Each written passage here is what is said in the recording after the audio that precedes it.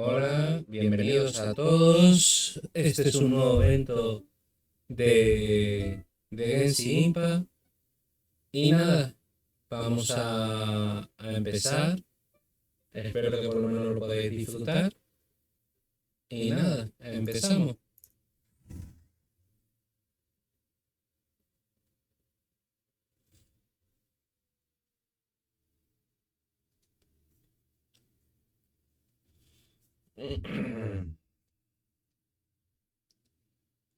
¿Me oí? Sí, sí. Hola.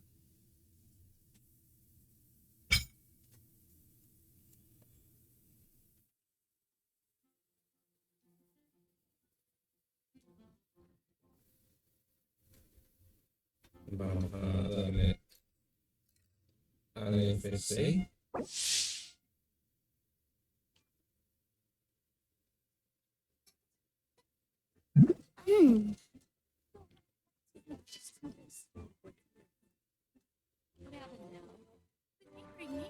Ancient alchemy really is fascinating.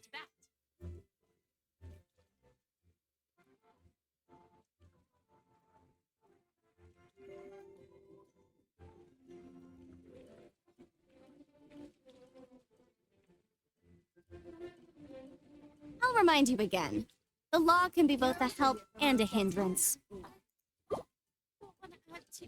And a radish veggie soup. The neighboring nation of Liyue has the most Ancient alchemy really is fascinating.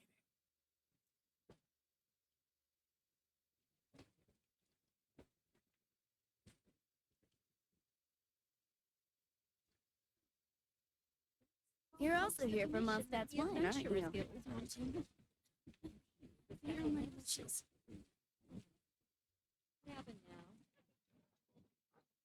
And a radish. Sometimes the law is compatible with human nature, but sometimes the two conflict. Balancing the two is a discipline in its own right. Y vamos a ir a esto principal.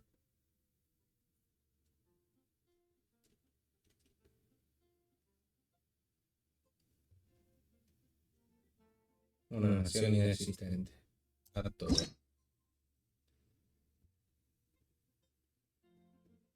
Hay que esperar un ratito.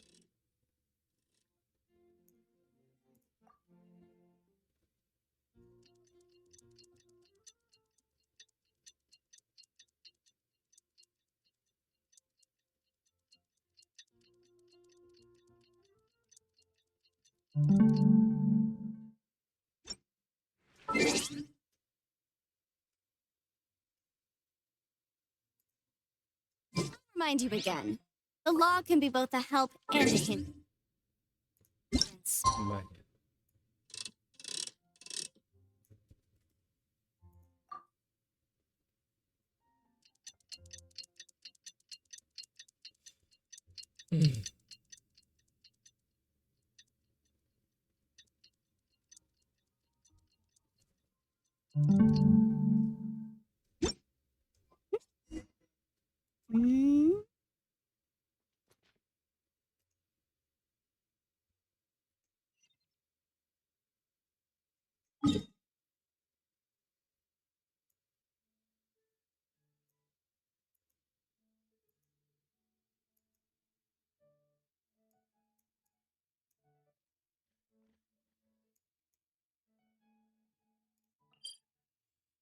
Ujú.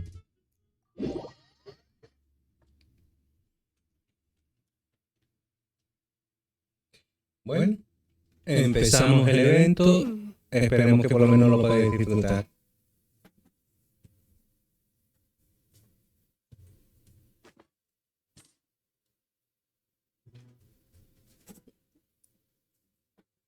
Aunque estoy viendo. Hola, hola. Parece que estoy teniendo problemas con el audio. Hola. Sí, hola. Bueno. The case before us is a strange and unprecedented one indeed.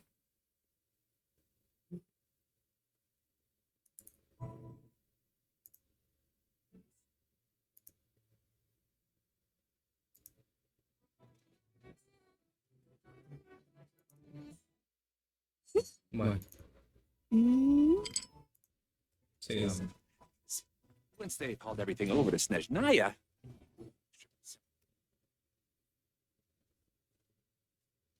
Empezamos el evento. It's been a few days since we said bye to the others in Nasha Town.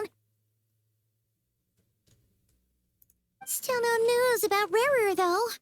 Where could he have slunk off to? If only he was gone for good. But with all the trouble he stirred up before, there's no way we've seen the last of him. Hello! You must be the traveler in Paimon? Mr. Flint has been looking for you. Unfortunately, there's been a serious wild hunt attack over at the quarry. He thinks it's time to regroup and figure out a plan. The wild hunt? There, right away!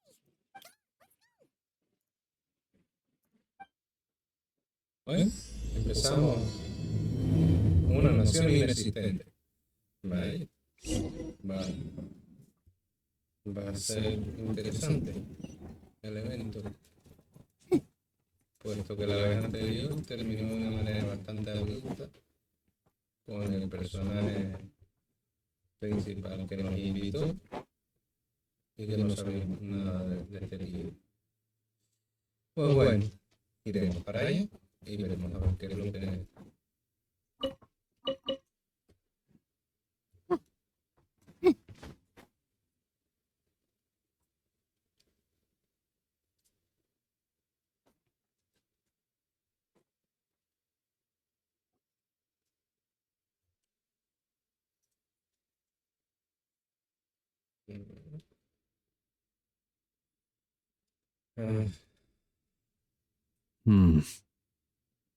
I can barely sense any Kuvaki at all.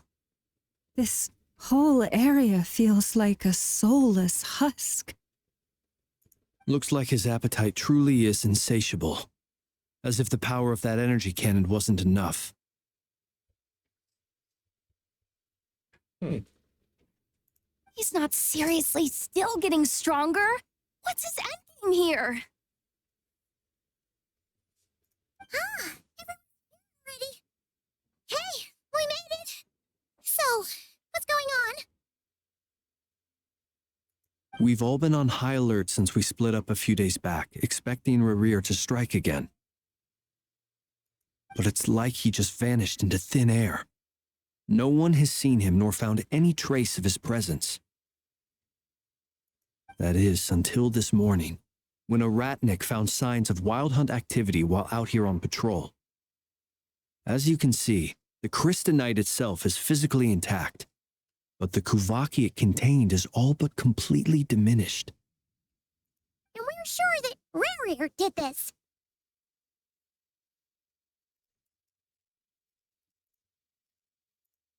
Who else? He's the only one who could pull off a stunt like this.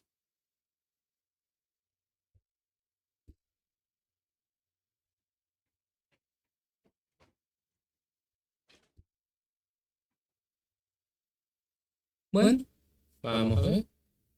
Kuvaki loss has reached critical levels. Reiki of Solnari set to maximum threat level.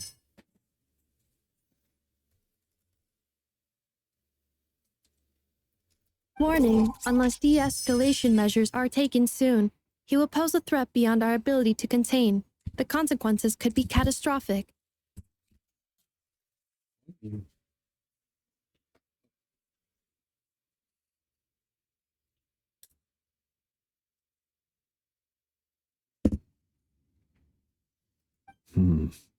Traveler, do you remember when we encountered Rarir just after regaining his body? There wasn't a shred of sanity left.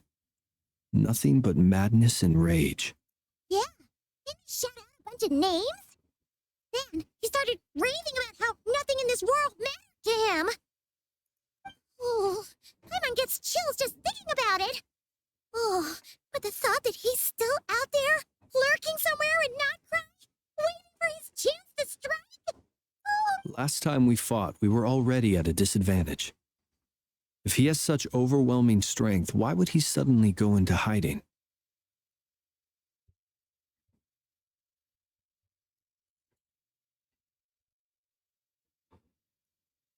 Bueno, vamos a seguir.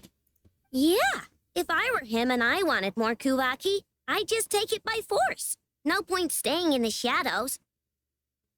Unless something went wrong. His whole resurrection thing didn't exactly go smoothly. Espero que le guste el evento. Cuando lo termine lo subiré.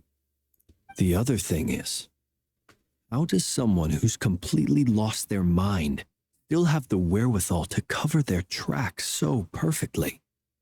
Beats me. According to certain medical studies, insanity does not always entail a complete loss of rationality. It may be that he is simply living in a world of his own. Actually sounds about right. He was ranting away to himself the whole time, like he had zero interest in talking to us. There are many unanswered questions here.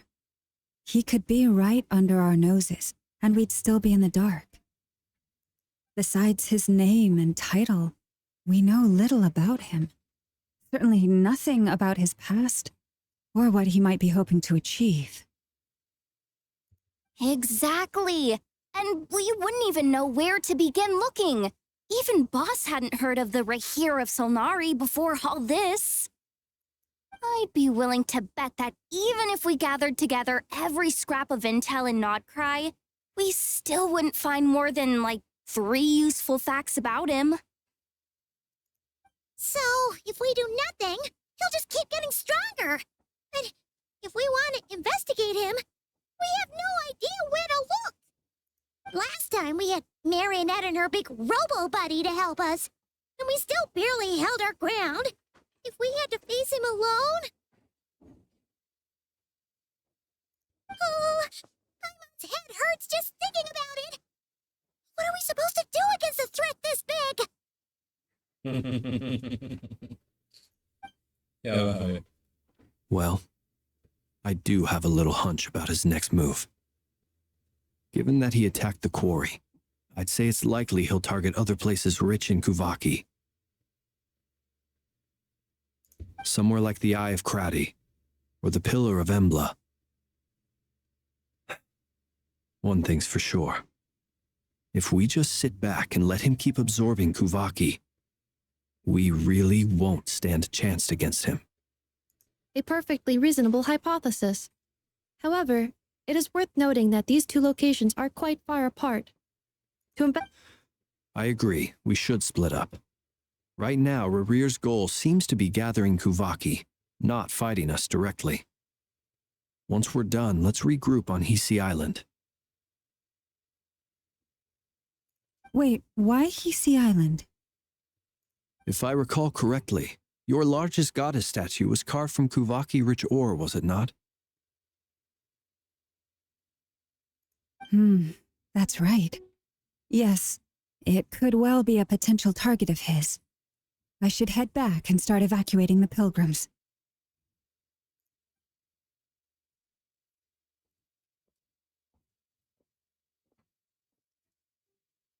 Splitting up's always gonna be risky.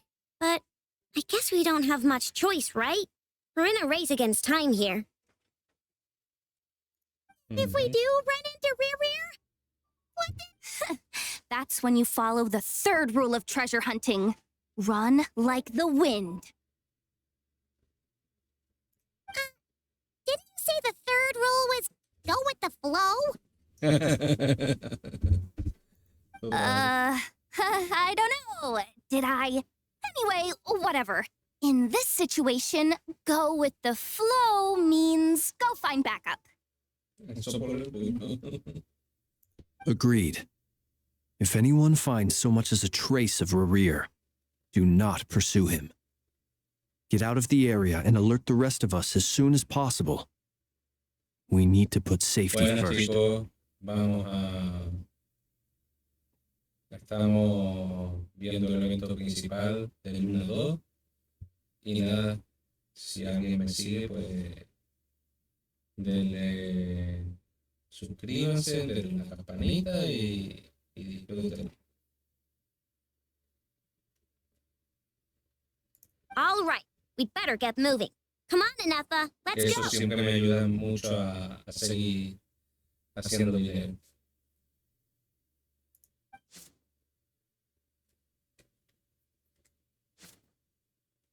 Bueno, ya están separándose.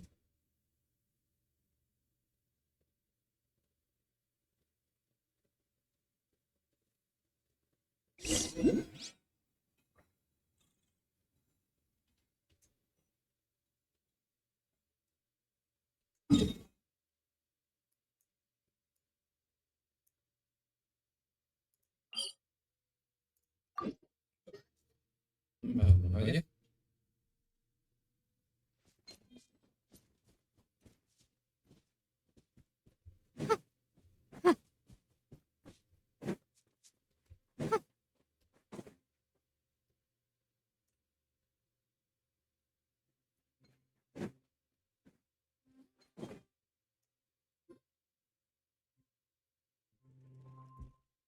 Any leads?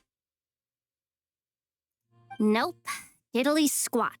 No clues to where he might be hiding. It's like he's a ghost. It feels like we're sitting on a powder keg that could go off at any second.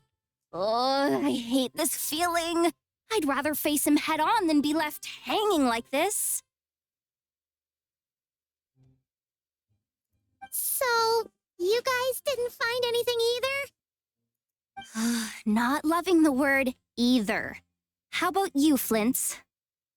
I questioned a few Ratniki and eventually narrowed my investigation down to one suspicious individual. But by the time I got to his place, he was already gone. Almost as if he knew someone was on to him. Either that or he's just extremely cautious and doesn't stay in one place for long. He's been biding his time for a while now. The question is, where or what is his next target? No idea.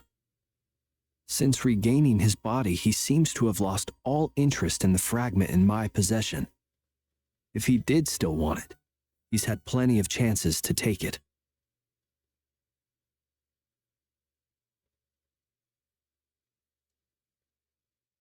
All we can do now is hope that Ino and Anefa turn up some leads. Darn it, Rarir. If you've got the guts, come face me one-on-one! Wait, he's actually here? I didn't mean it, I swear! No, it's coming from Silver Moon Hall. The Lady Kutar might be in danger. Let's get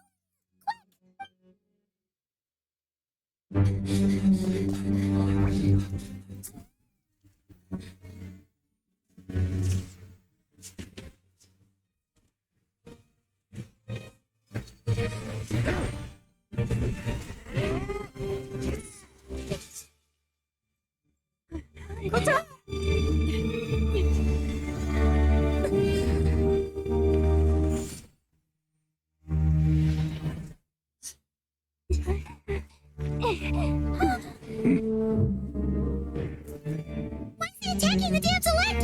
What's going on? No time for questions. Stop him!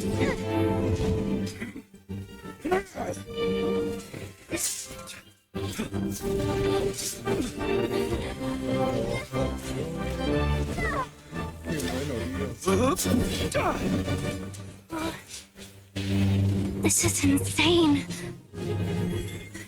Yehuda, get Kutar out of here! On it.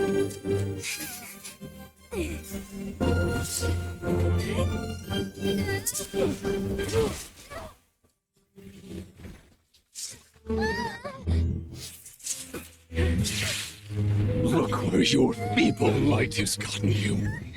Now, you shall plunge into darkness. Find us. Soon, I will find a way. Watch out!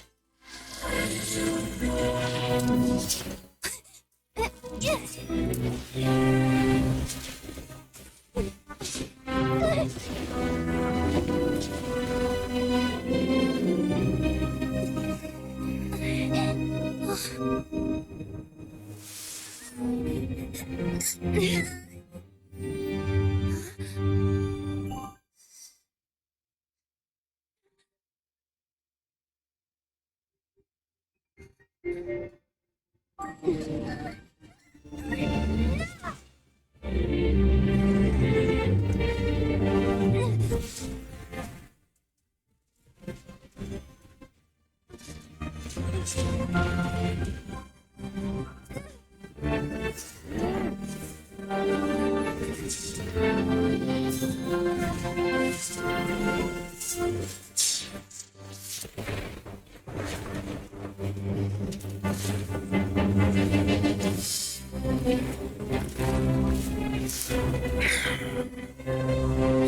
them. Even if it means turning this place to ashes. Oh, impresionante, por Dios, impresionante. Wow, qué buena cinemática. So close. We barely made it out of there alive. What's that guy's deal? How'd he get so crazy strong? He's a threat to this entire nation. I doubt his strength could even be measured by conventional standards. I have a question. When me and Anefa showed up, we saw him chasing after this lady like he wanted her dead. What was that all about? We weren't there for the whole thing either. They were already duking it out by the time we arrived. Yeah, we didn't see how it all started. It all escalated so quickly, we had no choice but to step in. Kutar, can you shed any light on the situation? Kutar. Cross-checking database. I see. So you're the one that the Frost Moon Scions refer to as the Moon Goddess? Wait, she's the moon goddess? Oh, no wonder she looks just like all those statues. There are many reasons why people might worship the moon, and just as many why they might despise it. I've never met that person before, but there was no mistaking his deep-seated hostility towards me. Why he holds me in such contempt, I cannot say. But since he hunts the power of the moon, it's no surprise that I am a target. Kutar. There are many potential motives. For instance, you help the traveler escape his grasp. This could be his way of taking revenge. It is also possible that he covets the Kuvaki inside you and seeks to take it for his own. The list goes on. But right now, devising a counter-strategy should be our #1 priority. The likelihood of this location being discovered is close to 100%. A counter-strategy? But we don't stand a chance against an enemy like this. Surely our only option is to run. He's not gonna chase us to the end of the world, right? So as long as we can sneak out of Nodcry undetected. No, I can't say that. Come on, Yehoda. This is serious stuff. Can't suggest we all just chicken out. Running is our only option. Huh? You seem surprised. But what other choice do we have? We are facing an enemy we cannot possibly defeat in battle. Well, I mean, yeah, but still. It's not too late. I can distract him, so you have plenty of time to make your escape. Wait, what? This bait? Doesn't that make sense? I'm the one he's after. There's no need for you to risk your necks on my behalf. The coyote doesn't stop for bypassers while it's howling at the moon. What is it, Lama? The Frost Moon Scions have already grown accustomed to life without their goddess. My presence here is no longer essential, and this is not my home, so you needn't ask me to stay.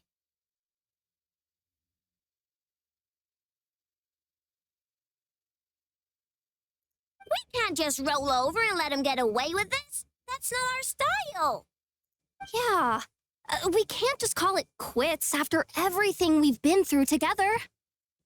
Besides, she'd pretty much saved my life back there. If I just ditched her now, I'd never forgive myself. We can't overlook that you have saved our lives multiple times now. To talk of returning the favor would be a little crass for my liking. But suffice to say Va a ser that we are friends, interesante. and friends look out for one another. The race true objective remains unclear. Bueno, ya está. Even if we were to sacrifice Miss Kutar, there's no guarantee he would stop.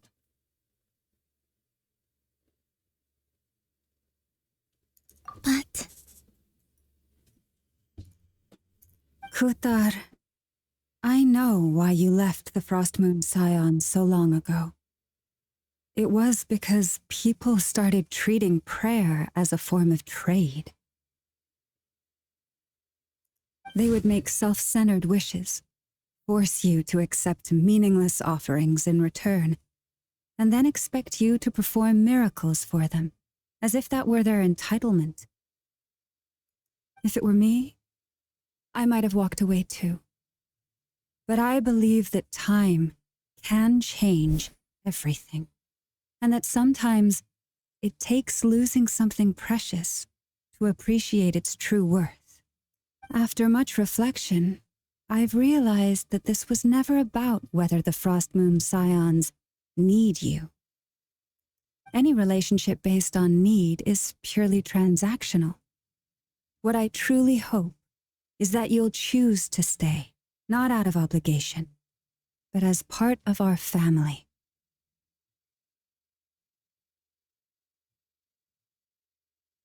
You were born here, and now you've returned. Who knows? Perhaps it was the moonlight that guided you home. thank you, Lama. But my power is on the wane. I'm afraid I will be of little use to you now. Very well then. I'll do as you say.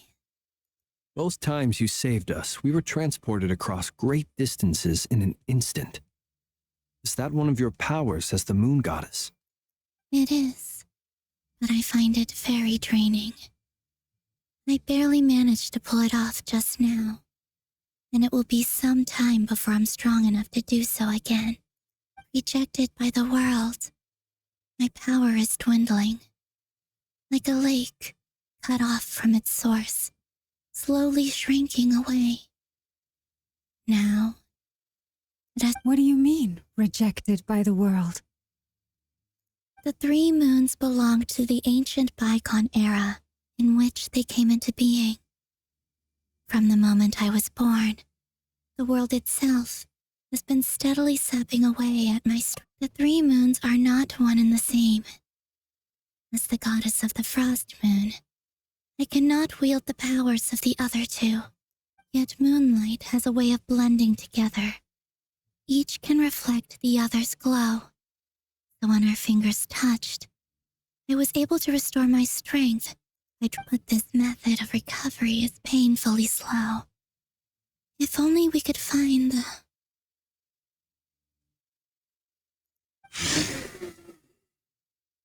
It's the Wild Hunt! Even faster than we expected. We'll have to finish this conversation later. See how those wild hunt creatures are running away from us. They're likely just a scouting party, which means Rerir won't be far behind.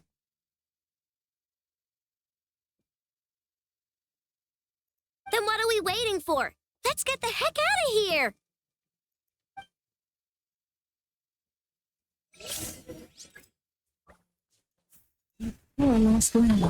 Close your eyes. Be silent.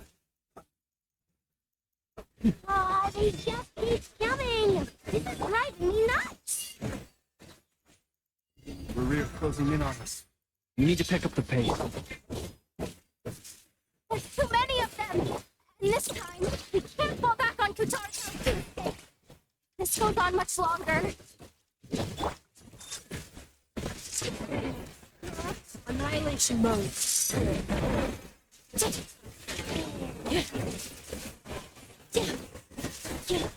Forest, protect us for the everlasting forest. Night falls.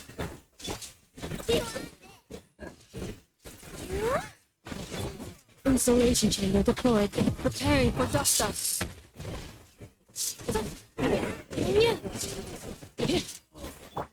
To pour last land. With one heart, we pray. To dust. Defensive mode engaged. Annihilation mode.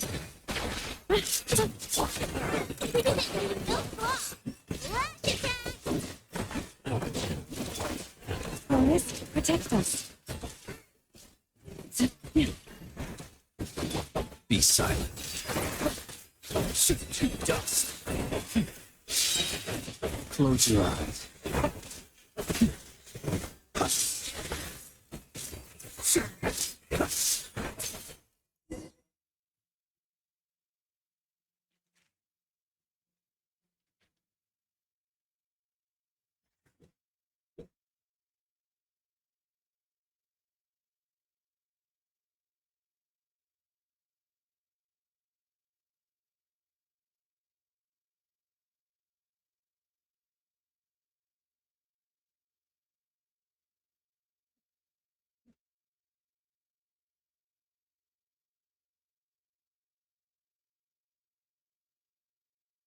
What's the matter? Bit off more than you could chew?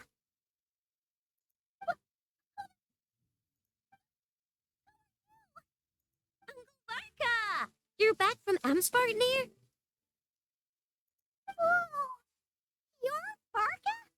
Grand Master of the Knights of Favonius? We could save the intros for later. Right now, let's get you all out of this hellhole. Follow me. I know somewhere you'll be safe. Oh, is that where I think it is? That's the one. Come on, move! There's no time to waste.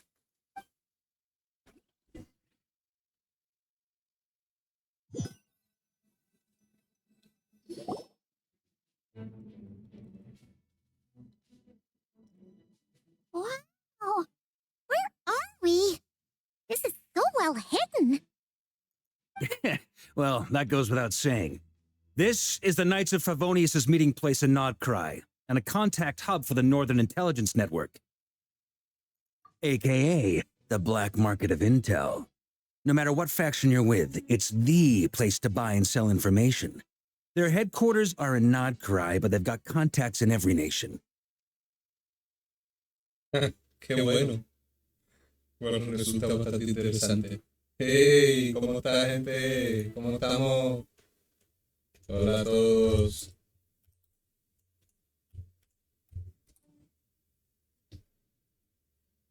Espero que por lo menos podáis disfrutar del evento, porque la verdad es que está muy guay.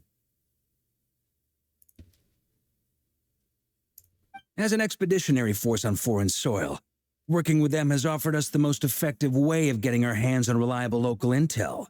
This is where we meet, so naturally, it's secure. Anyway, where were we? Folks from Nodcry should be pretty familiar with me by now, but I believe this is the first time we've met.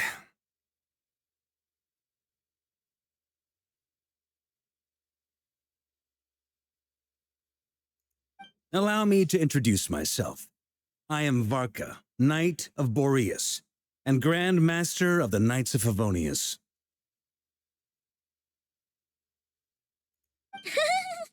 We've heard all about you. This meeting's been a long time coming.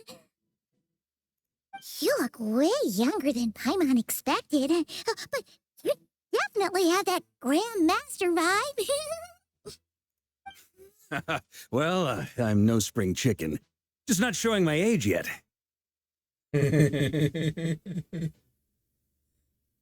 Definitely feeling some of that back pain today, though. Rushed back from Amsfartnir without a wink of sleep, only to get right into another fight with that freshly revived maniac. Another? You mean you fought him before? Yep. He wasn't nearly as strong back then, but he was still a formidable foe. I brought some of the knights along to give him a little surprise, but he saw us coming from a mile off. My squad took heavy injuries, and I barely made it out alive myself. We knew it might have been our last chance, so we staked everything on it. But still, it wasn't enough to stop him. I tried tracking him down afterwards, but he didn't leave a trace. Even in his unhinged mental state, he's as cautious as any trained operative. So, I decided to come find you. And as luck would have it, turned up to find you being ambushed by the Wild Hunt. The rest, you already know. Is that why he's been frantically absorbing Kuvaki these past few days? Because he sees you as a threat? Maybe I'm part of the equation, but even if I weren't, I'm sure he'd still be gathering power. He's clearly working up towards something. Note to self, Uncle Varka's strength rating officially upgraded. Guess it's my turn to ask questions now. So, what exactly has been happening in Nodcry? Why is the Wild Hunt returned in humanoid form? Why is it after you? A long story, but I'll try to make it quick.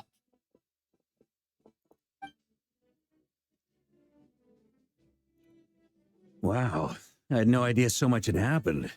Sounds like you guys have really been through it. So, the Kutar is actually a Fatui Harbinger. And all this Wild Hunt activity in Nodcry is the work of the Raker of Solnari, one of the 5 sinners.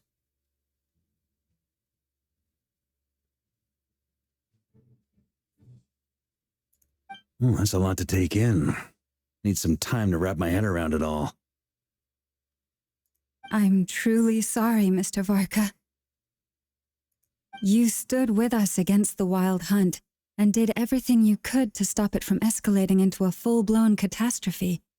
And then, the one time you're away, it all comes to a head and all your hard work gets undone. You've got nothing to apologize for, Miss Moonchanter. You can plan 100 steps ahead and still slip up. That's just life. No one knows what tomorrow holds. You can't predict which way the wind will blow next. And, to be perfectly honest, I can't say I'm surprised. For all the times we've defeated the Wild Hunt in the past, we've never been able to completely wipe it out. Turns out, we were just delaying the inevitable. Sí, sobre todo tiempo. Vamos a ver qué podemos hacer. But now that a new variable has come into play, fate may well take a different course. Va a resultar un A evento new variable? muy You mean- interesante. Us? Who else? And in a strange way, I think his resurgence might not be an entirely bad thing. The Wild Hunt is like an unrelenting force of nature, but Rerir is an individual with an agenda. He's gotta have a weak spot somewhere.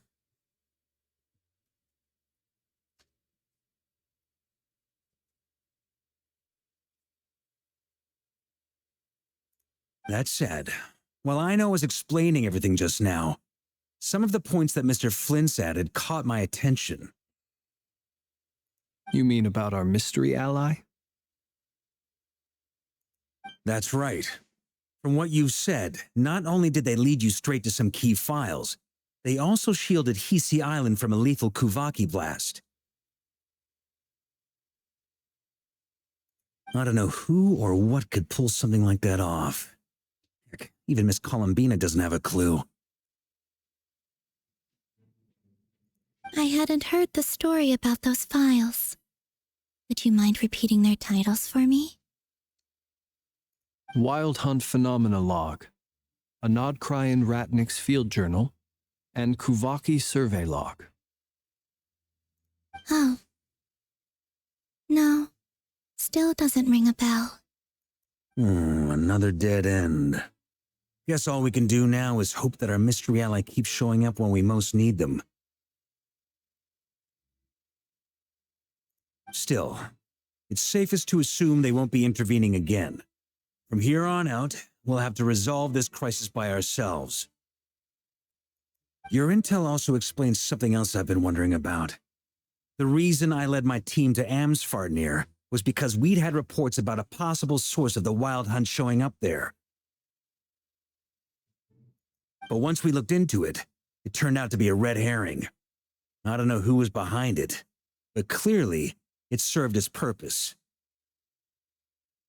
I doubt it's by chance that he happened to make his comeback while my attention was diverted. And from everything you told me, it sounds like his scheming began well before his return. So maybe luring me away was all a part of his plan.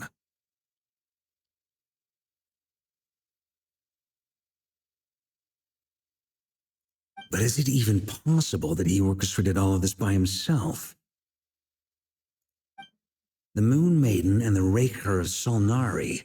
Nodcry of all places. The way everything is unfolding can't be a coincidence. So, what do we do now? Got any ideas? Right now, we've got at least 3 things to consider. Let's go through them one by one. First, we need to figure out how to take down Rarir. If we can't beat him in a straight-up fight, the rest won't even matter. To my knowledge, the bulk of Nodcry's fighting force is already gathered here. But even with everyone united, we're still no match for Rarir in his current state, let alone with— What if there was a way to tap into a new power of our own? How so? Interesante. Have you thought of something, Columbina? 3 moons once watched over this world. The Eternal Moon was the largest. The Frost Moon was the brightest. And the Iridescent Moon was the most They say that back then, the 3 moon goddesses wielded immense power. Enough to shape the workings of the world itself. I now bear the Frost Moon's power, and the Eternal Moon's marrow resides within the Traveler. Hold on. Are you suggesting? The iridescent moon, the last piece in the puzzle. That's right. If we can find the Iridescent Moon's marrow, I will be able to regain my strength much more quickly. The 3 moons are said to stir the tides and illuminate all things. Perhaps they hold further secrets beyond our understanding. According to my analysis, the solution is feasible. However, it is subject to one major condition. How do we locate the iridescent moon's marrow? I know a way, but we will need to visit the Fatui's Experimental Design Bureau. Experimental Design Bureau? Are you saying we need to involve Marionette? Yes. I must speak with Sandrone. It's a long way from here to the Experimental Design Bureau. There's a high chance you'll be spotted. You shouldn't go alone. Then that's settled. Next up, our second priority. Somehow, we need to figure out Rarir's end goal. As you saw for yourselves, when he was still in his wild hunt form, everything he did was for the sake of recovering his body and resurrecting himself. His first act since then, after laying low for a while, was to try and assassinate this young lady. People's obsessions often reveal their greatest vulnerabilities. There must be a reason why he despises the moon so deeply. Perhaps it sheds some light on his title, the Raker of Solnari. The Wild Hunt has plagued Nodcry for centuries now. If we want to stop it for good, we have to get to the root cause of what's driving it. It's true. We still know very little about him. If Kuthar hadn't given us that lead, we wouldn't even know his name. But where would we even start? I doubt even the Intel Queen of Nodcry has a clue, and she has info coming out of her ears.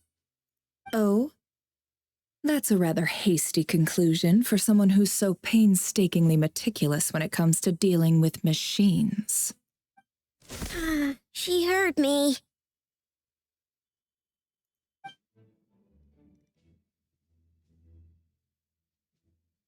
Boss! What are you doing here? I'm now asking myself the same question. I received a letter from a humble knight of Favonius, requesting a meeting to discuss a major business deal. But it looks like this humble knight had something else in mind. Details, details. Miss Sneffer, the important thing is that you've arrived at the perfect time. Since his failed ambush, I've been racking my brains trying to come up with a plan to fight Rarier. Given the severity of the situation, I think it's fair to say that our only chance lies in uniting as one. And I'm talking all the factions in Notcry. We can't do this without the Curatorium, but I knew it'd be a tough job to win you over. So, I took the liberty of reaching out for a little chat. Wait a sec. How did you even hear about this place, Nefer? Didn't you say this is meant to be the Knights of Favonius' meeting spot? And a contact hub for the Northern Intelligence Network? And isn't it supposed to be super hidden? You really think he could have gotten settled in Nodcry without my help? Besides, I'm the one running this gig. Of course I know where the meeting place is.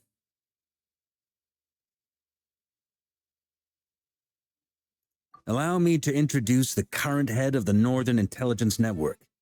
If it's intel you're after, she's your woman. Pretty much seen and heard it all. Please spare me the flattery. Let's cut to the chase. Seems like you've run into some trouble, huh? Well, this certainly qualifies as an unforeseen crisis. On behalf of the Curatorium of Secrets, I wish you all the best of luck. So you're just going to sit this one out? Why should I get involved? What could possibly be in it for me? What if we told you we can't do this without you? Oh? Then I'd say you'd better make it worth my while. I don't work for free.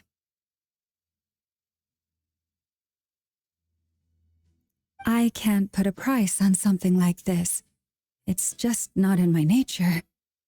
But then again, you and I have always been polar opposites in this regard. So I can't exactly say I didn't see that. If you insist on compensation, I will pay you. Consider this a formal commission.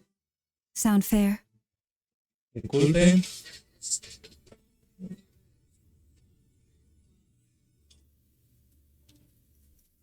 Seguimos. You just don't give up, do you? Too bad. I know you well enough to know you can't afford my prices.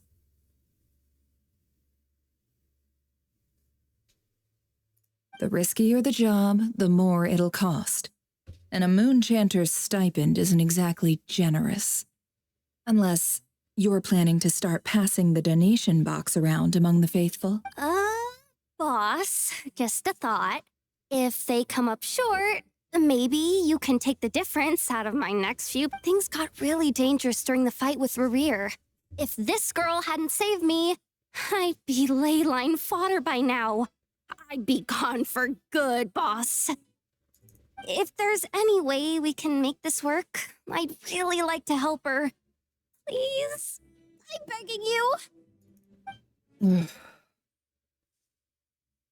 This is why I'm always telling you never accept favors. They are the hardest debts to repay. You have to be careful who you get involved with, or you invite all kinds of misfortune. Very well, Yehoda, I will help. But just this once. Don't count on this happening again. Flynn's, that fragment that Rarier was after, do you still have it on you? Of course. Let me borrow it. I need it to follow up on some leads. Wait, you actually have some leads? Shh. This is top secret information. I get it. We all have things we'd rather keep to ourselves. Plus, I know we can count on you, so we'll leave the intel gathering in your hands. And that brings me to the third and final item. We need to find a way to distract him. We need time to make our move, so someone will have to stall him. I'm in for this part, no matter what. Anyone coming with? Count me in too. Come off it, you two! Quit playing heroes! I'm way ahead of you here. Nefa did a scan of the Moon Goddess's Kuvaki signature, and we're gonna use it to make some decoys over at the Kramkake craft shop. Anyone who's in, follow me. Once they're ready, we'll deploy the decoys across Nogcry. So as long as the rest of you keep moving, he won't catch on to your scent and won't be able to track you down.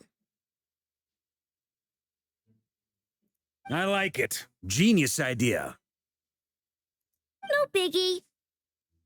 All right, then. We'll split into 3 teams. Once your team has finished their mission, return here and wait for the others. Dismissed.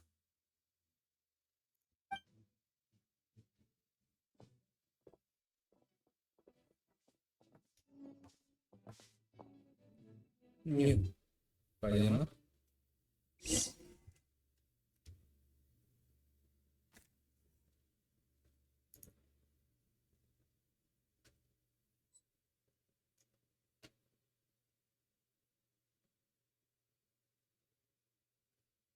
Lady Damselette. Wait, and you two? What are you doing at the Kuvaki Experimental Design Bureau? We've been doing our best to mind our own business lately. But if you're just gonna waltz up here like this, you're seriously pressing your luck. You really think that's gonna scare us off? We're not looking for any trouble. I just want to see Sandrone. Do I need to remind you that you're still a wanted fugitive for deserting us? Out of consideration for our former ties and the crisis we're all up against, we'll let you leave in one piece.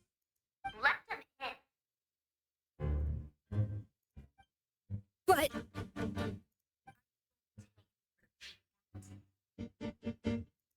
No, my lady. Sandrone seems to be in a good mood. Must be maintenance day.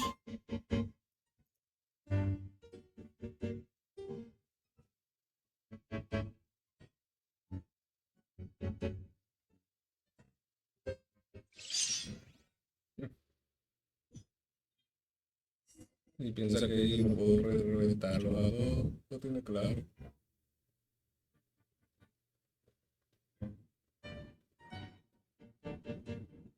So tell me, to what do I owe the honor this time? Actually, before you answer that, just so we're clear, we're not colleagues anymore, Columbina. I don't owe you anything. I promise it's nothing big. It seems like you've gotten the wrong idea here. The only reason I let you in was because I was bored. It seemed like a way to kill some time and satisfy my own curiosity. Whatever miscalculations I may or may not have made in the past, I haven't lost the plot enough to even consider sticking my neck out for your sake. I'd like to speak with Arlecchino. What? Huh? You mean the knave? I'd like to speak with Arlecchino. Is she in Nodcry? No, she's not. Once the work on this facility was completed, she went back with the Rooster and Regrator. The only ones in Nodcry are me and... What is it you need to speak to her about anyway? Rerir is hunting me. If I'm going to face him, I must first retrieve the lost moon.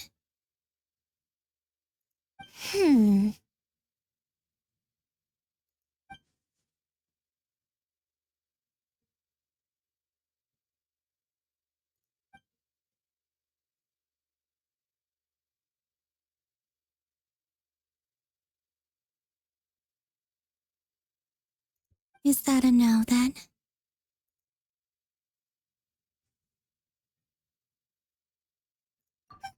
As if I need reminding.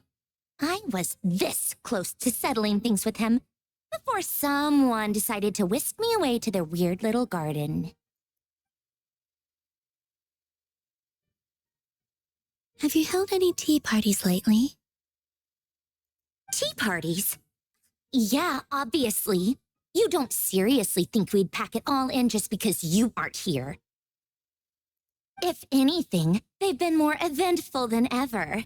Just me, Arlecchino, and a bunch of insolent, insensitive guests who won't stop asking where you've gone.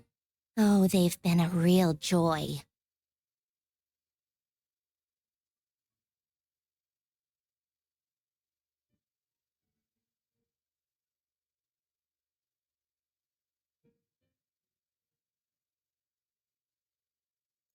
I bet you served them the worst tea you have. Just like you used to do to me when I upset you. Who cares about how good the tea is when there's no one around to drink it? I keep losing people. First Rosaline, now you? I'm running out of people who can make me laugh. Honestly, what could be more ridiculous than the multi-centenarian goddess, who's only ever had the plain herbal tea she received as offerings?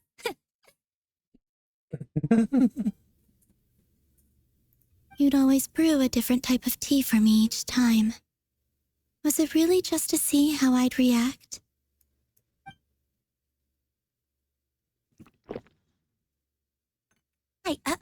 Well, duh. Why else? Watching you squirm was practically my only form of entertainment.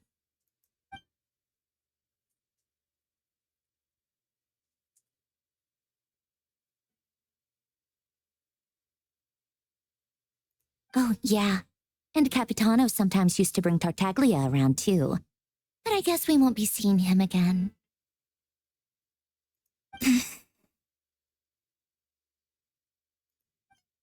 Well, I guess we are overdue for a get-together. Polonia!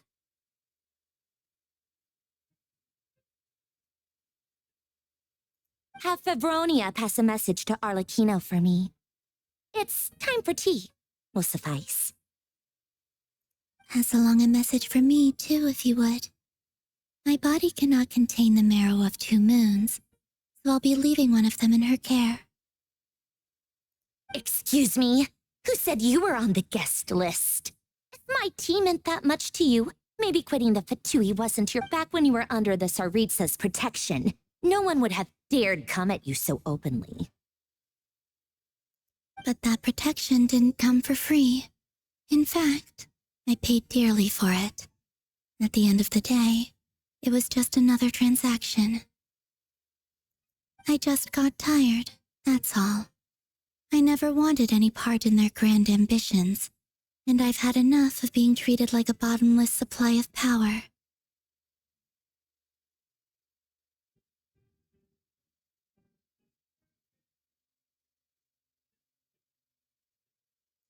It brings back memories from the old days, when I was still worshipped as the moon goddess. Centuries on, it may be a different group of people, but I see the same greed in their eyes. I figured you'd leave eventually. You didn't have as much of a reason to stay as I do. The Tsaritsa gave you shelter and protection, but that was it. Nothing more, nothing less. Meanwhile, the Fatui demanded everything from you in return, until it was more than you could bear. I get why you left. And frankly, I have no interest in dragging you back just because the higher-ups told me to. But if you keep hanging around with this riffraff, the next time we cross paths, we might be enemies for real.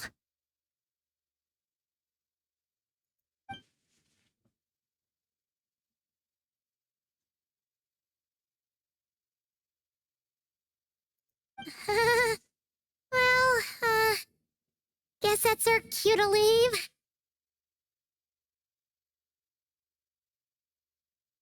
That might be your plan, but it sounds like someone else wants you to stay a little longer. Huh? What do you mean? Listen.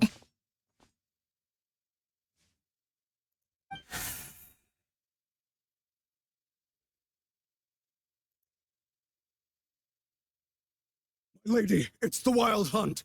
A horde of monsters is headed straight for the facility. Another uninvited guest trying to crash my tea party. Clear the area. I'll handle this.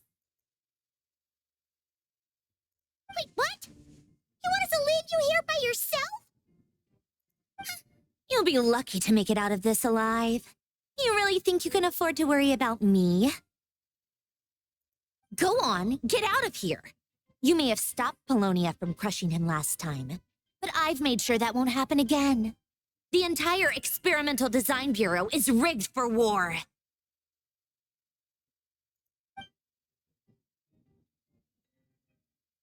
Stay and watch if you want, but it'll be at your own risk. You're not flagged as friendlies in the weapon system.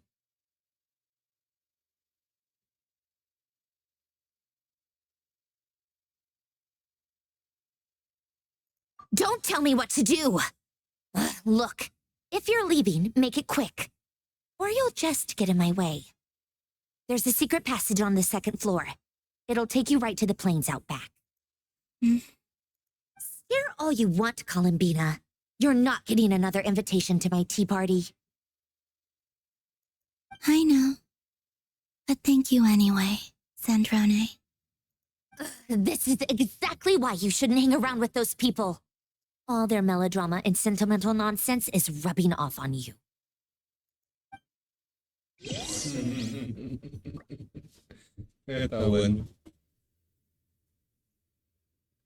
Come on then, Mr. Ray here. Let's pick up where we left off. It's your Wild Hunt monstrosities versus my beautiful creations. Let's see who comes out on top.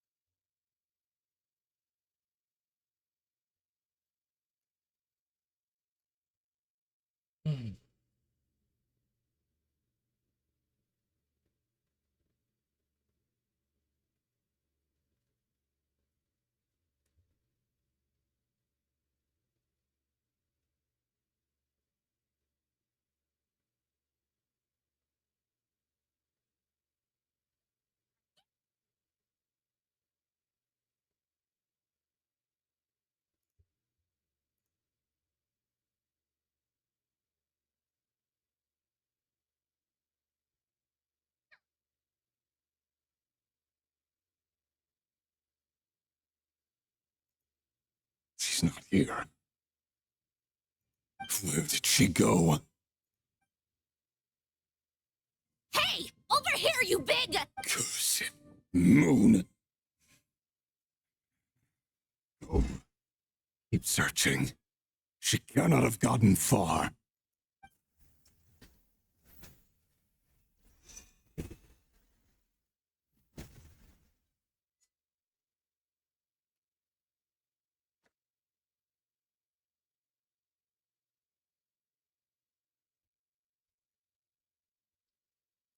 Bueno, sigamos viendo la letra.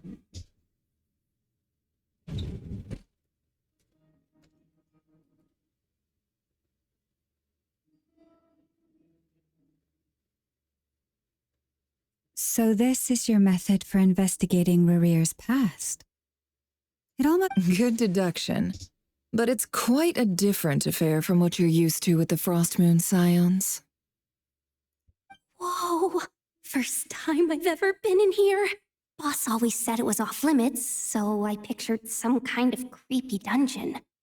But oh, I guess this must be Sumero decor? That's where Boss is from. That nice shopkeeper who sold me my treasure compass. I'm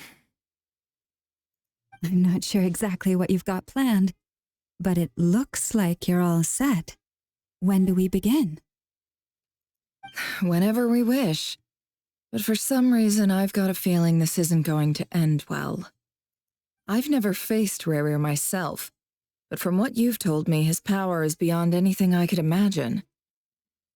Y que lo diga. I, on the other hand, am just an ordinary businesswoman. Our paths should never have crossed, Buenas, yet here I chicos. am, forced to make an Hola a enemy of him. todos.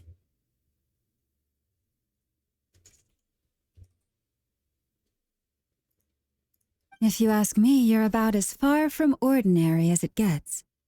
So what are you saying? You're getting cold feet? Once I take a job, there's no backing out. Still, I have to ask myself if the power I'm relying on will even work on an opponent of this caliber. And also how to make sure I come out of this alive if things spiral out of control. Death is the one thing we can take for granted. It is the great equalizer, however fortunate or unfortunate we may otherwise be. So it's important to consider how to spend what lifespan we have left. Come on, boss. Lighten up. Quit talking about death. It's bad luck. For once, I agree with you. When you're up against a foe like Rarir, there's no such thing as being too prepared. Is there anything I can do to help? That won't be necessary. I've already made up my mind. Time to cash in a precious favor I've been saving for a rainy day. Yehoda, I need you to find someone for me. The sooner the better. Eh? Find who? That shady merchant who sold you an overpriced treasure compass the other day. Come on, boss. You're pulling my leg again. In what way is she shady? She showed up when I was completely... Anyway, I know who you're talking about. Don't go anywhere. I'll be right back. Dory tiene que ser.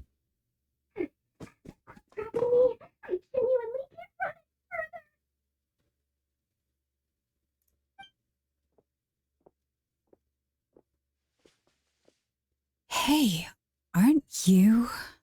What is it? What's the big rush? You dragged me out of a dream where I was literally swimming in Mora. I'm charging double my usual attendance fee. See, look how easygoing she is. After that rude awakening, she could have completely snapped at us. But instead, she kept... Dory Sangama Bay? I never would have pictured you two doing business together. If you want to make it big and not cry, it's all about connections. Lady Nefer just so happens to have a lot of intel that interests me. And she also did me a big favor in the past. It was back when I first arrived in Notcry. My trusty assistant, the genie in my lamp, had an adverse reaction to the Kuvaki and fainted.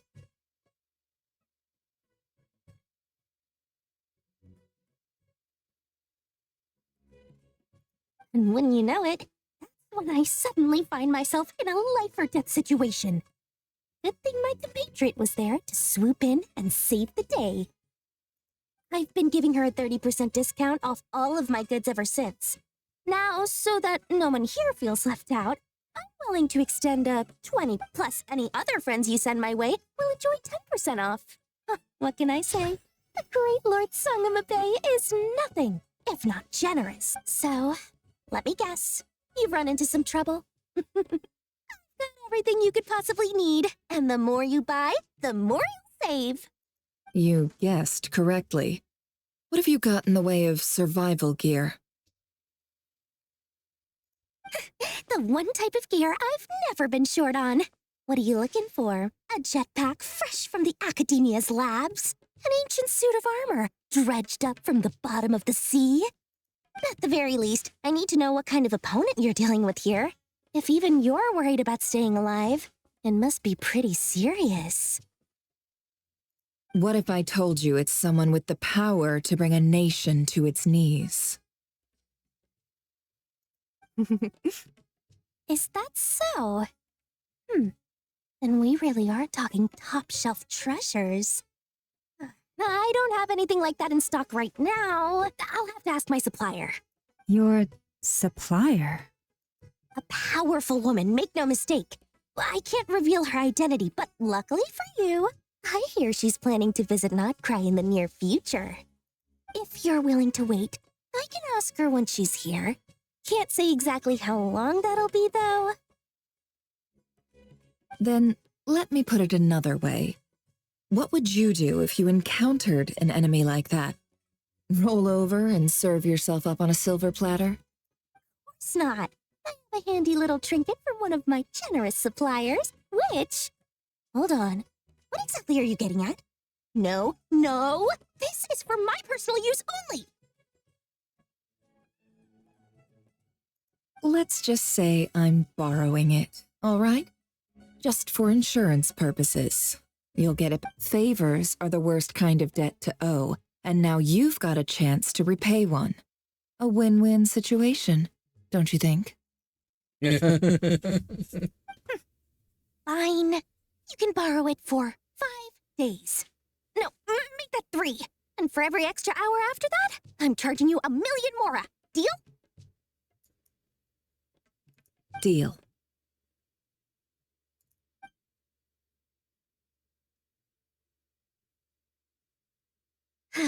What a way to start the day.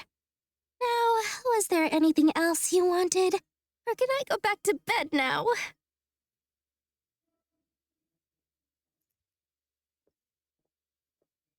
That will be all. Take care now. Don't trip up on your way back, friend. See you later! You're my favorite shopkeeper.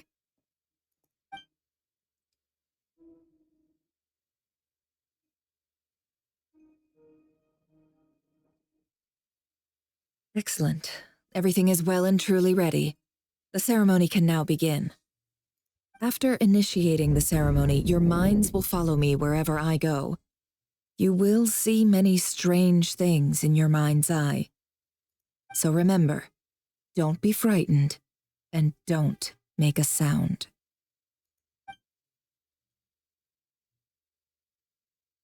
Now then, let us peer into the Raker of Solnari's past.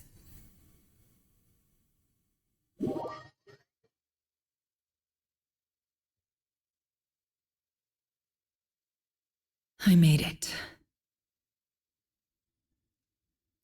I don't recognize this style of architecture. Must be Conrian. Simple furnishings, table and chairs. Looks like the fearsome Raker of Solnari came from surprisingly humble beginnings. Unless this passed for luxury in Conria. Unlikely. It was said to be a very prosperous nation in its heyday. Anyway, I'll keep exploring. Bueno, estamos en Cadencia. En un sueño, pero bueno. Hi, Rivier. Since you're working extra hours tonight, I thought I'd keep myself busy by checking out that new kebab shop. I've heard good things about their menu. I'll test it out, and if it's as good as everyone's saying, let's go back together sometime. P.S. New stash from the Universitas Magistrorum. I brought some goodies home. A few teacups and a pin rack. Hope you like them. They didn't sign their name, but they must have been close. Sounds like they were living together.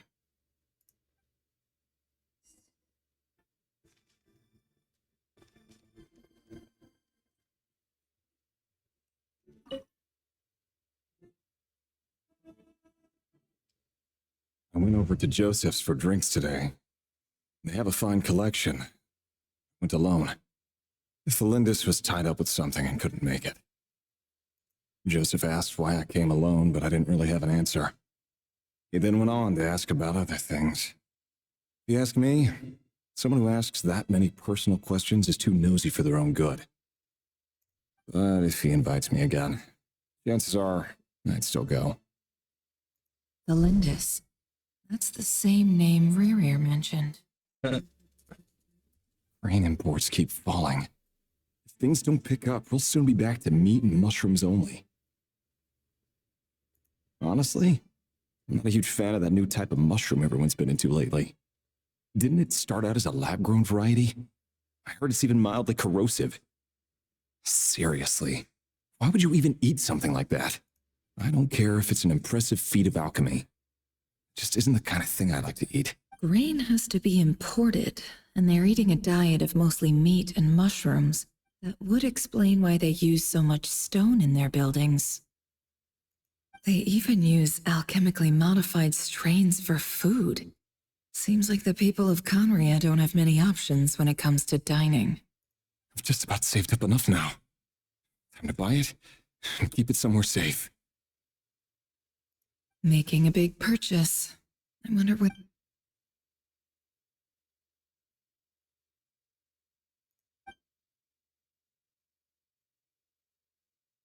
He really is a professional. No wonder he's so good at covering his tracks. Despite what he's become, it seems like he's retained certain habits, at least in this regard. Bueno, está resultando interesante la esto. Sigamos. Did Rary rip it out himself?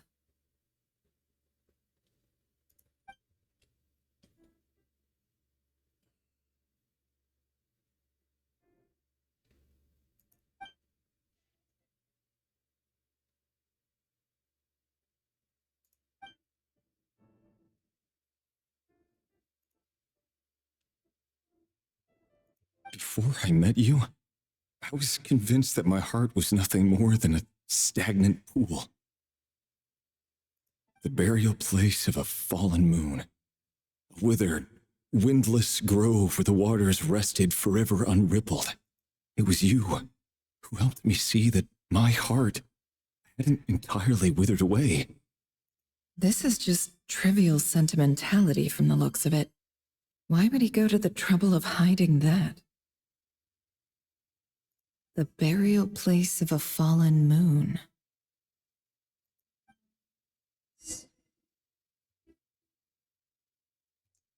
Sigamos.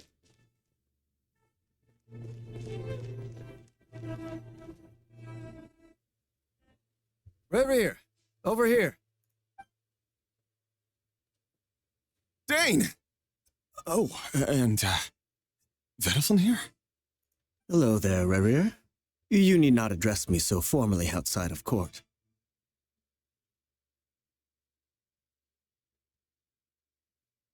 He doesn't get that much free time, so I invited him over for a drink. Even the court prophet deserves a break. Well, I'm flattered. So, what are we discussing today? Hey, don't look at me. As far as I see it, we don't need an excuse. Come on, don't give us that. Didn't you say you were about to pop the big question? How's that coming along? Who'd have thought the great Twilight Sword was an even greater gossip? I just didn't expect you to be the first one to settle down and get married, that's all. Yeah. If you told me that a few years ago, I wouldn't have believed you either. So, are you planning to come clean about your job then? I'm guessing you still haven't told her. Sure, I'll have to tell her at some point. But I'll need to pick the right time and place. To be honest, I have no idea. Come on, stop being such a pessimist. For all you know, she could be thrilled. I bet she'll be much more impressed by your actual job than the one a member of the King's Guard. Quite the cover story. Does the king himself even know? Of course he does. Anyway, enough about me. How have you been? Me? Same old, same old. Nothing much to... Huh? What's up, Fed? It's nothing.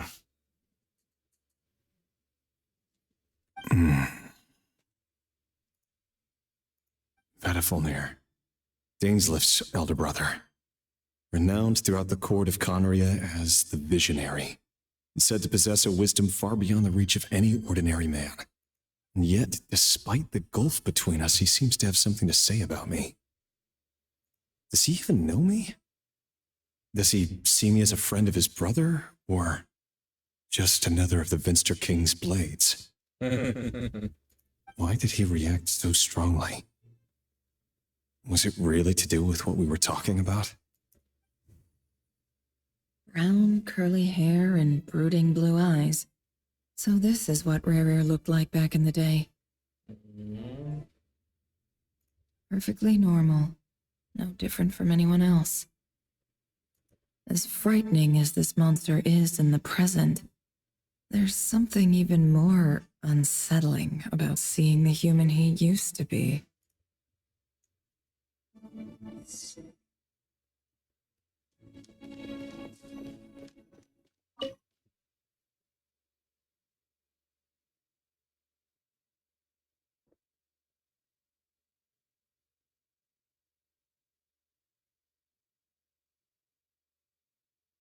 Felindus?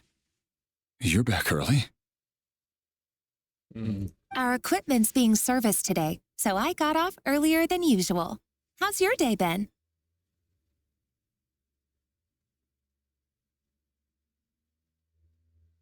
Aw, why the long face? Is something the matter? Has your Went for a drink with Dane and the others after work. Isn't that a good thing?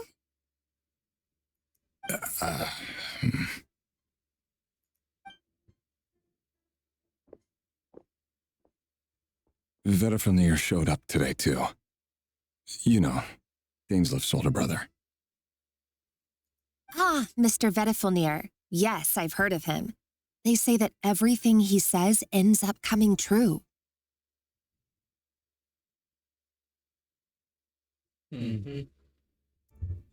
He overheard Dainslift mention that I'd recently proposed and seemed to have an issue with it.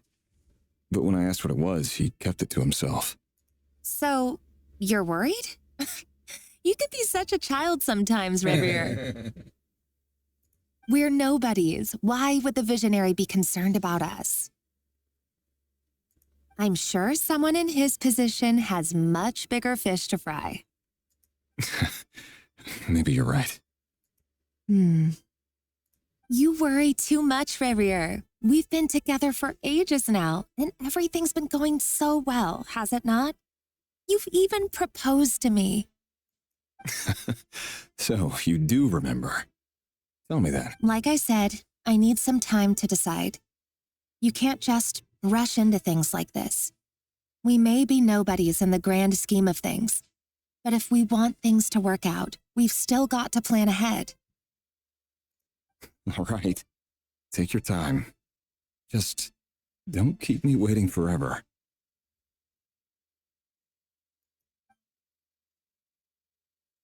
No bodies. Sounds about right. Can someone whose gaze is so fixed on a far-flung future even see the present clearly?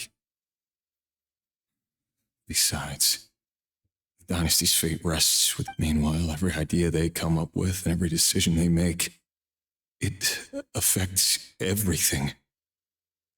These days, the king is lost in his research, and the purge of the Crimson Moon bloodline grows ever more intense.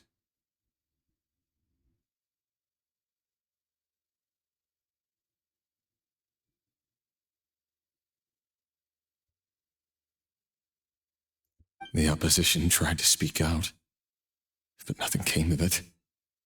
And I'm under no illusions as to why. Because we eliminated them and got rid of their bodies. A man can have 1,000 reasons to carry a sword, but there are few good excuses to use it. Yet the king has never even considered a gentler approach, and he never what becomes of someone who kills on another's behalf. Can he ever find true peace?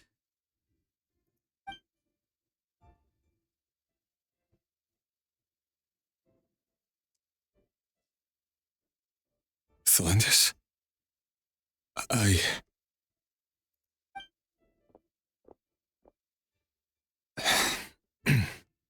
It's nothing. You were right. Fate has never smiled upon nobodies like us. But by the same token, it's unlikely to bear a grudge against us either. There's no reason we can't keep living happily together, cherishing the simple joys of each day as they come. See? You just need to stay positive, Revere. I can feel your warmth, your breath. You're right there, right by my side. Just seeing you makes me happy in a way I can't explain, and that's something that no one could ever take away from me.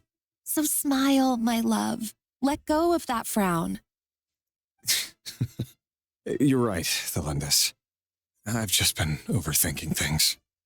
That's better. Getting caught up about things like this will only ruin our evening. Speaking of which, all set for the ball tonight? I need to go get ready. You go ahead. I just have a few things to take care of, then I'll come join you. Even busier than the big shots, huh?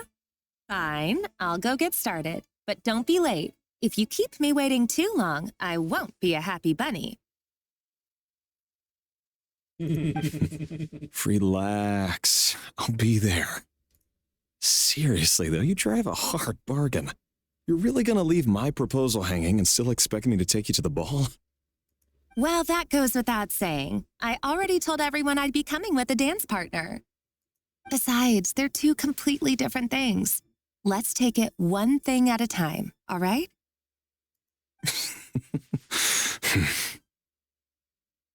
All right. White outfit it is. It seems like Rerir was deliberately hiding his ties to the intelligence services by giving the impression that he was just an ordinary member of the Venster King's Guard.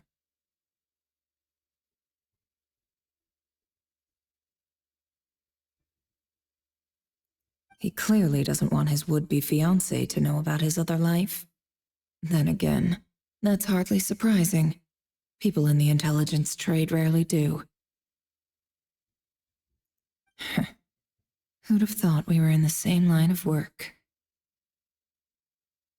Let's dig a little deeper.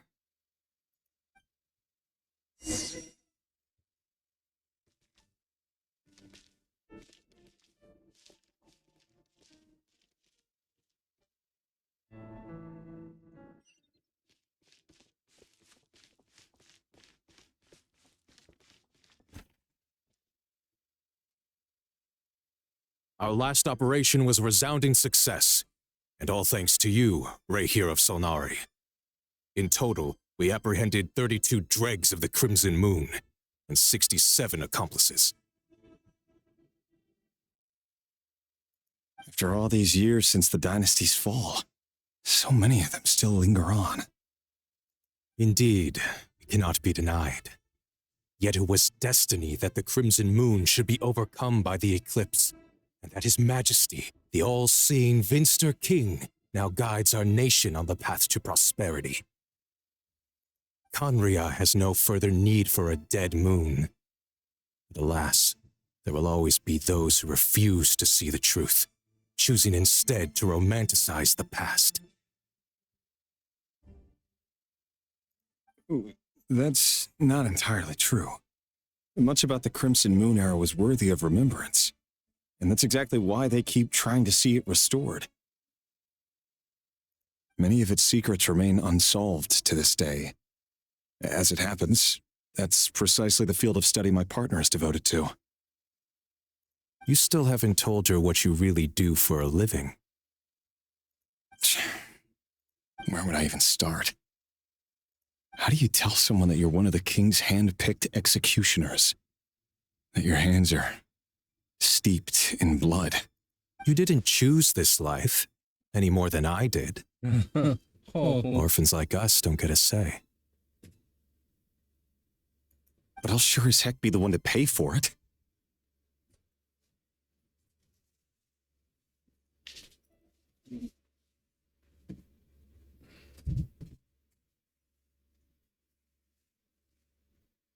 Speaking of which, we need to be more rigorous in the way we identify direct descendants of the Crimson Moon.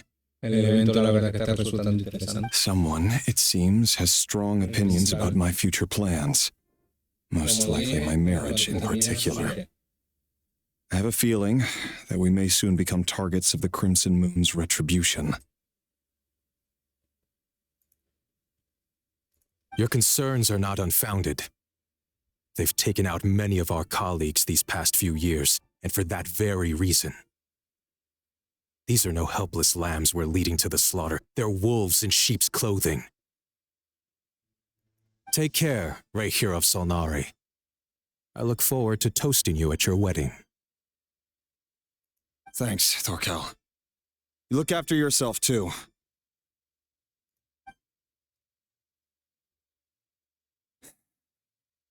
Celindus, I never wanted to keep this from you.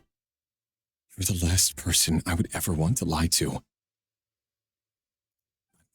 That's exactly why I can't tell you everything. There are things you shouldn't know. Things the Moonlit Dynasties are a thing of the past. Yet even now, with the sun shining high in the sky, there are those who would call forth a dead moon's ghost.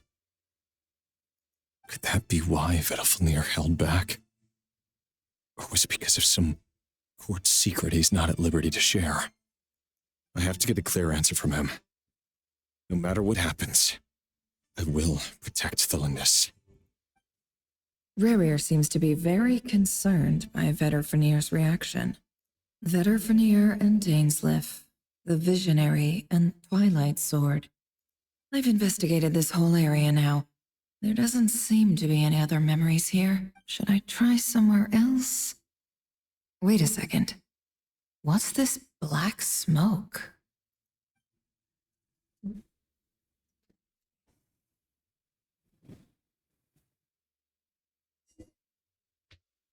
Right. So he's late after all. Just you wait, Rayhir. You're in for it. Big time. Are you waiting for someone, ma'am?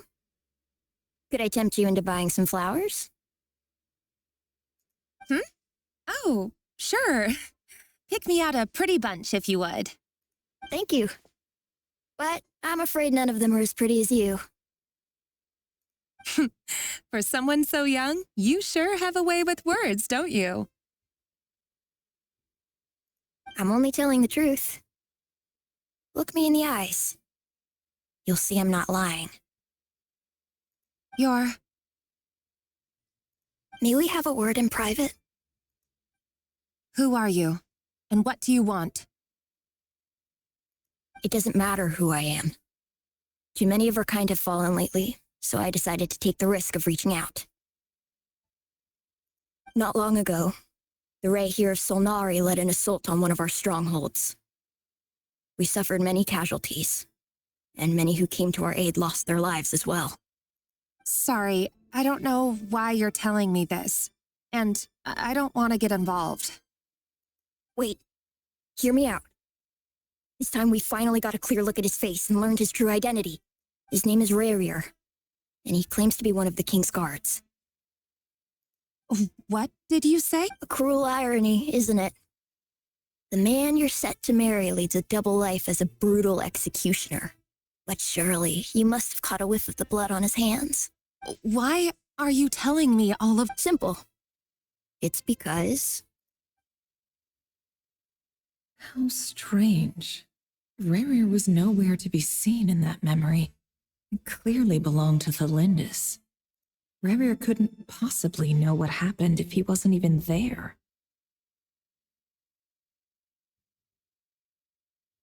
Why would her memories appear in his fragment? The ceremony won't last much longer. I think it's time to call it a day.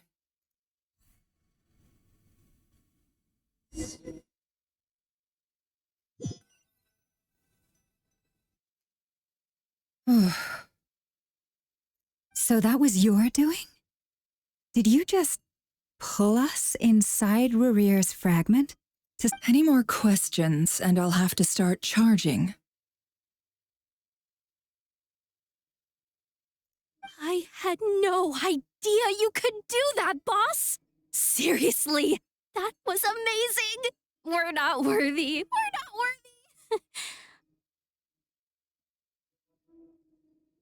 I gotta admit, though, I'm itching to see what happens next. Feels like we barely scratched the surface. I'm just as curious as you are, but the ceremony only allows for limited time inside. That's all we can see for now. Luckily, we managed to learn quite a lot. So far, so good. I just hope the others are doing okay too. Especially the group with the Traveler. Their mission is a risky one. Let's hope it's all going smoothly. If you're worried about them, go see how they're doing. If I know boss, she's gonna need some time to write up all the details and make sure it's all coherent. I'll stay behind to lend...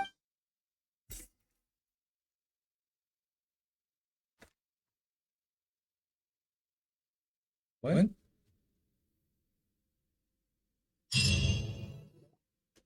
Oh, they've been prowling around for nearly 2 days now. These things just won't quit. Oh, they might not have seen us yet, but them constantly sweeping the area, our way out is completely blocked. Oh, that's never gonna work. One little slip up and it's game over. If they spot us, they'll run straight back to Rarier. And once he knows we're here, it won't be long before he's breathing down our necks again. Oh, guess you're right. All right. Time to zip it.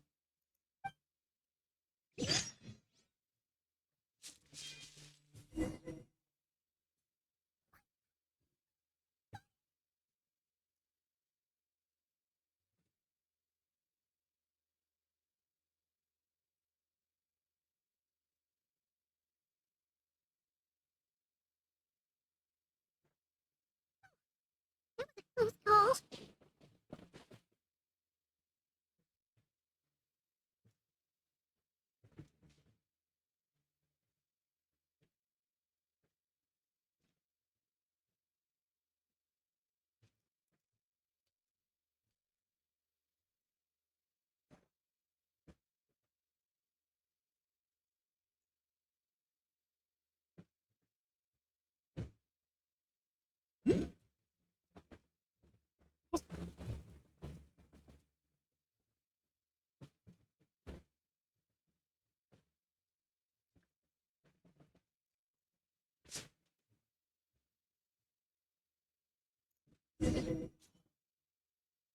Oh, they've been prowling.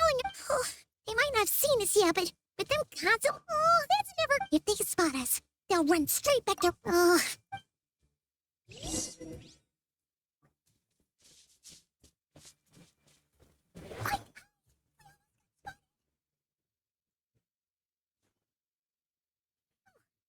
That was a close call.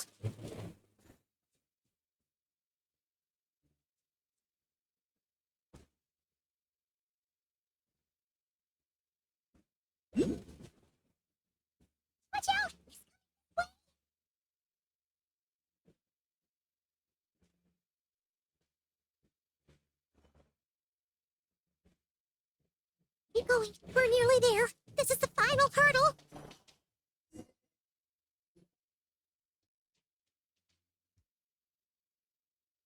Oh, you're so into these things.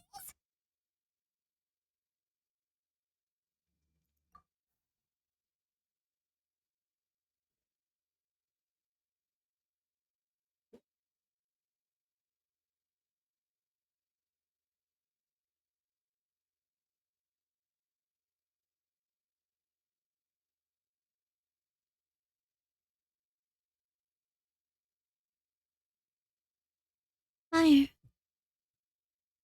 Fire? Wait, what's that smell? Oh no, there's a fire!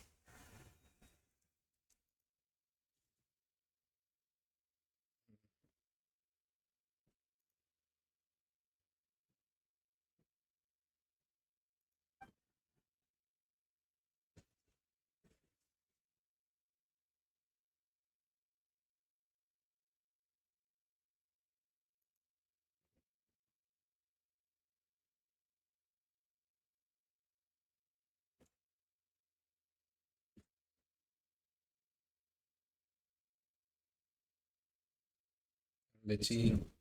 Al lechino, qué guay. Sandrone was right. You look weak, Columbina.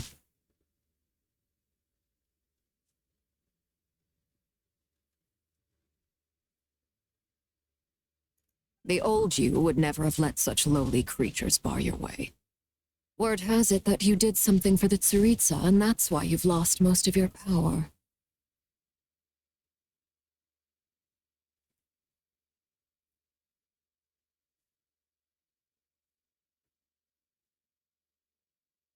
Freedom comes at a heavy price, doesn't it?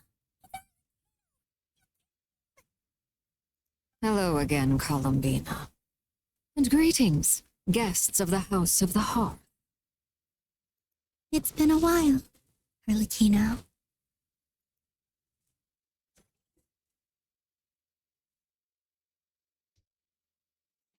What?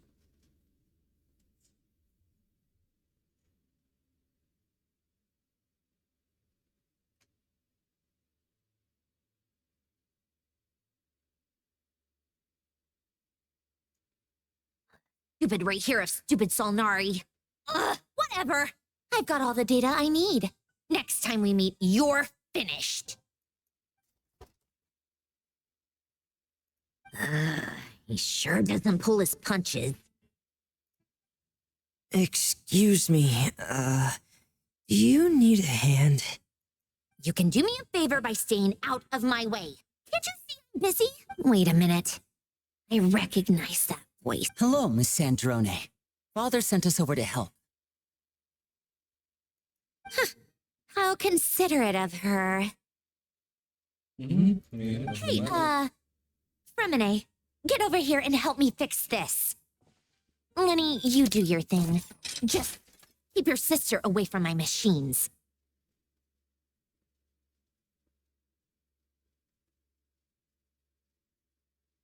Nearly every machine that cat girl touches ends up going haywire. Go put her on cleaning duty or something.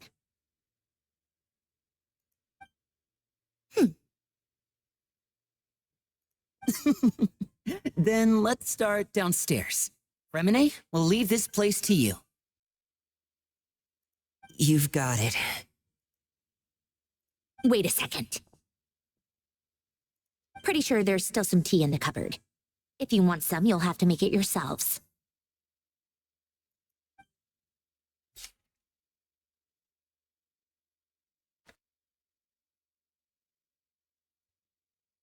Parece que un vuelo de vuelta a la sala.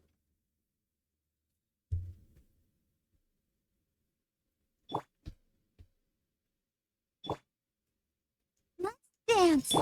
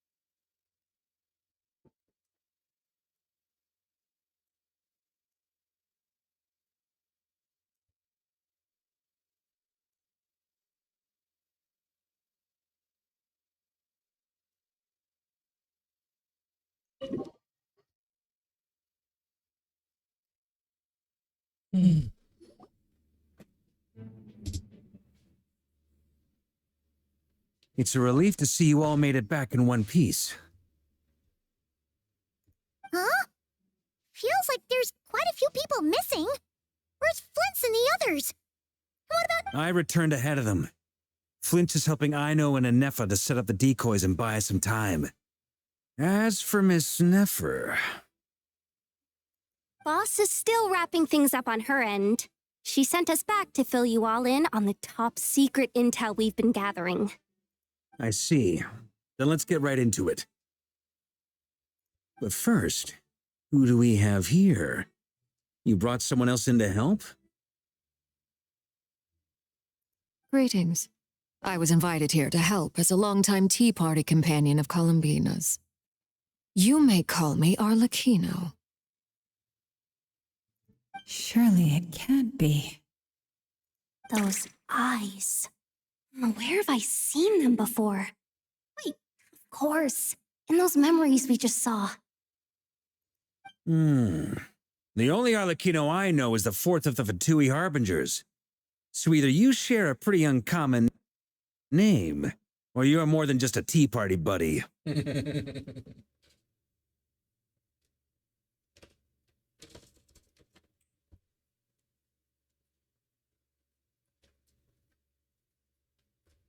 You are well informed, Grandmaster. A man from Mondstadt living all the way out here in Nodcry, and yet the people and affairs of Snezhnaya seem to Charging hold a battery. special place in your heart. Oh, the feeling's mutual. Sounds like you know all about who I am, too. The Fatui Harbinger.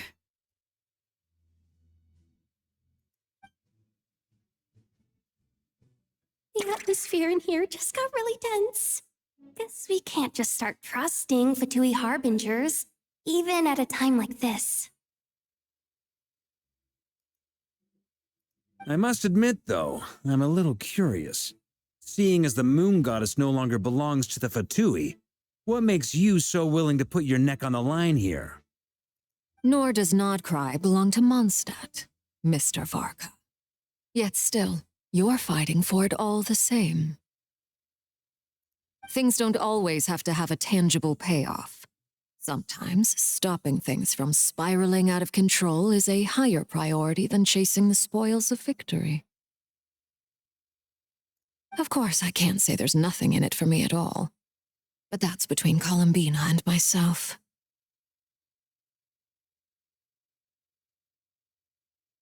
Forgive me.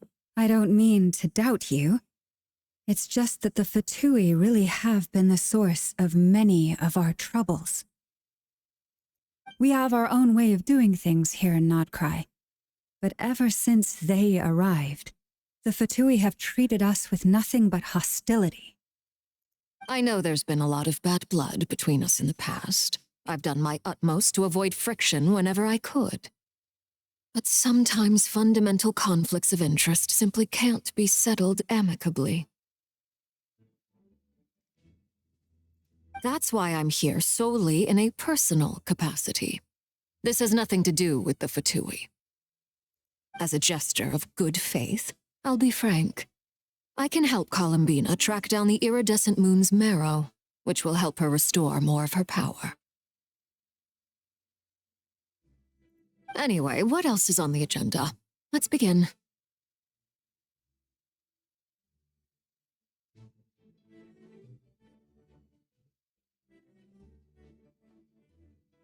She says she'll be frank, then completely skips over the details. Looks like she doesn't want to give away too many secrets after all, but she clearly wants to change the subject. It'd be awkward if I tried to bring it up again now. I guess we'll just have to go along with it. She's the fourth of the Fatui Harbingers after all. One look and you can tell she's not someone you'd want to mess with.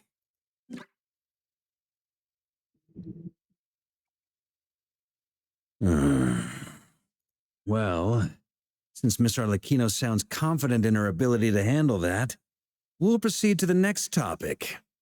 Yehoda, time to share that top secret intel. All right, listen up, everyone. First, we now know that Rerir was originally a Conrian secret agent whose primary mission was to hunt down and assassinate the so-called Dregs of the Crimson Moon. The Dregs of the Crimson Moon? Mm-hmm. In the memories, there was a lot of talk about the Crimson Moon and eclipse, and a whole bunch of other stuff from the time of Conria. To my knowledge, those were the names of 2 different Conrian dynasties. Long, long ago, it is said that the people of Conria worshipped the Crimson Moon, drawing a mysterious power from its reflection. But one day, a coup saw the Crimson Moon eclipsed, hence the name of the new dynasty that replaced it, and how it became the new emblem of Conria. Still, long after the Crimson Moon dynasty had fallen, the last ruler of the Eclipse dynasty, the Vinster king, still coveted the secrets it left behind. So, he sent the Rehir of Solnari to secretly hunt down the Crimson Moon's few remaining. In those days, Rerir showed no signs of madness. In fact, he was as normal as any other person. Oh, and he had a fiancé, or at least a would-be fiancé, called Tholindis. What's the matter?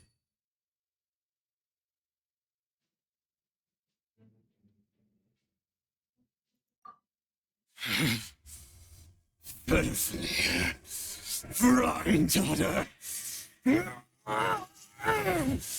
Tholindis. Tholindis. Interesting. Anything else? Well, she was a researcher at the Universitas Magistrorum, but it felt like she was hiding some kind of secret. Oh, and one more thing. For some reason, Rerir's fragment also contains some of Tholindis' memories, though only a very small portion. El evento está impresionante. Well, no shortage of potential leads, I'll Espero give que you por lo menos lo that. disfrutéis. In any case, it sounds like we can conclude that while Tholindis was still around, Rerir appeared to be lucid and quite normal.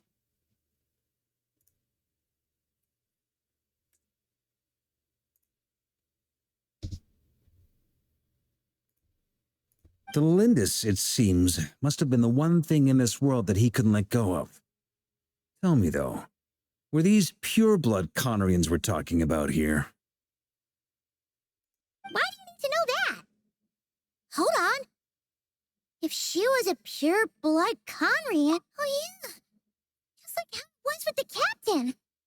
If we could somehow find her, do you think there's any chance Rerir might regain some of his sanity?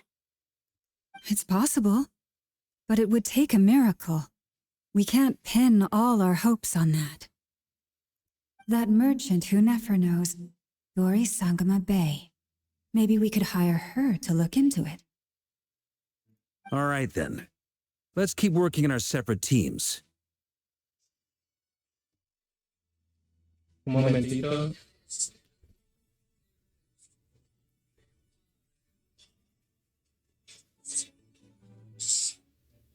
Dime, man. Dime.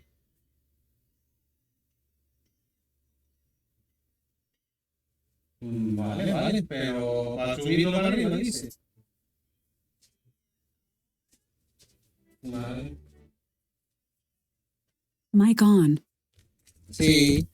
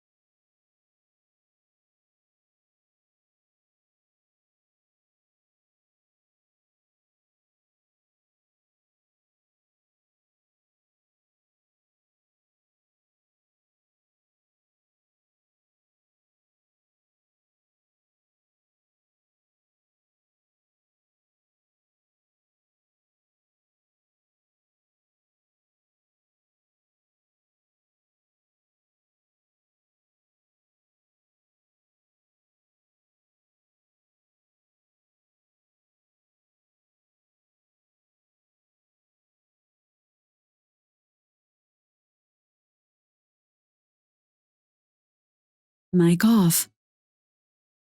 Traveler, Paimon, Kutar, and Miss Arlecchino will go look for the iridescent moon's marrow.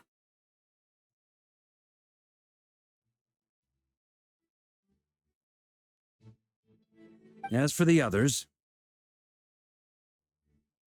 On the way over here, I noticed that the wild hunt monsters had grown even more frenzied in their search for Kutar. At this rate, the people living here will be in grave danger too. So I'm thinking of gathering together some of our followers to go wipe them out. I'll head back to the curatorium and meet up with the boss. Feels good knowing we've all got something to be getting on with. Given that the Wild Hunt has been a lot more active lately, the Lightkeepers have likely begun their own operations too. If that is the case, someone will need to pass the news on to Flint's.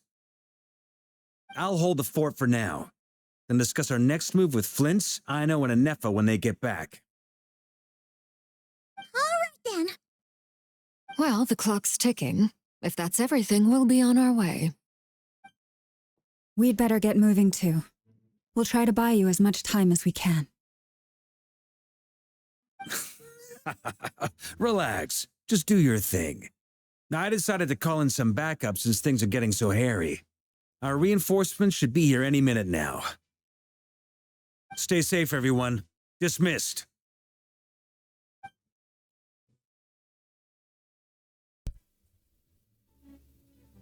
What?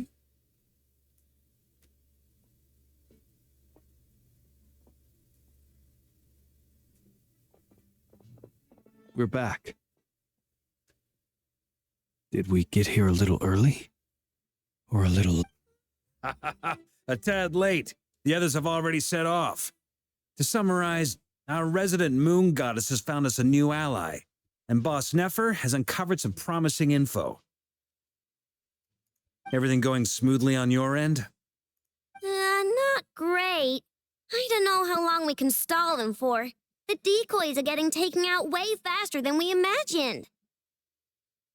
I'm gonna make some more later, but I need a timeout first. I'm so tired right now. Oh, right! Nefa, could you fill in Uncle Varka on what we just discussed with Flint's? Sure. Uncle Varka, you previously told us about how when you went to investigate a source of the wild hunt in Amsvartnir, you discovered that it was just a diversion. But according to Flint's intel, several outbreaks of the wild hunt had already occurred in Notcry in the period leading up to that. That was before Rerir had regained his body, when he was far from regaining his full strength. In other words, in theory at least, he still lacked the means to act in two places at once. Flint's, with everything that's been happening, the Lightkeepers across Notcry are rallying to fight back against the Wild Hunt. They're gonna need your help. I know, I'm sure you're capable of coming up with something far more effective than decoys. But for now, you should stay here and get some rest. And Efa and I will head back over to Amsvartnir to see if there's anything I missed. I told you Uncle Varka would say that, didn't I? A deal is a deal. Not a word about my snack intake for the next week. Database updated. Reliability of Ino's predictions increased. What does that mean? They were betting on how you'd respond after hearing their intel. It's the obvious choice, isn't it? That's hardly worth betting on. We already decided that Anefa should go investigate the situation over at Amsvartnir on her own. You might as well stay here and keep watch. Someone needs to hang back and oversee our strategy meetings. And besides, you still haven't fully recovered from ambushing Rerir. So I've ended up with the easiest assignment. Well, I appreciate it, everyone. See you when you get back. Tenemos 4 puntos que ir. Primero, Arlequín, ¿verdad? Vamos allá.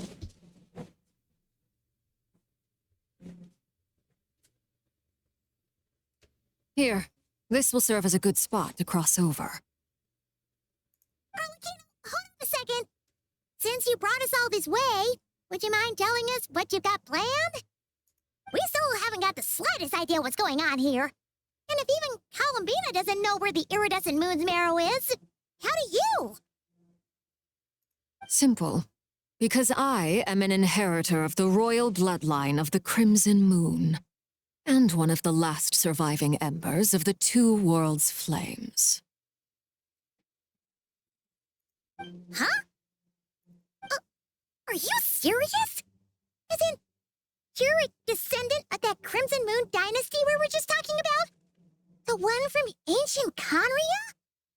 Your surprise is understandable. I was also taken aback when I first learned of it. But the more I thought about it, the more I realized the signs had been there all along. When I was young, I discovered I could wield a very special kind of fire. It coursed like blood through my veins and smoldered away inside my nerves.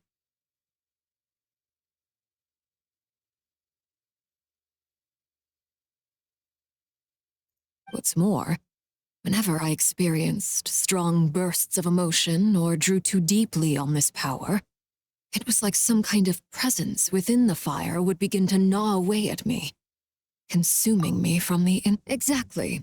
That is why my hands are like this, too. At first, I saw it only as a curse, but once I became a harbinger, the jester apprised me of the truth. Together with my own investigations over the past few years, there are several things that I have gradually come to understand. For instance, take the so-called Crimson Moon.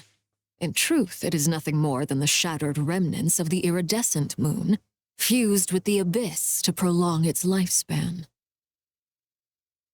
Since this blood flame was bestowed upon me by the Crimson Moon, it is a fusion of the iridescent moon's former power and the corruption of the abyss. You all understand the nature of the abyss well enough. I draw upon its power, and in return, it hungers for my soul. This strange blackness is the mark of corruption it has left behind. If I recall correctly, you once told me that if the corruption ever made it to your heart, you'd become a completely different person. Yes, and that's the reason I'm always careful not to push my power too far. It's essentially a never-ending tug of war. Oof. Sounds intense. Anyway, the rest of my story can wait. Is there anything else about the Crimson Moon or the Iridescent Moon that you're unclear about? The question.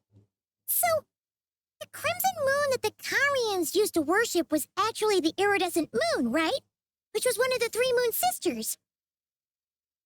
Does that mean that the Carians were to the Crimson Moon as the Frost Moon Scions are to the Frost Moon? So much of that history has been lost. We have no way of knowing exactly what they were like. But I would suspect that the Conrians weren't as devout in their moon worship as it might appear. The iridescent moon's remains simply served as their link to the abyss. Later on, perhaps someone discovered a way to make direct contact with the abyss. Or maybe there was some kind of ideological divide. Either way, a dissenting faction staged a coup and drove out the royal heirs of the Crimson Moon dynasty.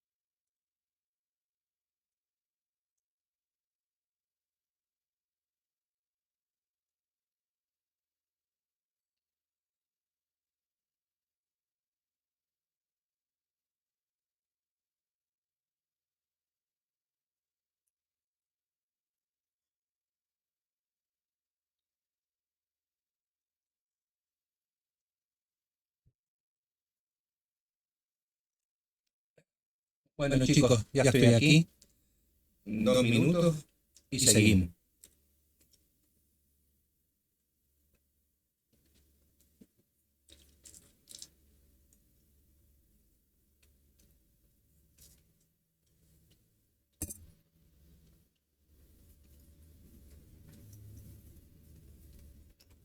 Mic on.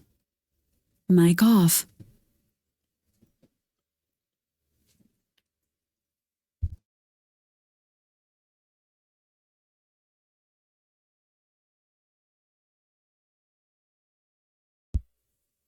Bueno, ya estamos por aquí. Still, even with the dark sun looming high overhead, the crimson moon's glow never truly faded. If you want living proof, it's standing right before you.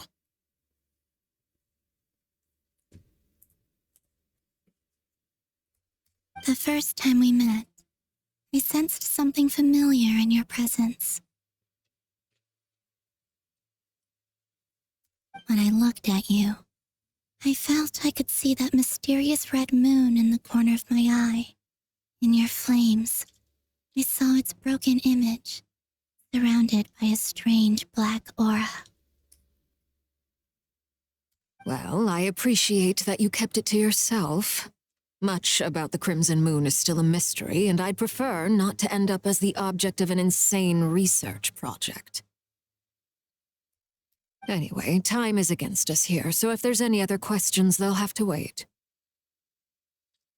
I just want to make sure I've got one thing straight. In her letters, Sandrone mentioned that since you are unable to contain the iridescent moon's marrow yourself, you intend to leave it in my custody, correct? That's right. For now, it's the only way I can pay you back for your help. The iridescent moon is already part of who you are, so with its marrow in your possession, you'll be even more powerful than before. Deal. Then let's get started. Get what started? What does this place have to do with the Crimson Moon? When I first became a harbinger, the jester gave me a book called Paranhari, also known as Leobranto Inamorato.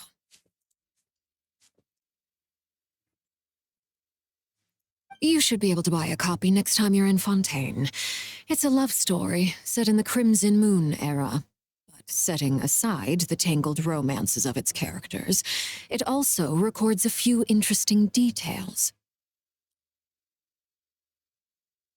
In the Crimson Moon era, or so the story goes, there was an orphanage that received children from beyond the bounds of this world, and subjected them to a peculiar induction ceremony.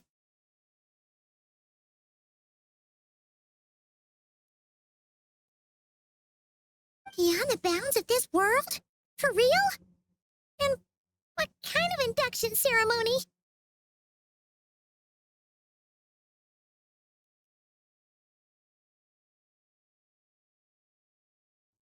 The Crimson Moon sages looked beyond this world for beings with powers that surpassed the gods.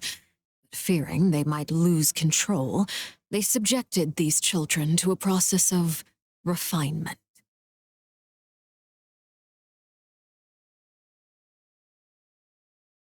They made these children crawl up a fireplace and kept asking them, "Have you died? Did you see it?" Until they finally admitted to having died and seen a crimson moon.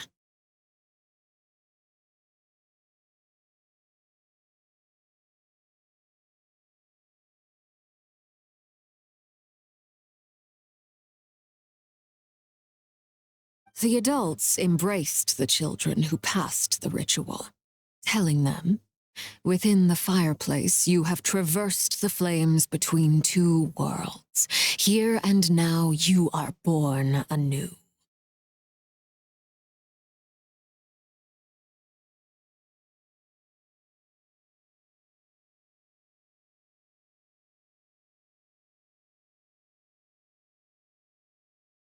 The book leaves much unsaid, but I suspect that this was their way of branding the children they had enrolled, leaving an indelible mark upon them so that they would forever live in the Crimson Moon's light.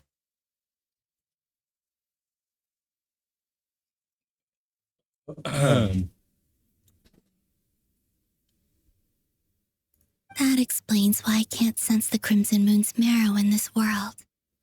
It makes sense that it would be sealed in a special space that can only be accessed temporarily through some kind of ritual.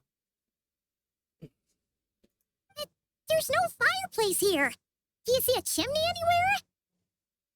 Oh, are we supposed to build it ourselves? Okay, fine. That won't be necessary. The fireplace is purely symbolic. The key to the ritual is crossing the flames between two worlds. In other words, the flames that burn within me. Those burned away by such flames leave behind a kind of ghostly afterimage in the world.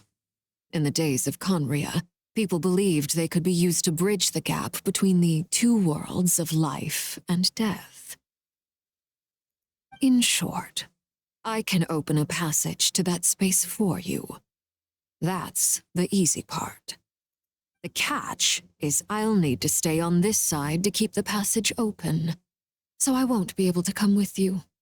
Once you're inside, you'll have to find your own way.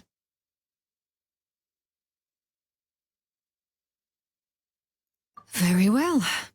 Then I'll open it up. Traveler, spare me a little more moonlight if you would. I may need it.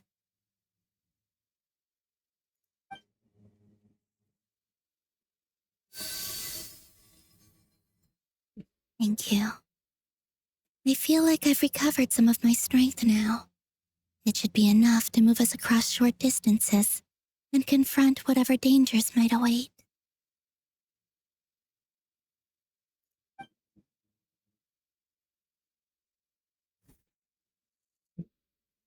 Mistress of the seven hues of ages, great mother of the present, crimson-clad sovereign of the two realms, by fire severed, by fire renewed, and beseech your descent. Wow. Impresionante.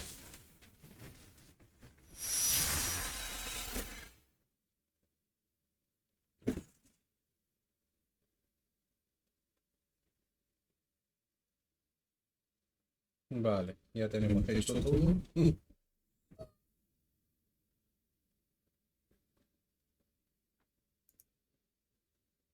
One word of advice. As you're crossing over, no matter what voices you hear, do not answer. I sense a sinister gloom inside, but also the familiar light of the moon. I feel that I am about to meet an old friend who has changed beyond all recognition. Pues vamos allá.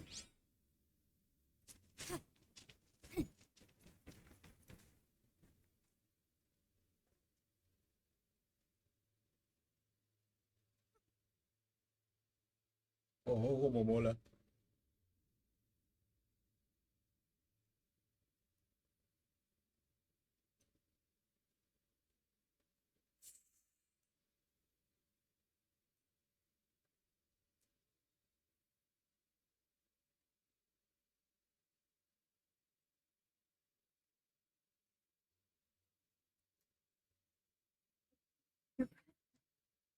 And craving death and rebirth.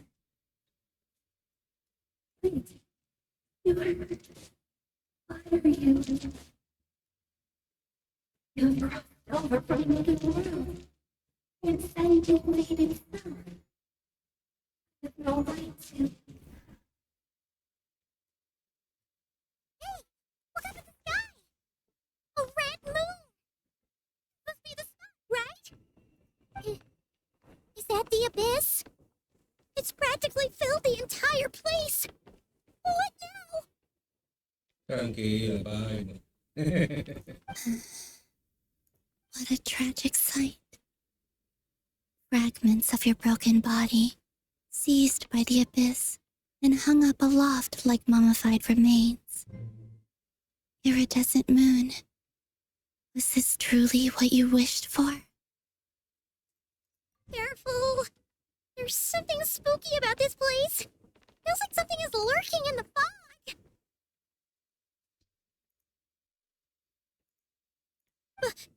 Paimon's right behind you. Whatever you do, don't run up without her. No iremos deprisa. By the way, Columbina, didn't you tell us that the iridescent moon had shattered into pieces? The moon up there looks pretty whole, Paimon. How is that possible?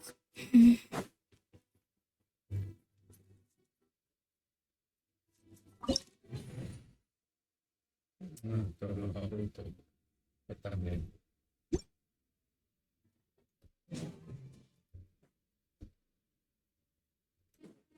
Yeah! Incinerate!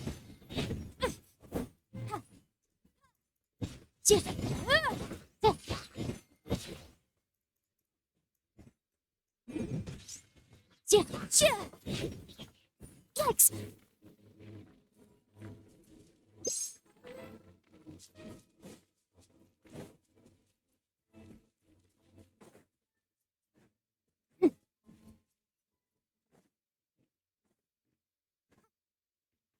Just like I thought.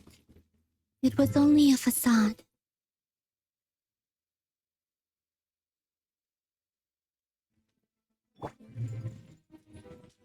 Think you can get away?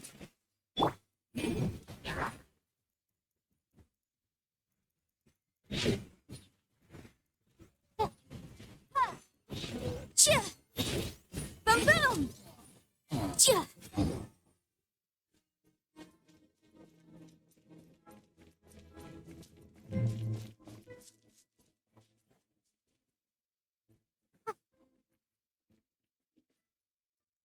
No.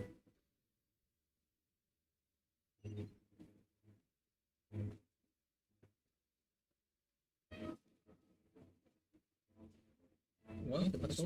¿No puedo dejar la norte? Ah, genial.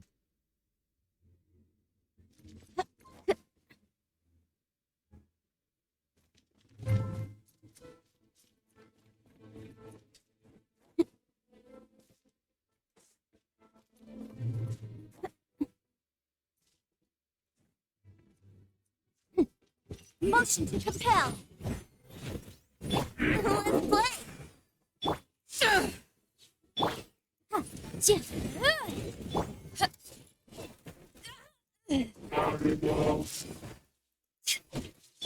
Incinerate.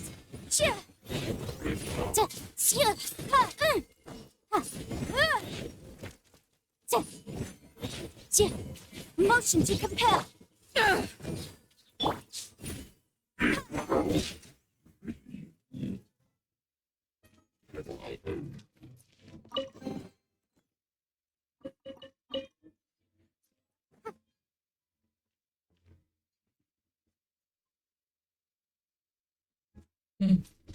Seguiremos explorando.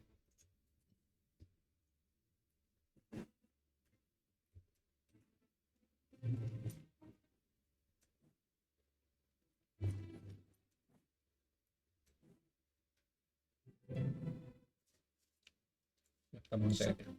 Huh?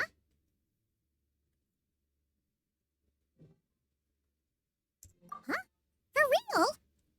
That's way too high. There's no way we'll be able to reach it. No. I'm not sensing anything up there. It's coming from under the mountain. Let's see. Ah! There's some kind of weird shadow over the water. Wait, see that? Looks like a mechanism of some sort. Let's check it out.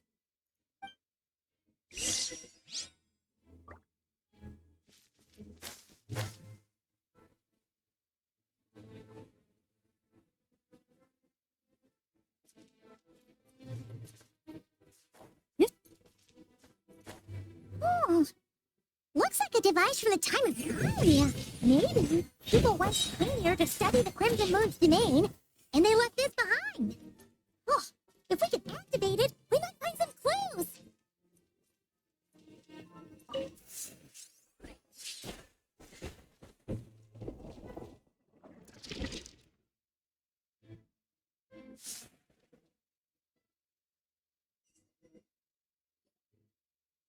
Look at that! Now that the mechanism's running, the shadow in the water looks different. Do you think these mechanisms might be the key to unlocking the secret? Elindis, we'll leave the rest of the research in your hands. We'll be heading back now. I hope this isn't ruining date night. Ugh.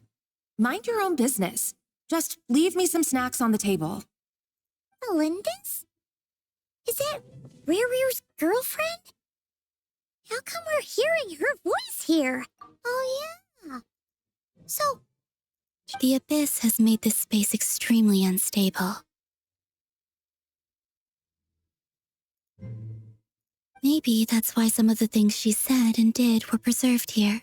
Whenever I see this view, it takes me back to a poem from my childhood. Waning moon, oh lifeless damsel, weeping on the mountain crest, mourning still in wistful tone, her fragile soul now laid to rest. Mic on. Mic off.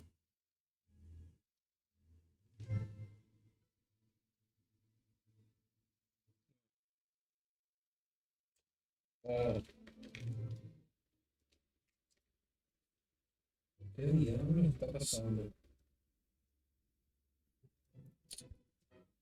Ah.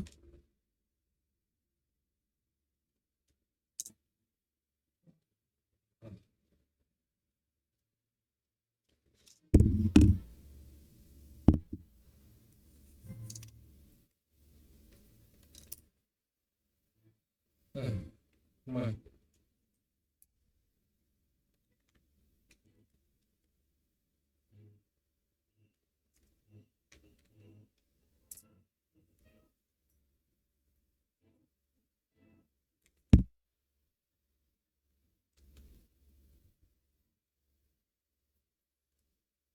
For me, of all people, to be here investigating the mysteries of the Crimson Moon space.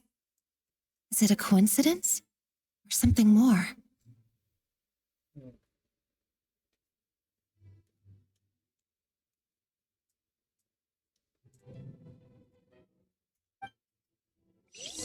Vaya. Me tocó. Ahora hay que seguir yendo para allá. Seguir destruyendo monstruitos. motion to compel.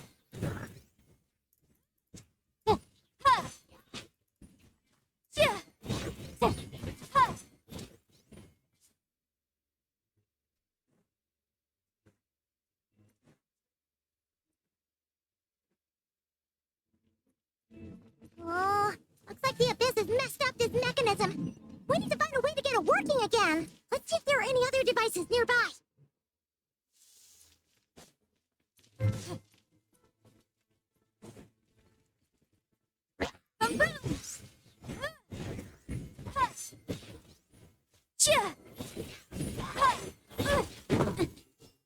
Invisible evidence! Power the tinted height! Incinerate!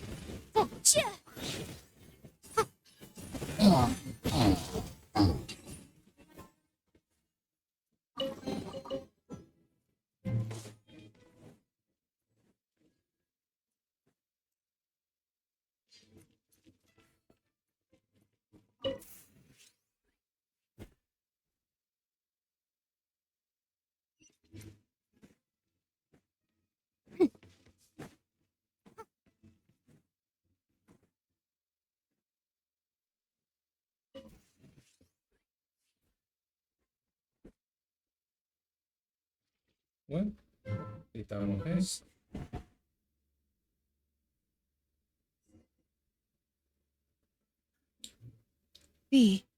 So the moon marrow, or rather the power of the 3 moons, is the key to unlocking.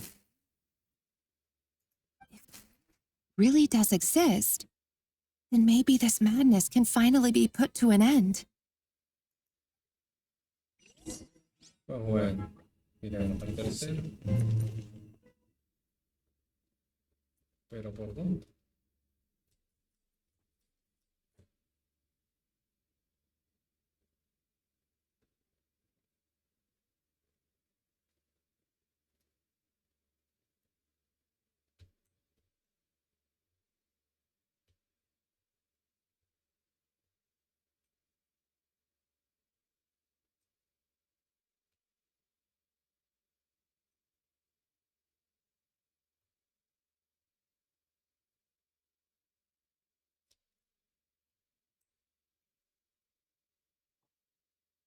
brace yourself.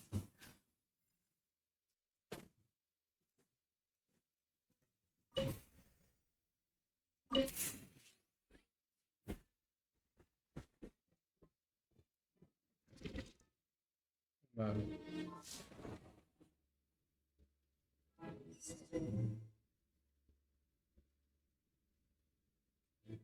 With the Abyss inhibitors in place, you should be able to access the chamber with the moon marrow.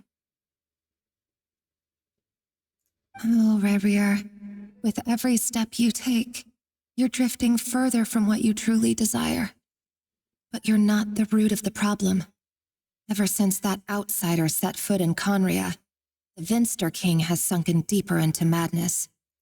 Only I could get my hands on that outsider.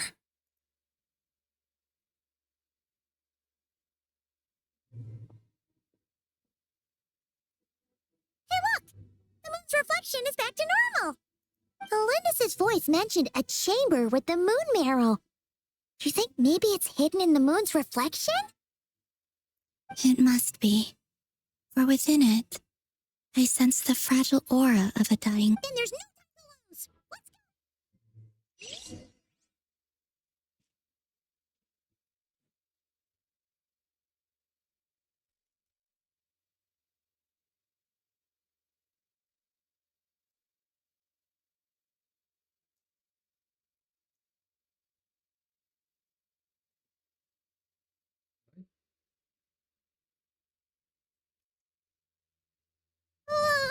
These things are so creepy!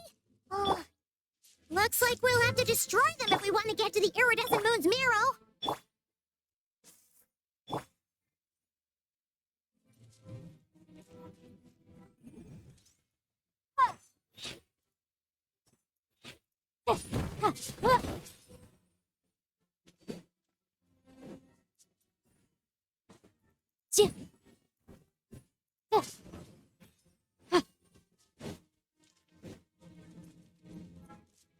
That must be the iridescent moon's mirror!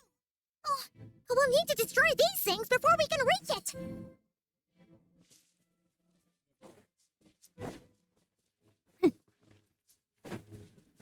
Boom! Chia! Ha! Ha! Chia! Chia! Oof! Yikes!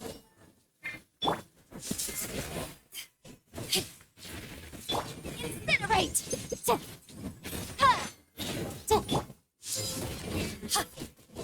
Let's dance! Oh. Yeah! Boom! Chia! Yahoo! Ha! Chia! Motion to compel! Time for your arraignment! Time for takeoff! Boom boom!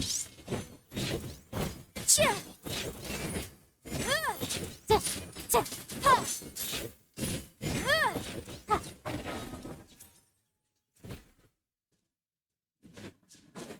Motion to compel! Chia!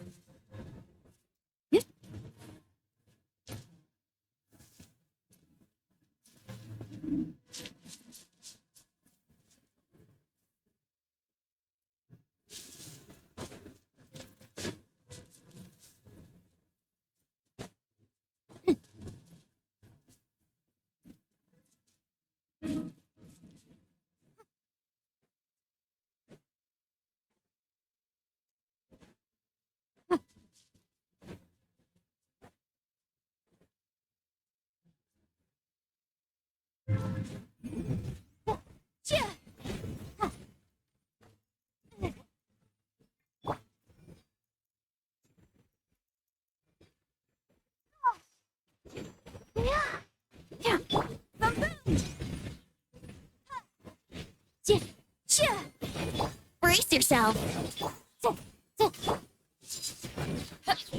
Motion to compel.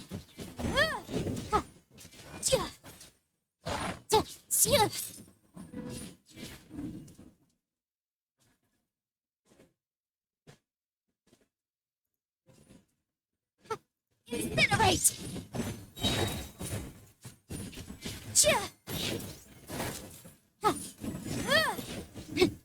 Invisible evidence! Boom boom!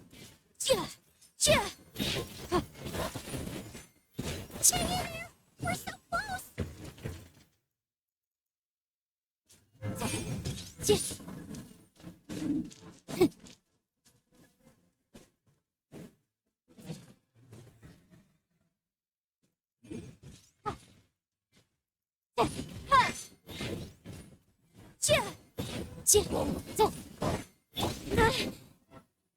What a you think you can get away? Incinerate!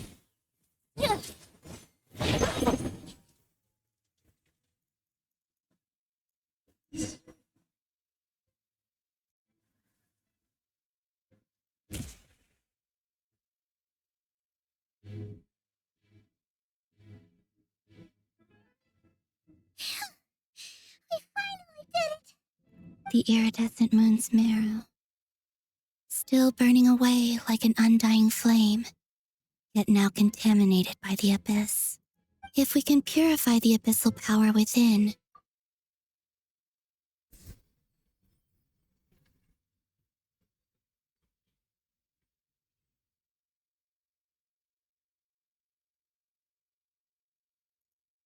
it's so cold.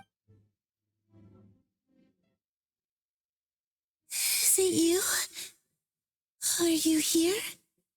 Huh? Are you talking to us? At long last, I can see you once more. I'm sorry. I lied to you. Even knowing what was to come, I still couldn't let go of the fear in my heart. As the moment the moon shattered, my body began to split apart piece by piece. Like I was being cut into pieces by 1,000 blunt blades. My thoughts scattered as the cold crept in. Could not bear to fade away like that. Tell me, what was it that brought you to us all that time ago? If only I had possessed your courage, then I might have been spared this torment more painful than death. You look so puzzled. That's how I felt too when I first saw you. But trust me when I say that everything happens for a reason. Farewell, people.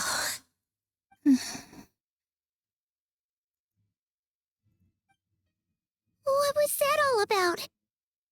Was that the goddess of the iridescent moon? It sounded like she was speaking to a long-lost friend. But none of us have ever met her before, right? Perhaps. She took me for the goddess of the frost moon she once knew. For a fading soul like hers, our auras must be too similar to tell apart. But anyway, we've got the iridescent moon's marrow now.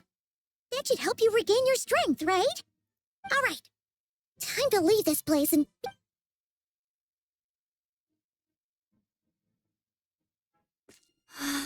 Thought, this place looks different than when we came in. Waning moon. Huh? A lifeless damsel. Oh.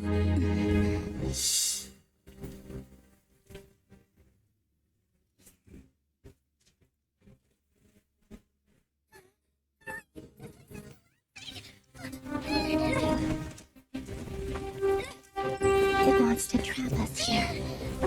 Who's it? Now we've taken the moon marrow. All that's left here is a dark well. It will show us no mercy.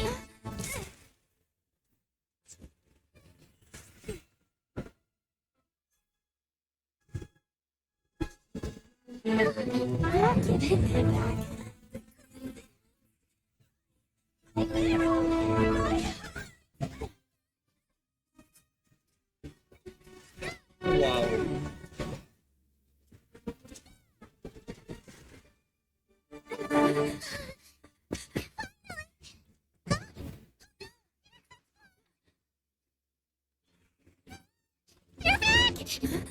Now what do we do? This is where you fall.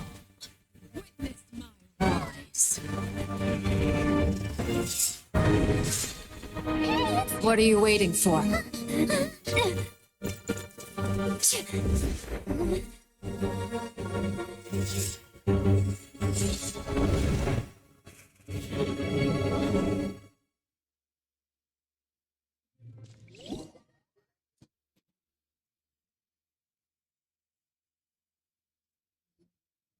Wow, impresionante.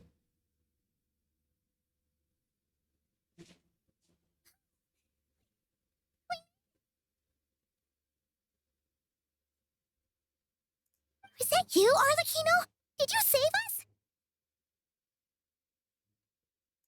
Wait, your hands! They're... Oh, this? Don't worry. It's a small price to pay. The Abyss wanted to trap you inside, and I defied its will by bringing you out. No wonder it's a little angry. No. I have paid the price, albeit a small one, and it cannot be undone. My hands have already fused with the Abyss. Purification would simply destroy whatever's left of them.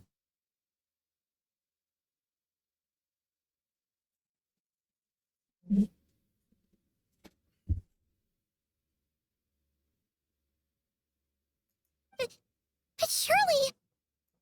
Oh, we're so sorry, Arlecchino. Paimon can't believe you'd make a sacrifice like this for us. As much as I'd like to call it a favor, the truth is I was simply holding up my end of the deal. Well, Columbina. Yes, you did your part. And as promised, I will leave the iridescent moon's marrow in your care. From this day forth, may the two worlds' flames burn ever more brightly.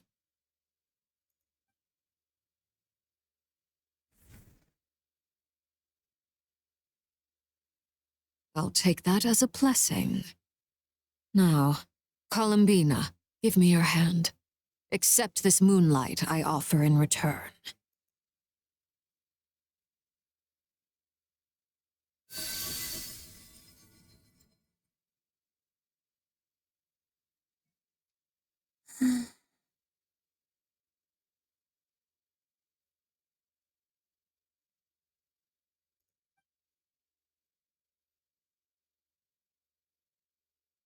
Feeling stronger?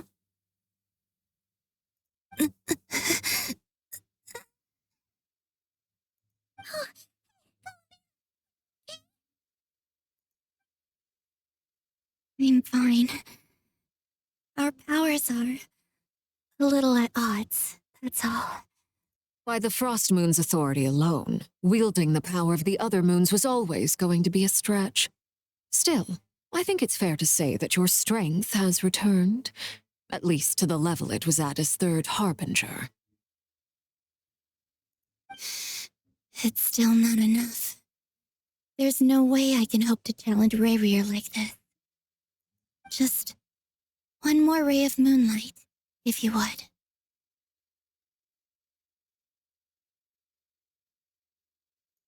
It's okay. I can take it.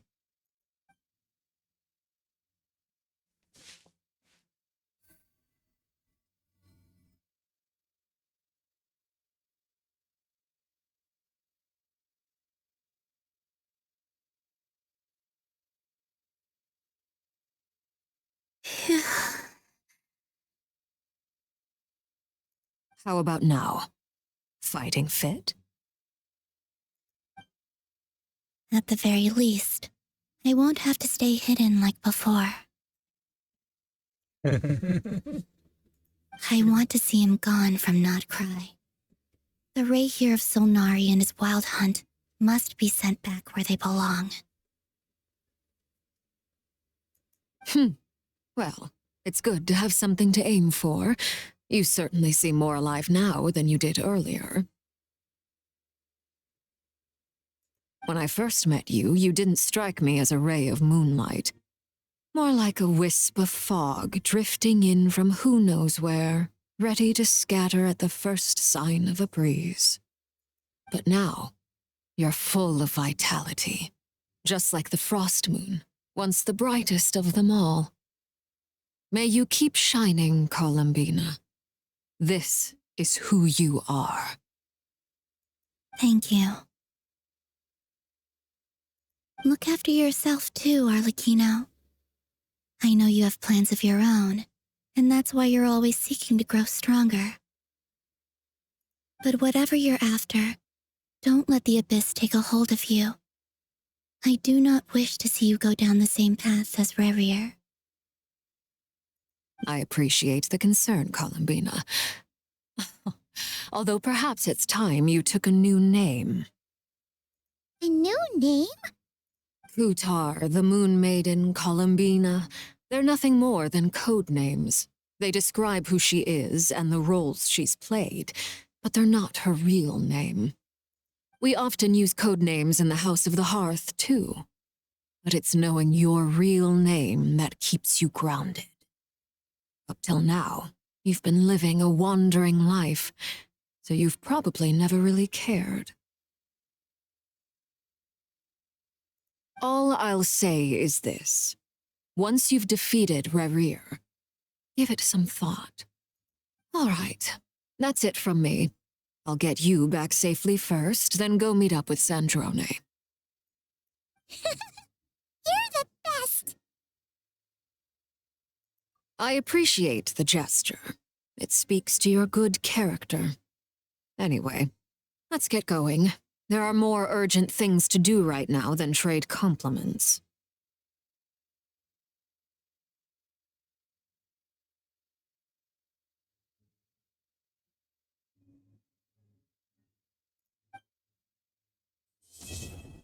Oh. Sí, señor. It was a close call, but we got the iridescent moon's mirror and restored Columbina's strength, and that's all that matters. In other words, mission accomplished. Paimon wonders how everyone else is doing.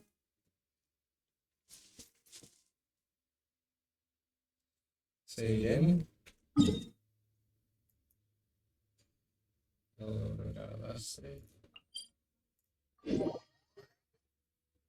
Es más rápido así.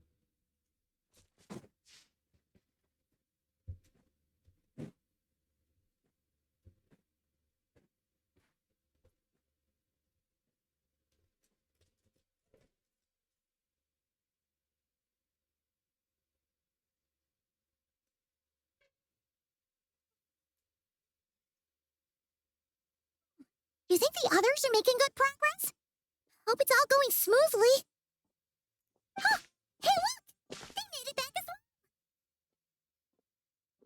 Prince! Well, how'd it go? All is well, thank you. Nefer and Yehoda had to stay at the curatorium to wrap things up, so they won't be joining us for now. I ran into Miss Anefa and Miss Aino on the way back. Their work is still in progress, so I suspect they won't be back for a while either. You seem rather cheerful today, Mr. Flintz. I certainly am. I achieved what I set out to do and came away with more than I bargained. Fighting alone can get quite tedious, but I had the good fortune to run into a pair of brave young warriors. We meet again. How have you been? Here. Thankfully, tracking you down turned out to be a lot simpler than we envisaged. These two courageously lent me a hand while I was fighting the wild hunt. When they told me they were Servarka's colleagues, it all made sense. And given how people of outstanding talent tend to cross paths, it's no wonder you're already acquainted.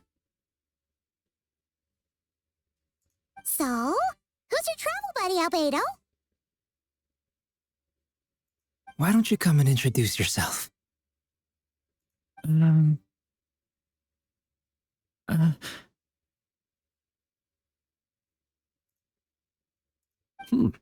A gentleman of few words, I see, and a rather stern countenance. I presumed you were acquainted with him. Is that not the case? It's nice to meet you again. We've technically met before. Wait a sec.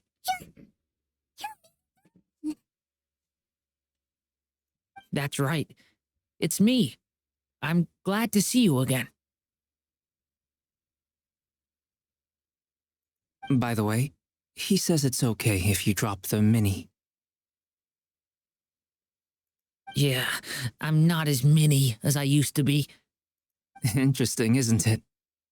The first step towards blending into human society appears to be reflecting on whether one's name really reflects who they are. Wow, you look so different. In a good way, of course. It's great to see you looking so healthy. Thank you, Paimon. And although you're as mini as ever, I understand that diminutives don't always convey endearment. I'll be sure to simply call you Paimon as a sign of my great respect for you. Wow, you're such a smooth talker now. Paimon could get used to this. From now on, you may refer to her as your esteemed guide, Paimon.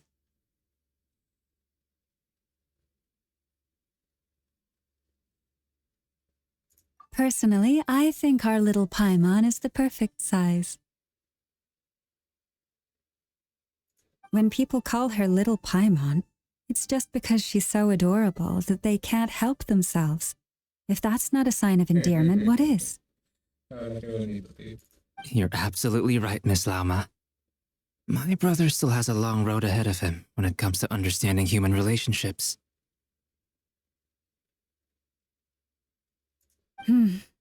Anyway, speaking of long journeys, didn't Columbina, leave with you? You've been catching up with old friends. Wouldn't be surprised if she stopped for a cup of tea or 10 on the way back. Uh-oh. People are talking about me. Hope it's nothing negative.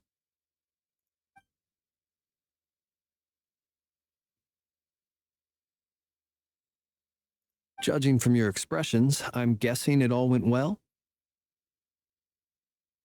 It's getting crowded here. I'll go grab some chairs. No need. This is a job for an alchemist. I'll whip some up momentarily. Thank you for your hospitality, ladies and gentlemen, but I was merely escorting my friends back.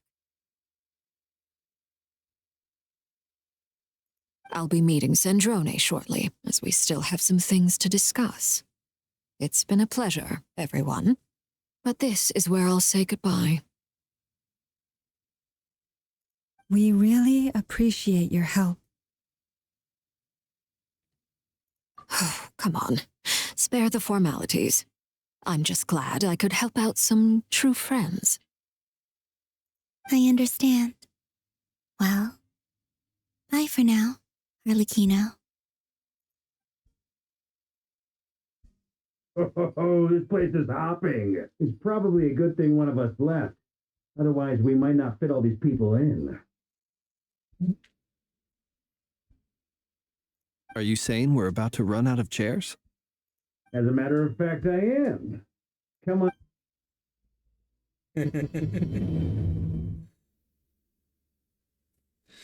Acaba de empezar el otro juego.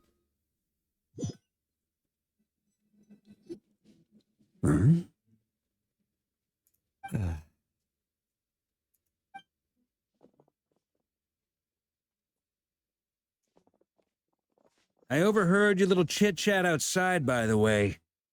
With Miss Columbina's colleague gone, we should be back to the original crew plus the other colleagues I brought in. Though it looks like we have another new face. Someone else managed to rope in a colleague too? Frankly, you and Paimon are the only people I know here. This here is Deansliff, colleague of Tibet's greatest guide, Paimon, and greatest adventurer, A traveler. Well, not exactly colleagues, more sort of friends. When someone else jumps in to do the announcing, you know you're speaking to someone important. Let's hear what he has to say. Note to self. Once Paimon knows your name, the rest of the world will soon follow. When it comes looking for us, it's usually something important. Guessing you've heard about the Wild Hunt, then. From the looks of it, you're about to hold a meeting. If I were to say that the Wild Hunt is our mutual enemy, would that earn me a seat at the table? As the saying goes, the enemy of my enemy is my friend. Mr. Dainsleif, there's a seat with your name on it. Though, I can't promise the same for everyone else. Hey, Albedo, think you can rustle up a couple more chairs? After all this time apart, Grandmaster Varka's first order is to rustle up a couple more chairs. I've missed this. Is he being sarcastic? Hey, he's your brother.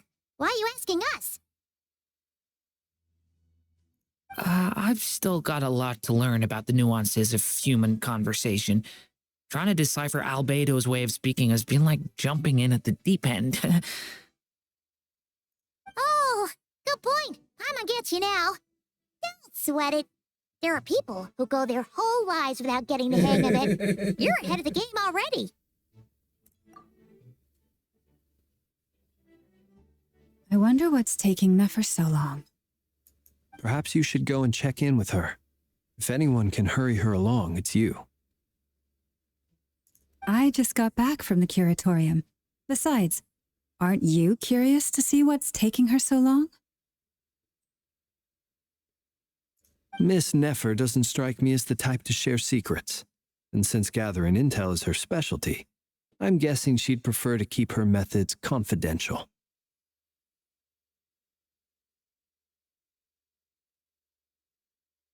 Under such circumstances, would it not be tactless for me to impose? Oh, but it's fine for me to impose. What can I say? You have an unrivaled ability to garner people's affection, Miss Moonchanter. Besides, you have far more in common with her than I do. All right, then. Impressive. He barely fought back at all. I admire your powers of persuasion, my friend. As I'm sure Miss Lauma will realize soon enough, the trick in life is to always pitch in with other people's responsibilities so that you can be selective with your own. Another trick is to simply hide in the background. Spoken like a true sage. Anyway, looks like we've got some time to kill before the meeting. Let's take a little breather, folks. And feel free to chat amongst yourselves. We'll get down to business once the other two...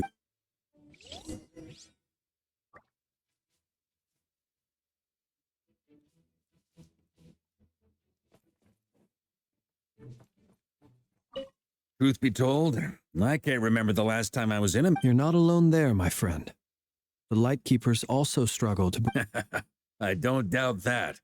I've only ever met two Ratniki, one being you, and the other being that young guy, Itlua.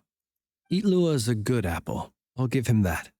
He's kind, honest, and regularly delivers supplies to my lighthouse. A true Ratnik to the core. And that's...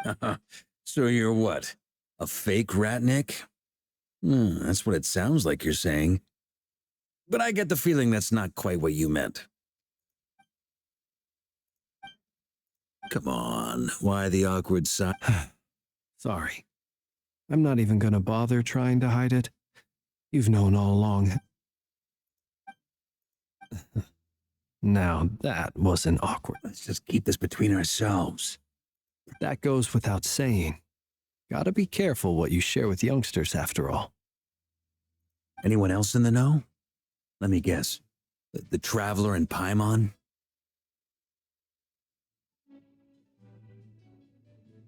It's dangerous being too sharp for one's own good, you know. Then, in the name of the Animo Archon Barbados himself, I swear your secret's safe with me. When we went for drinks, you said that you and Barbados were practically best buds. And Of course. Just as long as you don't go spreading around the fact that I'm close with Barbados, all right? Fair enough, then. Nothing like a bit of mutual leverage to seal the...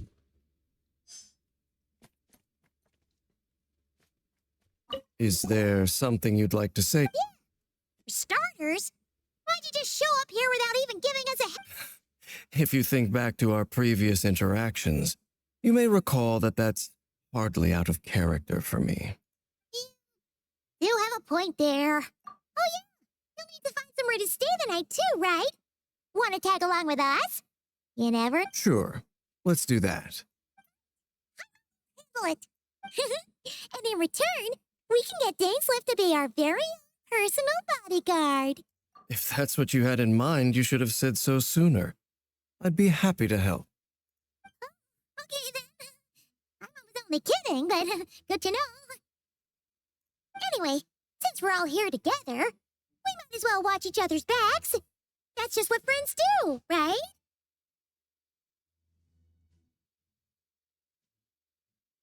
Indeed.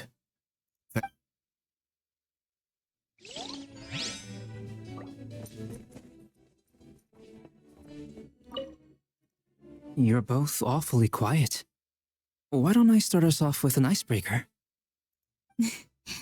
Much obliged. Have either of you ever had your portrait painted? If not, I'd be glad to help. That sounds like a lovely idea. You know how to paint, then? I dabble occasionally. He's an excellent painter. Tables, chairs, people, dragons, you name it. He'll paint it for you. I'm flattered. If I ever get the chance, I'd like to give it a try myself. I'll bear that in mind. Anyway, how about you, Durin? What sort of portrait would you prefer? Oh, I'd be fine with anything. Whatever style feels best to you. Very well. Then I'll play it by ear. You can replicate any style I want? I can try. If you show me a sample, I'll do my best to match it. Thank you. In that case, I'll dig up some reference material for you.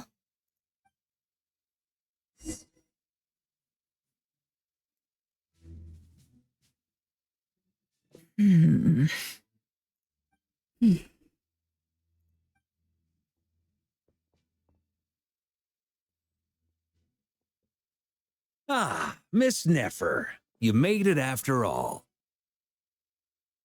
But what about Yehoda? I'm here to give you an update on how things are going on our end. Once this is over, I'll be heading straight back to continue my work. I left Yehoda back at the curatorium to... So much for just this once. Shh.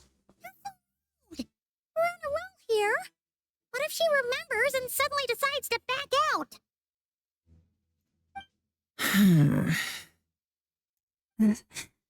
Did you say something, Mr. Varka? I didn't say anything. Right, Flint's? Must have been a frog. They get so noisy around here at nighttime. It's like they're putting on a concert in the background. Anyway, before we begin, there's a few introductions to make. Let me start by saying that it's an honor to be speaking before so many distinguished colleagues and collaborators. First up, we have Miss Lauma. As Moon Chanter, she's the leader of the Frost Moon Scions, a local religious community in Nodcry. Then there's Miss Nefer, boss of the Curatorium of Secrets, an intel gatherer extraordinaire. Nefer is leading the investigation into Rerer's background, assisted by Yehoda and Lauma. From the little I've heard, they're making some great progress. Over here, we have Mr. Flint's, a ratnik and guardian of the abandoned lighthouse. In our last operation, he courageously distracted the wild hunt to buy time for the rest of us. For those of you who've never met, this is Mr. Albedo, a renowned alchemist and captain of the Knights of Favonius investigation team. By his side is a new face for us all, myself included. Next up, we have the Moon Maiden and former Fatui Harbinger, Miss Columbina. Then we have the Traveler, who's earned more titles than I could possibly hope to list out, so I'll spare you the rundown.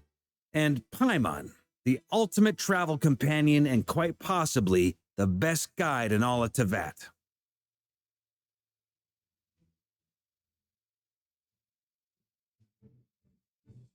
Wow! That's a lot of people! Great turnout! Miss Nefer, it looks like you might have another job coming your way, so, congratulations on the booming business, I guess. You think I haven't got enough on my hands as it is? Who's looking for me now? That would be me, Miss Nefer. I have a commission for you. And you are? Who I am doesn't matter right now. What does matter is that I'd like you to gather more intelligence about the Recher of Solnari. Well, it's not as if we never take on anonymous commissions, but in your case, I'll have to decline. I'm gonna take a wild guess and say your job's probably more hassle than it's worth. Something about you seems like bad news. It's my eyes, isn't it? Conrian, I assume. And what's with the mask? Are you trying to hide your identity? In any case, the fact that you're even still alive raises an awful lot of questions for me.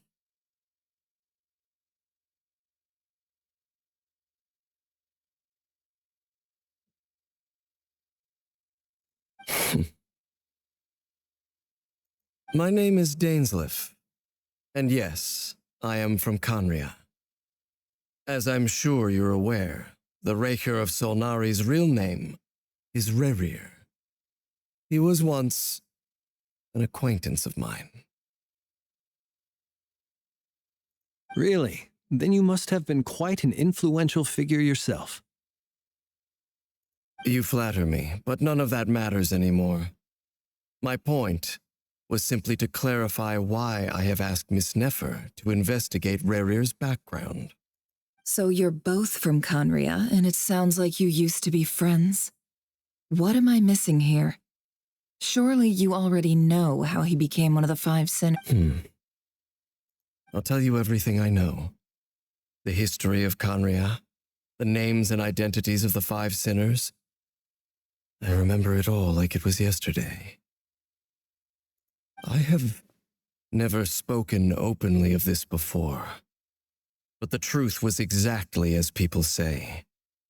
The 5 sinners were each driven by their own desires, and it was by playing upon these that the abyss tempted them to their fall, tearing Conria apart in the process.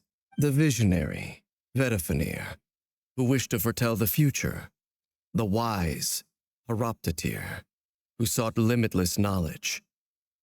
Gold, Rhindaughter, who desired to create life. The foul, Sertologi, who pursued supreme strength.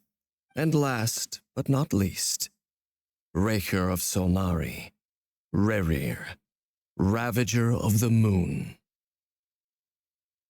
Of the 5, Rerir is the only one who remains a mystery to me. He never harbored grand ambitions. So what changed in the space of a single night? In other words, you're saying that his change came as a shock to you, and you have no idea what actually happened? That's right. You mentioned how the abyss tempted them, which led to their fall. But what did that look like in practice? And what other context can you give me about the events of that time? The more detail you can give me, the better. Strangely, now that it comes to it, I hardly know where to begin. The fateful night took place during the era of the Eclipse dynasty. One day, my elder brother, the visionary, Vedafenir, was summoned to the palace by the Vinster King, only for the king to gouge out his eyes and cast him into the dungeons. When I came to hear of this, my fury knew no bounds. I gathered together every ally I thought I had And together, we set up centuries on. The memories of that night still haunt me like a never-ending nightmare. We broke through the palace gates, just like we had planned. But then, I was betrayed. Even Vedafenir, the very person I had come to rescue, abandoned me and partook of the abyss's power. So, it's personal after all. Then tell me, Mr. Dainsleif, what price are you willing to pay? You, of all people, must know that nothing comes from— I cannot say what price would be worthy of such a commission. But know this. Rerir was not always a madman. Believe it or not, there was a time when he was just an ordinary man. Uncovering the truth of Rerir's past is the only way to unravel this mystery. But before you decide if you will accept my commission, I will tell you more about him. Enough, I hope, to help you plan your next move. Sounds pretty good to me. Feels like we just flagged down a random passerby, only to discover he's actually a master strategist who has a score to settle with our enemy. Can I borrow your halo? It could be useful in the lighthouse.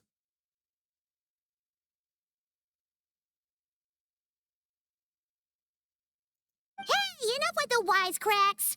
Besides, isn't that lamp of yours bright enough already? Relax. It was meant to be a compliment.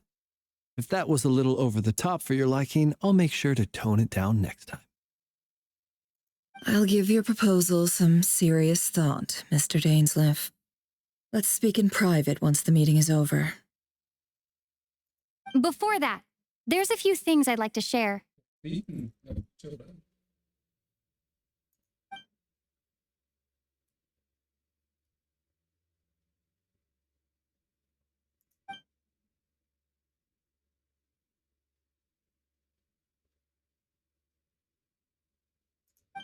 Now that we've united the hearts of the three moons, your power should be greatly enhanced.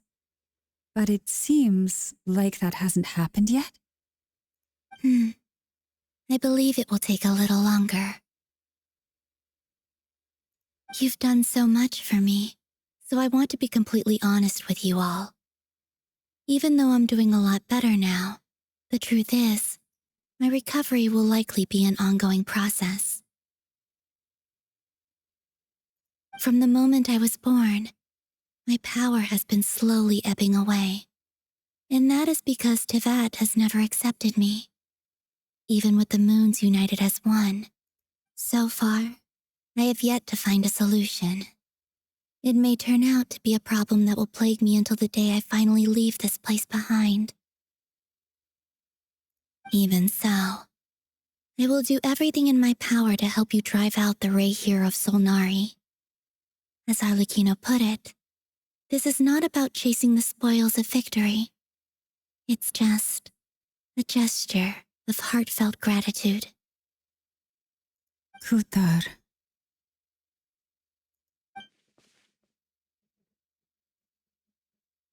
Defeating the Reihir of Solnari will be no easy task. While my strength slowly recovers, we'll also need to gather more intel. Naturally. We should take all the help we can get if we hope to defeat him. We've considered several viable plans now, but our choice hinges on the answers to a few key questions. Is it even possible to kill Rerir? What experiences shaped the person or monster he became? And what's he really after? Given Albedo's expertise in alchemy, I think we should leave him to try and answer the first of these questions. Understood. As for the other two, I'm afraid we'll have to count on you again, Miss Nefer. Believe me when I say it's not my wish to burden you. But right now, relying on your skills is our only option.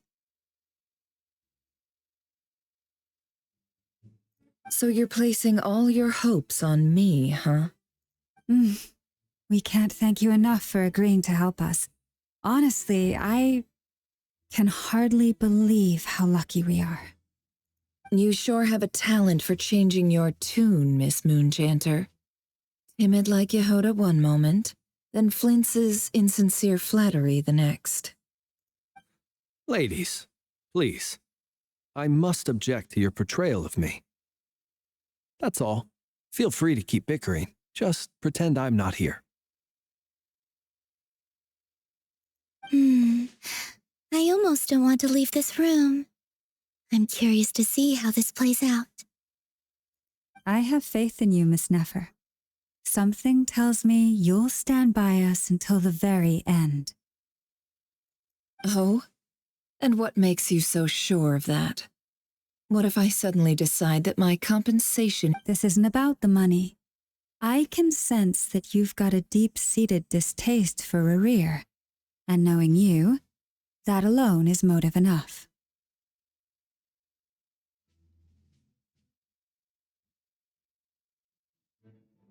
Look at them getting along so well. Like two peas in a pod. And I'm the one they accuse of insincere flattery. There is no justice. Miss Lauma, you have to understand something.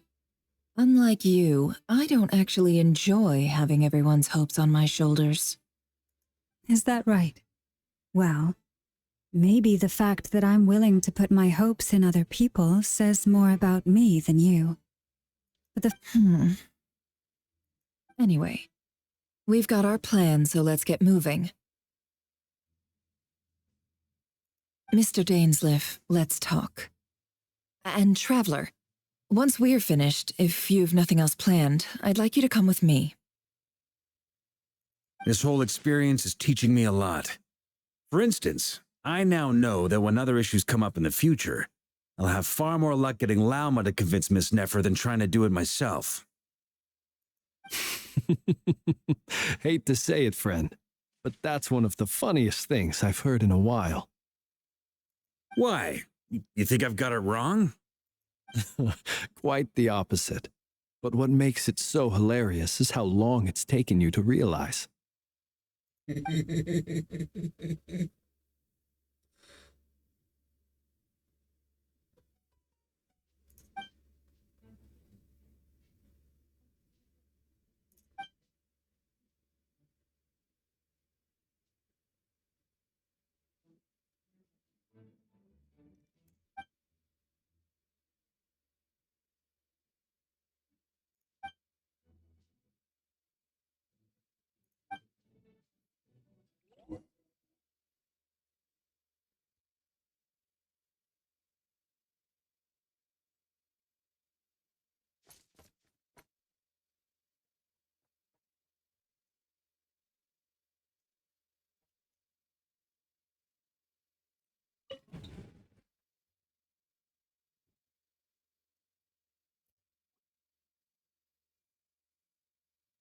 Thank you for waiting. It's okay. We actually used the time to help Dainsleif get a room at the hotel. That's very considerate of you. Now, I trust you share my curiosity about Rerir's past, and you seem fairly familiar with Mr. Dainsleif already. We spoke at some length after the meeting. He was the one who suggested I should invite you to join this operation. He feels confident that these secrets will be safe with you. There's a lot of faith in us, that's for sure.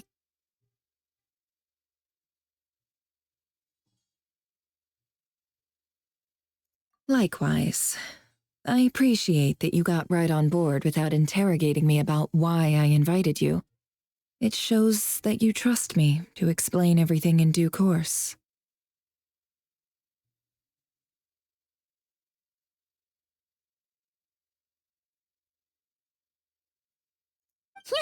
That's because we know what you're capable of. We appreciate you too, Nefer.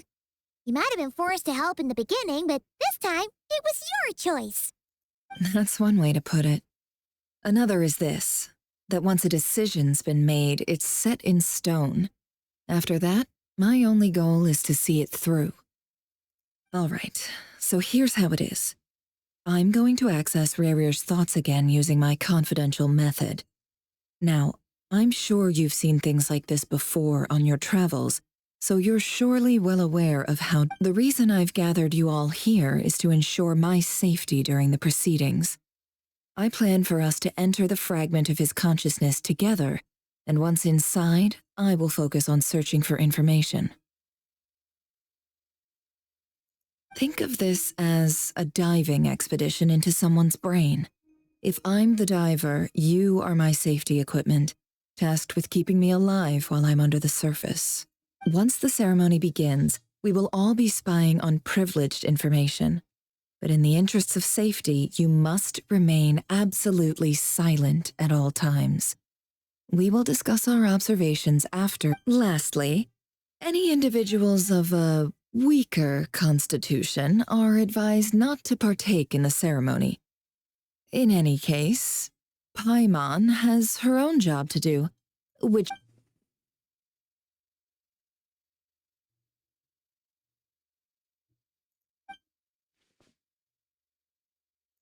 Well, good luck, everyone! Sounds like all Paimon can do is cross her fingers and root for you guys. There's a little more to it than that. I was being serious when I said you have a job to do. While the rest of us are inside Rarir's mind, it's imperative that we have a team member on the outside.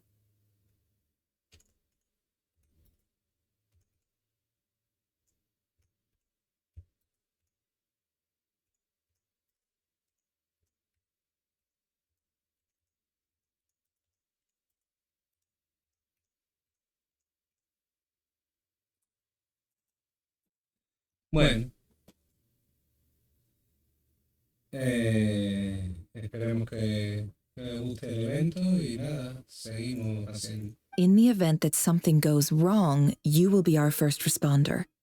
I don't anticipate any issues, but the extra level of safety will be greatly appreciated. I second that.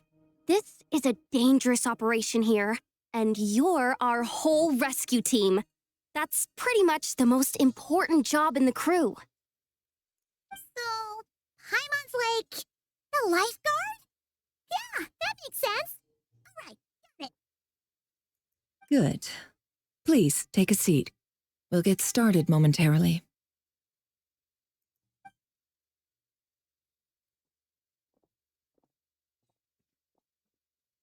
So, did Mr. Dainsliff tell you anything else? He told me that he believes Rarir kept some big secrets in his life. He's not sure that they were the cause of his eventual downfall, but he's asked me to uncover what those secrets were all the same. But surely you're not planning to go through with this, no matter the cost. If you think that, you'd be overestimating me. I'm a businesswoman, not a mercenary.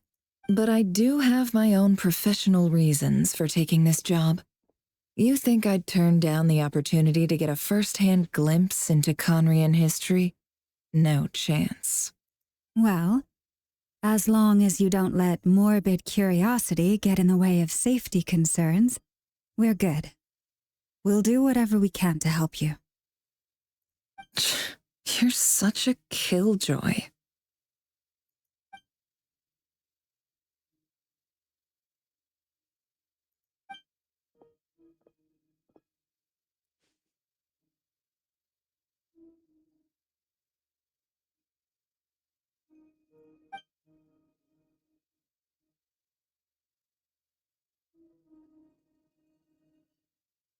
All right, I'm good to go.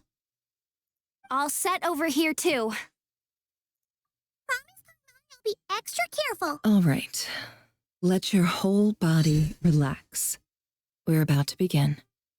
Close your eyes.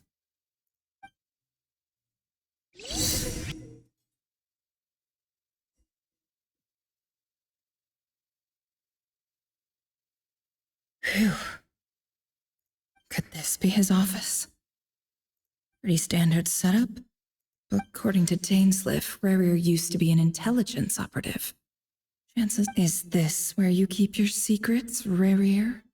Can't say I'm not looking forward to that.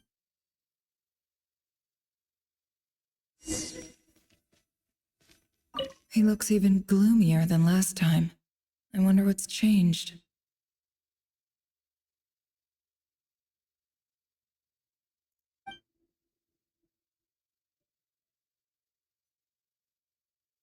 He looks even gloomier than...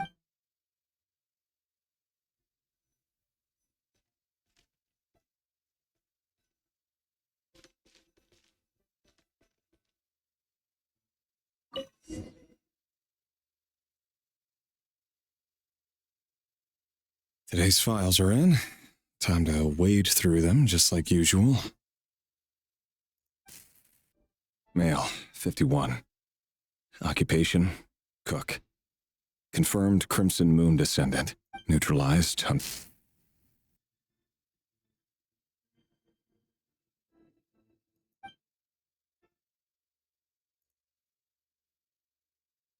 This one should be archived under purged targets.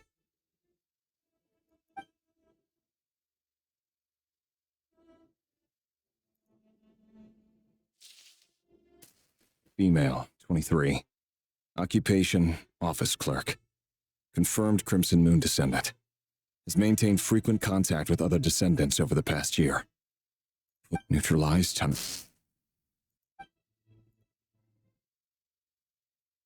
Another one for purged targets. Sounds like she was that other man's daughter.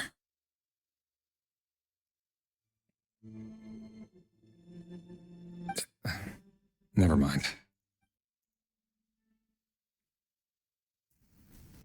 Male, 40. Occupation, teacher. Neutralized on... Just another nobody. Come to think of it, I remember... Female, 16. Neutralized. Filed. I have no recollection of this. Female, 13. Neutralized and... Filed.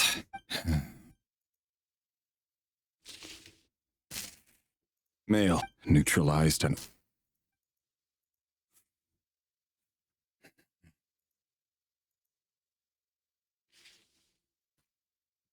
Male, 6. Occupation, none. Or...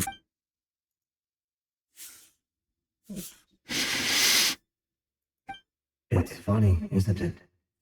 Your job is becoming both harder and easier at the same time, depending on how you look at it. Sooner or later, Crimson Moon descendants will be completely wiped. But as their numbers dwindle, they become harder and harder to track down. That's not how it is. Fortunately, however, most of the able-bodied adults have already been taken care of. The remaining weaklings will be increasingly easy to deal with. No! No. My job is to ensure the survival of the Eclipse Dynasty. And the only way to do that is by eliminating any and all potential threats. It's a perfectly... Every single one of my colleagues can attest to my fairness. And if my friends were aware of the facts, I know they'd back me up too. Assuming, of course, that they were aware of all the facts.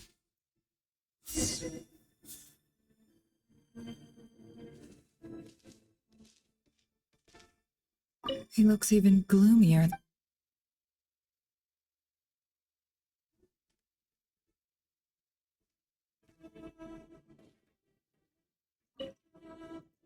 A file tucked inside a folder. The title reads, It's... Oh, but at this stage, I have no idea who any of them...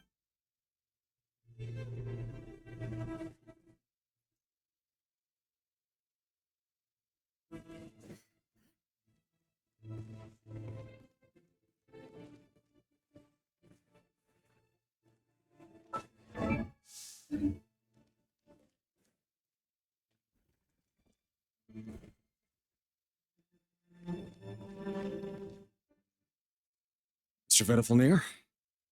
It's been... Revier. Tell me. It is indeed within my power. I was just thinking. It won't be long before I'll be inviting both you and Dane to my wedding. That isn't a lie, but nor is it a fact as such. No fooling a prophet. Ever since that day we met for drinks, I knew it was only a matter of time before you came looking for me. Does it feel good? Knowing. I'm afraid the notions of good and bad fail to capture the complexity of what such a power entails. Once you've seen what will come to pass, it can be all too easy to succumb.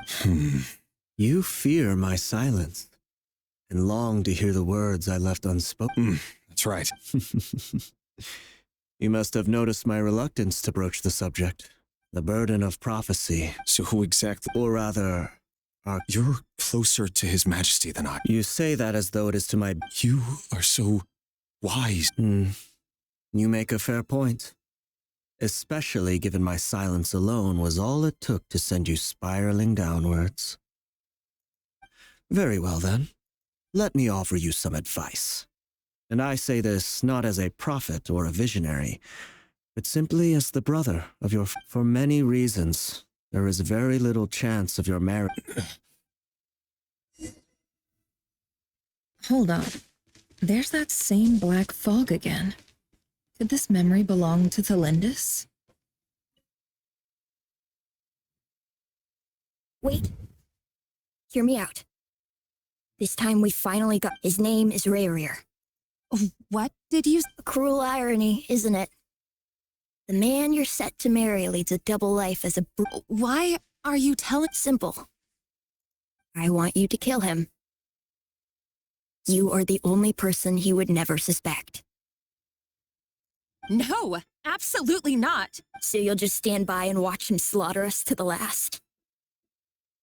Do not forget that the blood of the Crimson Moon flows in your veins too.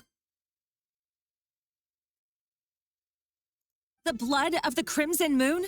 What does that matter now? The dynasty has long been dead and gone.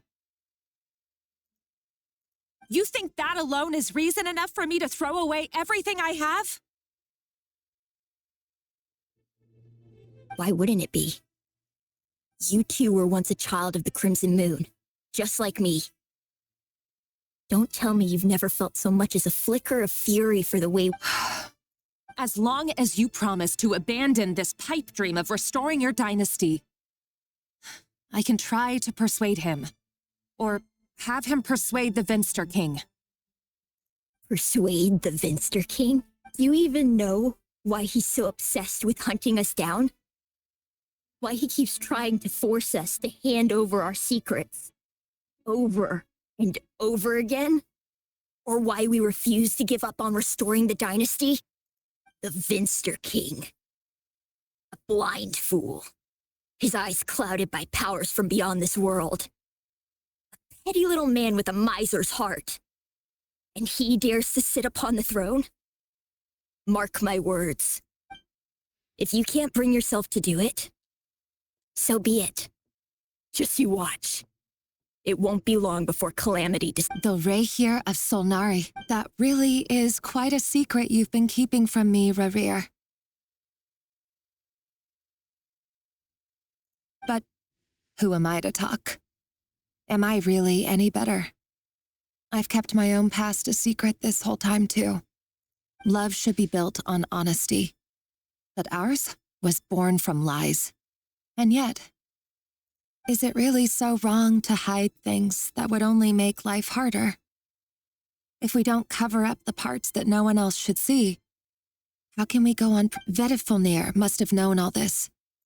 And that's why he made his prophecy. But I won't just sit by and watch this disaster unfold. I'll do everything in my power to protect what I cannot afford to lose, no matter who I have to face.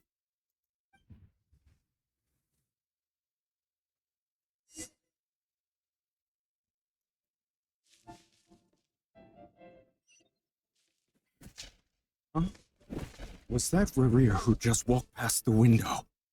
Doesn't it give you the chills that he still takes the same road to work every day, as if nothing ever happened? Those people at the deli. Enough already. They're clearly pretty taken by their own disguises, so just smile and play along. Pull the rug from under beasts like that, and you risk having your torn out. But surely you can see he's not the man he pretends to be. So many have died already, and we're not going to survive this, are we? But why does it have to be this way? Do we really... Felindis, are you even listening? Sorry, Freether. My mind was off wandering. I heard you, though. You're talking about what Rerir said. He's just following the king's orders. He's a secret agent, and it's his job to hunt down rebels and dissidents. By the time you first met him, he'd already taken lives. Maybe he was using you from the very beginning. No. Rerir has no idea I have anything to do with the Crimson Moon. My family are only distant relatives of the main lineage, and besides, my eyes are perfectly ordinary. Truth be told, apart from my teacher, pretty much no one knows I have any connection to any of it. But as Orlog said, who could possibly talk sense into that raving lunatic of a king? I'll work something out. Trust me, I'm with you all. But for now, you need to keep yourselves hidden. Don't let anyone find you, anyone at all. Don't forget that Rerir is an Eclipse operative. You need to be extra careful when he's around. And for now, don't come looking. If even you can't escape this, what hope do the rest of us have? But after all this time together, surely he wouldn't lay a hand on you. I won't speak in his defense, nor can I give you a clear answer to that question. But I'll do everything I can to put an end to this. Here, hold on to this. If an opportunity to escape presents itself, take it. You'll be glad you took some spare change. You call that change? I've got a job, and there's still money coming in. But you can't go anywhere right now. Please think about yourself for once.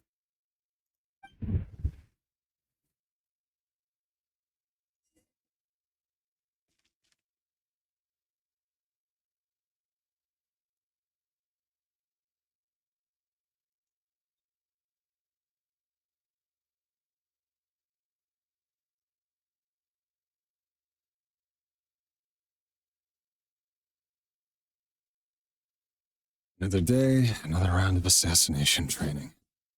Training ground is just beyond this hidden passageway. When you kill a person, doesn't it bother you when you end up their blood?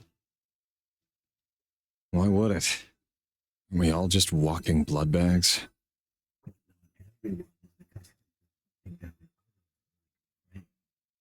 You've been a hunter for so long now. You seem to have forgotten that most people don't just go around killing one another. Leave me alone.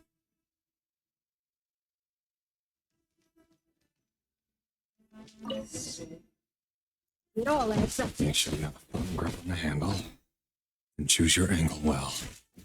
Keep it light and brisk. And pray once it's a thing. Write down. No one has ever died a quiet death in your head. Work clean. Creases.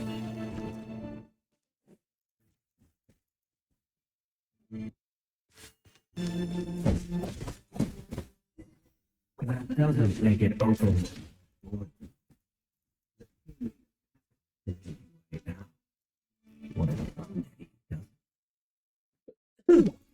Won't happen. Quite changed. Doesn't make you feel all of that. In the beginning, you only had to take out a handful of them. Ones I've dealt with have always been guilty. I've lived flawlessly.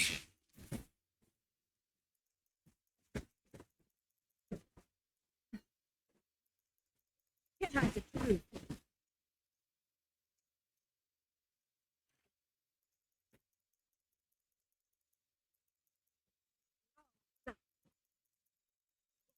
You know. Was it because she didn't trust you?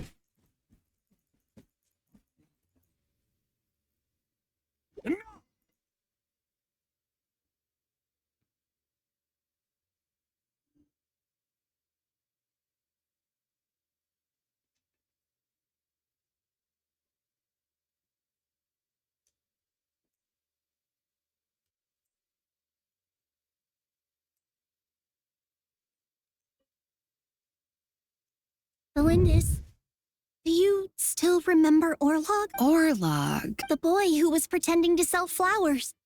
Yes, we did. What about him? He was arrested 2 days ago. Yeah. I just don't get it. After everything he... Or does it mean nothing to you that people keep dying? No, that's not... Just hear me out. I need to go now, Thelindis. They're looking for us. You take care too. If you ever need a place to hide, come find us.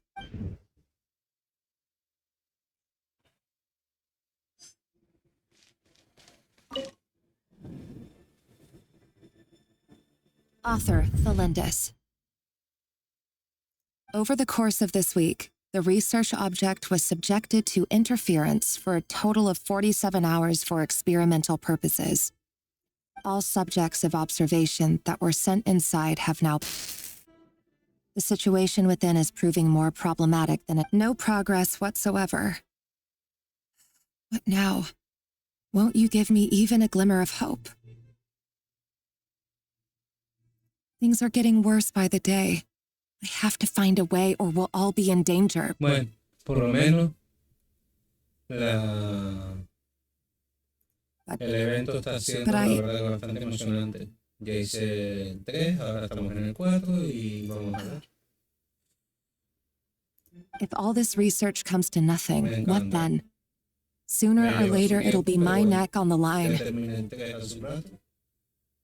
But could he really bring himself to kill me? No. Surely he wouldn't have the heart.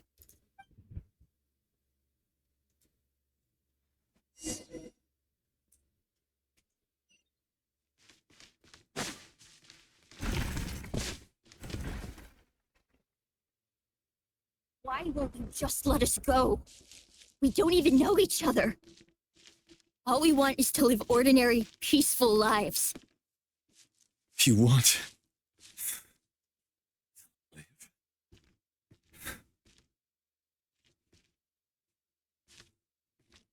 Yes.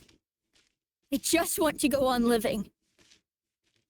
Really such an unforgivable crime?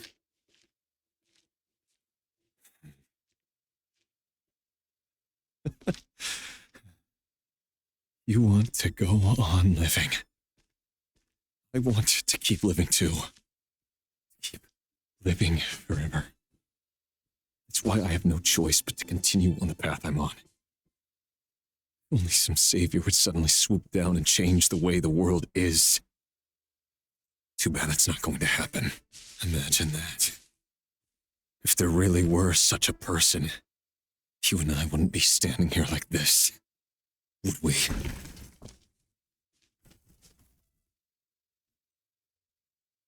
Today's files are in. Time to wade through them just like usual. No, I don't get tired of it.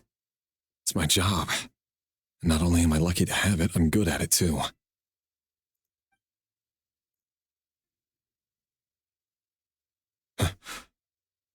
Wait. Thelindis?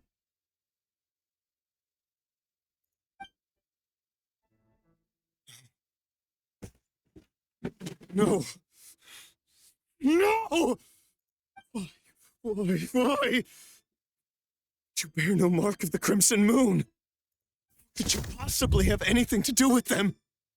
It cannot be. Diluted bloodline. Concealed. I see it now. What a fool I've been. Numbing myself with talk of justice. Even imagining my friends would back me up. But in the end,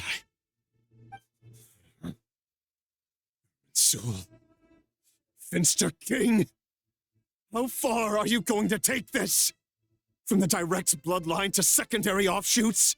Today it's the descendants of the Crimson Moon. Who will it be tomorrow? Will you not rest until everyone down here is dead? No. This cannot go on. This is where it ends.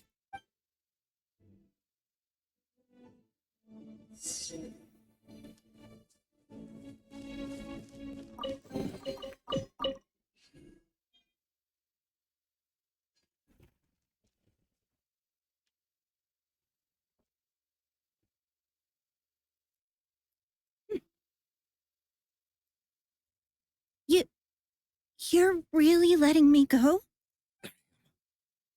As long as you can guarantee that no one will find you. Don't worry, I'll be extra careful. No one will know I was here. But what about you? If you let me go, you won't be able to complete your mission, will you? Good point. In that case... No, please! I just want to see the outside world. Go on living? Yes. I know you're a man of your word. If I let you leave, what will become of me? Just remember, don't let anyone know you were caught. We'll be seeing each other again very soon if you do. Even shadows in the dark must live by a code. But you can't save everyone. You've been whispering in my ear for days now, Vedavulnir. What are you trying to do? Break me down? I only say this because you long for an answer to your problems. Let her go, Rerir, or you risk losing everything. I will not abandon Thelindis. Then you'll need a little more vigilance and a lot more power. The world is changing, Rerir. Keep your eyes peeled for your moment of opportunity. That voice used to be so unclear, but now I know exactly whose it is. He won't tell me how to actually resolve any of this, but he keeps trying to manipulate me like a puppet. What's his game here? Tell me then, what will this moment of opportunity look like? And no answer. He's like a ghost. Always disturbing me when I'm on edge, but never answering when I need him most. So, the Eclipse dynasty was purging, well, massacring the descendants of the Crimson Moon. And it seems like it was all connected to the Vinster King's research. The King's obsession with abyssal power left the future of Conria hanging in the balance. No wonder every aspect of Rerir's life was so unstable. And it looks like this Thelindis, Rerir's would-be fiancée, herself belonged to a sub-branch of the Crimson Moon dynasty's descendants. It almost defies belief that a couple like them could hide the truth from each other for so long. And why does Vedavulnir, Daneslif's older brother, keep talking in Rerir's head? This guy kept more secrets than I ever imagined. The human mind is like a vast desert of shifting sands. When you follow the flow of someone's memories, you only ever see the parts there will. Time for something a bit more. We've been inside Rerir's mind this whole time, building up a picture of his psyche. There's already enough clues on the board to start reading between the lines and mapping out the rest. Now, we can finally begin to put the pieces together. Sure, it'll only be a reconstruction, part simulation, part reasoning, but it's usually pretty accurate. Once we've built up a cognitive profile, we just need to cross-check the logic behind his actions. And then we'll be able to take a sneak peek at whatever it is that Rerir has really been hiding.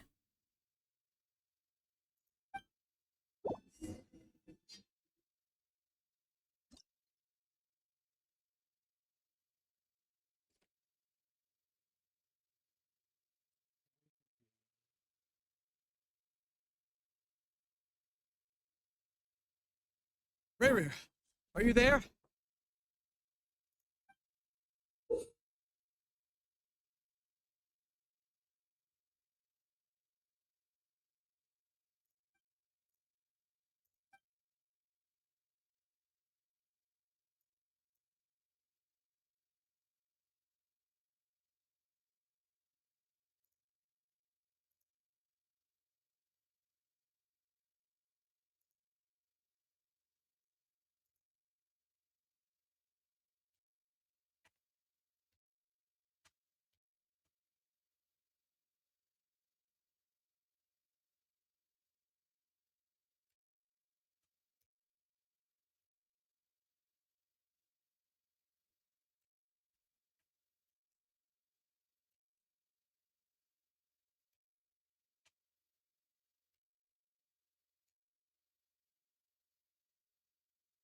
Rear!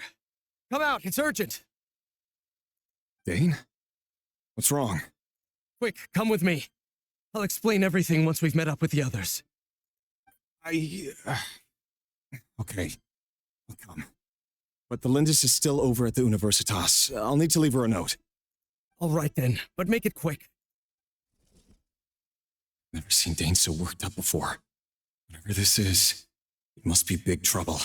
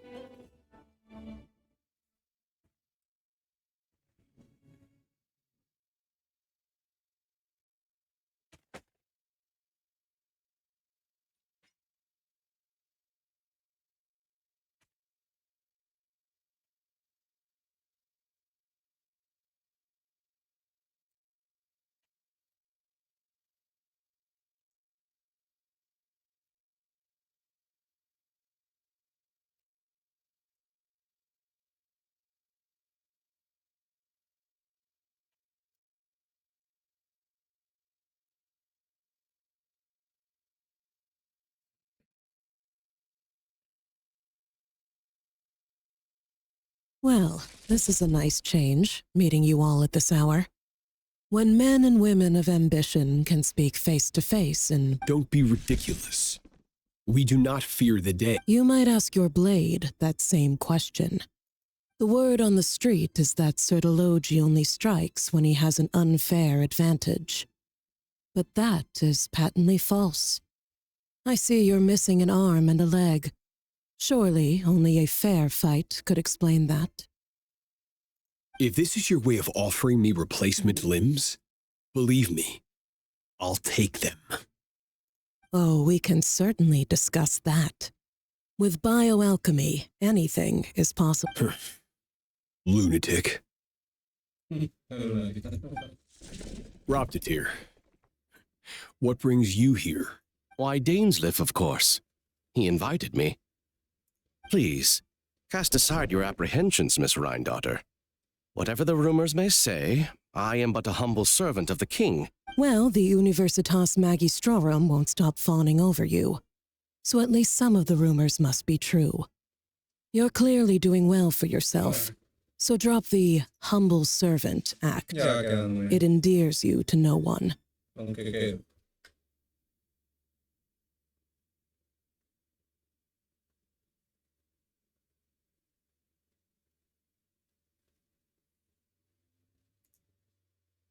You're president of the Universitas Magistrorum, the chief royal mage known as the Wise by royal appointment, and by far the most favored among the 4 pillars of Conria.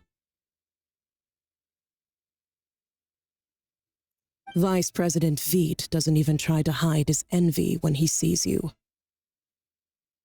My success is the product of hard work and good luck. It's as simple as that. Were the king not such an extremist, I hardly think, of course, no job is without its gripes. Serving a king like ours can be a challenging task. And as for Efterveet, in missing out on the presidency, he's dodged a mountain of stress. Like everything else in life, it comes with pros and cons. You're all here.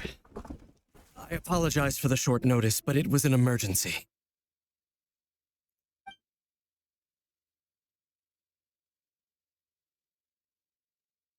You must be Rear.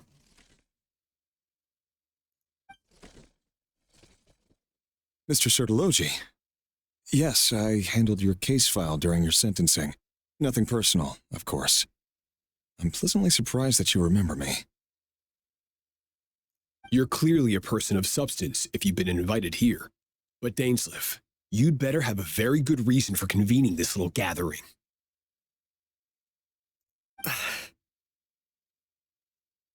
It's my brother, Vedafenir. After he spoke at the court this morning, the king was so infuriated by his words that he had him blinded in both eyes and thrown in prison. Vedafenir in prison? Strange. I thought the king trusted him and Horoptatyr more than anyone else in the world. Does this mean the king's circle of trust just got even smaller? It has nothing to do with trust. It's about what the king wants, which is as clear as day to anyone paying attention. I simply appease him, because it's in the best interests of the Universitas Magistrorum.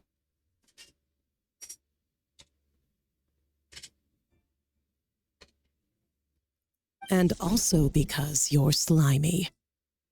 Vedafenir, perhaps less so. But still, a visionless visionary? Do you honestly think this is an important discussion to be having right now? Dane, what are you planning to do? Rescue Vedafenir, I assume. Correct. It will mean storming the palace by force. Tonight. That's far too dangerous. And don't forget, Dainsleif, you're captain of the Royal Guard. You swore an oath to the throne. Hmm? You've been planning this for a while. I have no desire to commit treason. Whatever critique the king may have of Vedafenir, disfiguring your most loyal subject for putting the best interests of his court and nation first, this is not the conduct of a wise ruler. My blade will force the king to see the error. So, Vedafenir's prophecy enraged the king. I'm sure it wasn't what he wanted to hear, but if he won't take counsel even from the visionary, that is deeply troubling news. The extent of His Majesty's madness is now all too clear. The question is, how does you have noble ambitions, Dane? But I'm afraid they don't do much for a guy like me. I'm not interested in saving the world. All I want is a letter of pardon. A letter of pardon? For whom? Thelindis? The chances of the Vinster King issuing a pardon for anyone connected.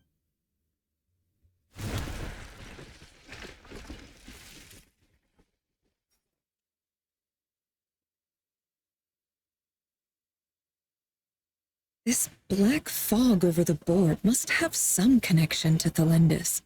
But why is it taking this form? Does it have something to do with Rip? Another mystery I'll need to unravel.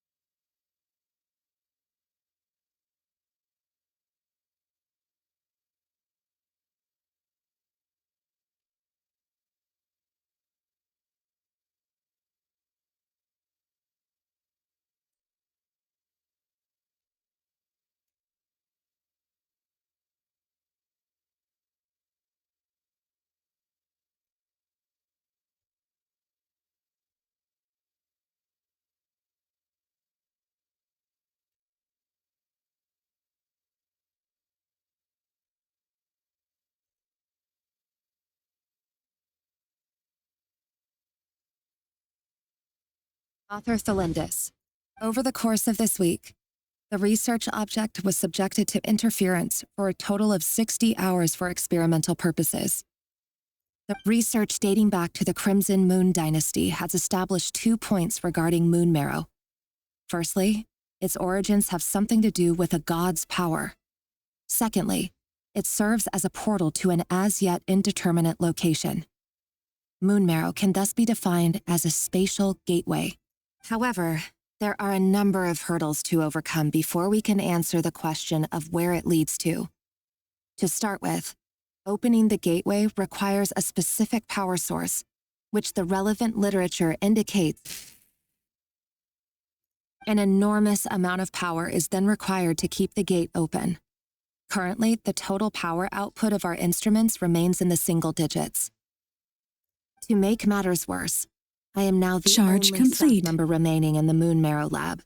The Universitas Magistrorum recently decided to move most of its personnel into abyssal energy research, which this is not a wise move. I have always maintained that placing all our hopes in a single source of power is risky, especially one as poorly understood as this. I apologize if this comes across as disrespectful. But as a Moon Marrow researcher, I desperately want to see the world beyond the gateway. If we really made it there one day, what would we find? How would we go about taming the unknown? My imagination is endlessly fueled by questions such as these.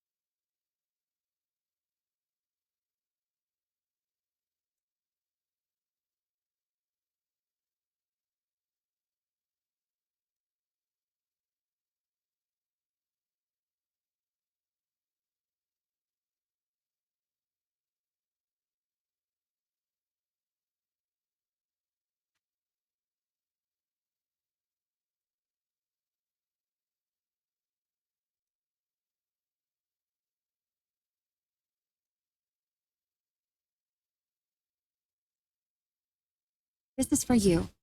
I heard you're gonna leave the city with your parents. Thelindis, did you? I've heard nothing. Rerir got back very late last Friday, and he was acting a little unusual, but he slept pretty well, so I'm guessing whatever he did. You never saw him, and I don't know what he did. And this conversation never happened. You understand? What if he finds out that you pried into his secrets? Don't be silly. I don't know what secrets he does or doesn't have. All I know is he's just a normal guy who happens to run some errands for the— Are you scared of him? I don't know. The Rerir I know doesn't match the person you all describe. Logically, I should be scared of him. But enough about that. What's in it? A piece of the moon. All you need to know is that as long as you keep it safe... A red moon? You mean... That's right. Our moon. I promise, Thelindis. The Crimson Moon bloodline will never die out. Its light, the color of blood, will become like a fire that no matter how long it takes.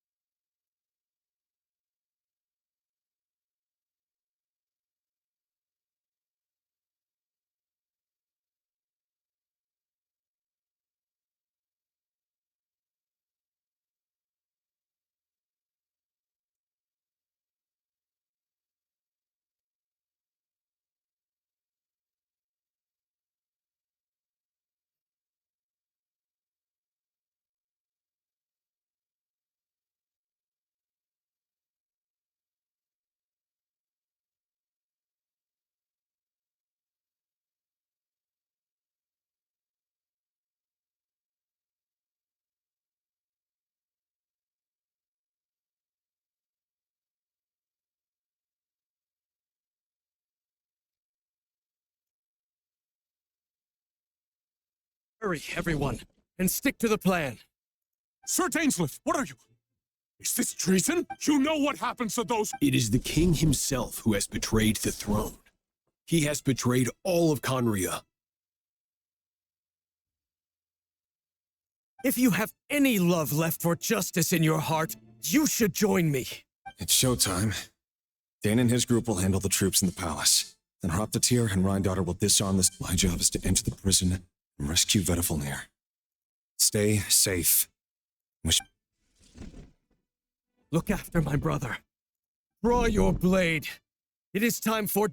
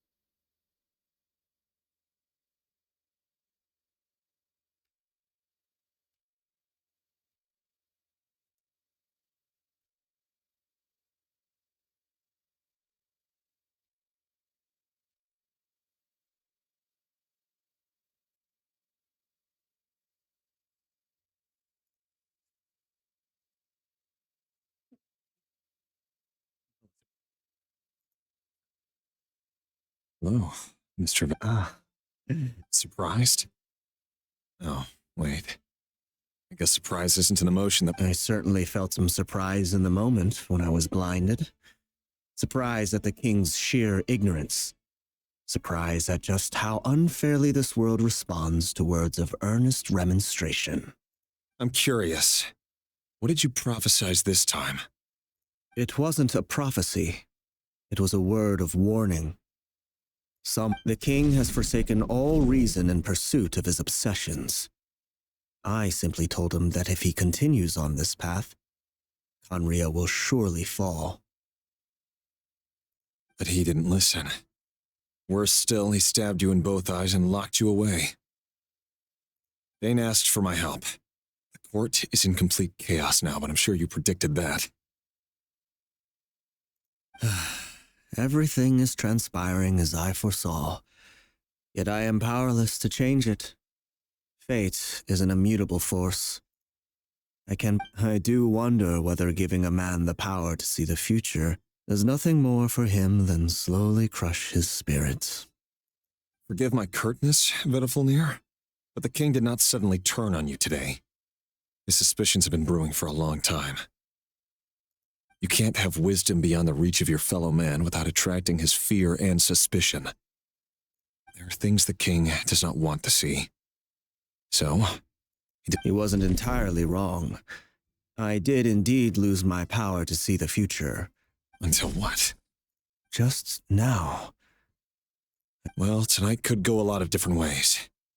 5 of us banded together to storm the palace, also we could rescue you. I sense hatred in you. But also hope. A desperate hope but this is not the end. It is the beginning of a new chapter. And there are many men of honor and courage in this world, Rerir. Yeah. But you are not one of them. You're not here for justice, are you? You're here for yourself. Parece que no vamos a ir a ese sitio, evidentemente, porque el pasado, pero lo estamos viendo de esa manera.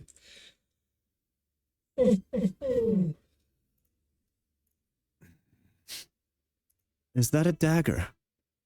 Interesting. Why not the polearm? It was always your weapon of choice.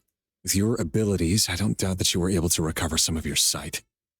But I also doubt that you want to make an enemy of me right now. Of course not. We're on the same side, aren't we? We could be. But I need you to be honest with me, Vedafulnir. You mean your future? With your... Yes. And I know there are bigger things at stake here. A dynasty, a nation, maybe the entire world. But forgive me, I can't abandon the one I love to save myself. I just can't do it. But you see a broader picture of the future than I. You see the solutions to the biggest problems. In matters of fate, answers are either right or wrong.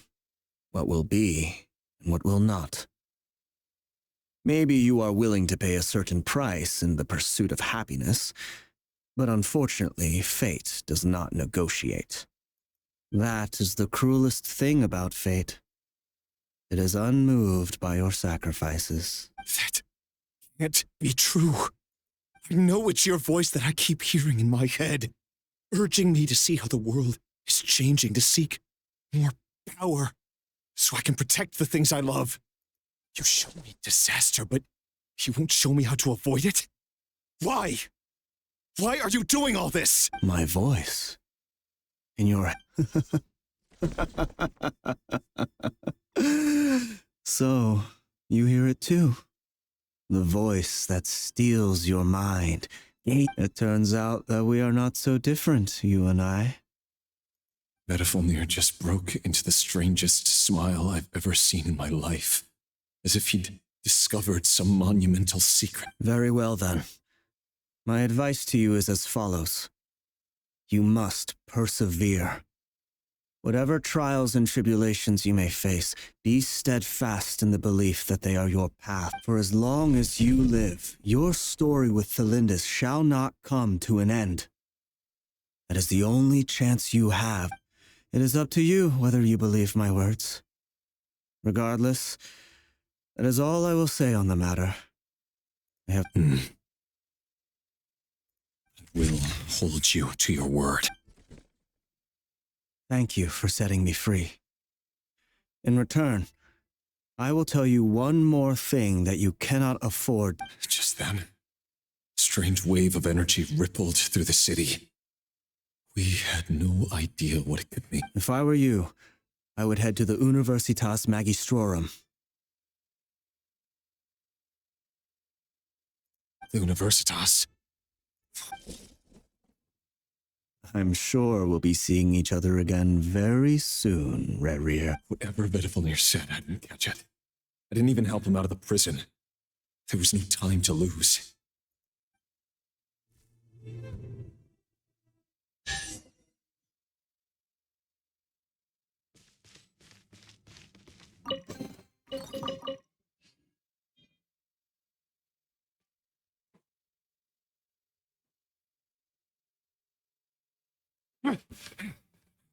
Monsters? What my daughter's doing? The Universitas Magistrorum. Out of my way!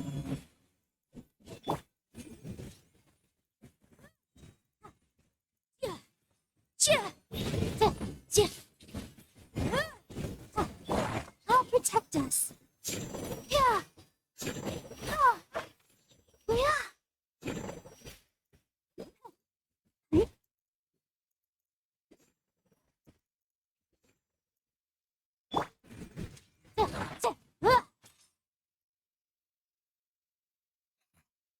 The Universitas. That reminds me of a room. Allegedly, the king installed secret mechanisms in the palace and around the city. No one knows where they are, but if they were ever going to activate, it would Hold on! Don't let them anywhere near you! Save me! I can't! It sounded like an explosion. So, the rumor is true? What other means does the king have at his disposal? And given it's a major center of abyss research, anyone over at the Universitas will...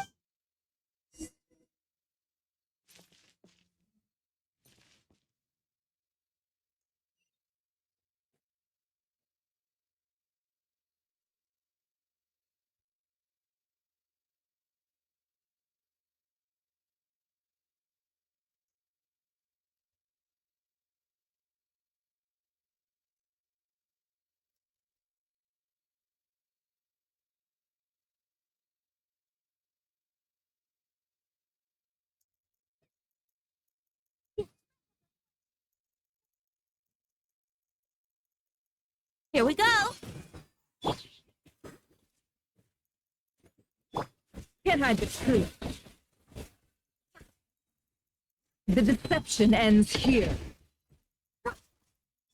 Motion to compel. Brace yourself.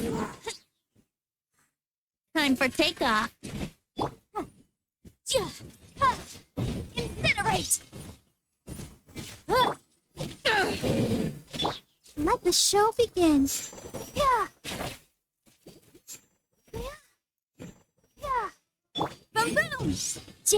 Boom! No more lies.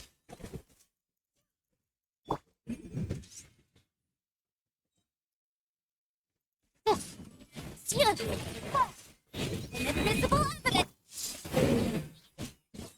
Power of the tendon pipe! Motion to compel!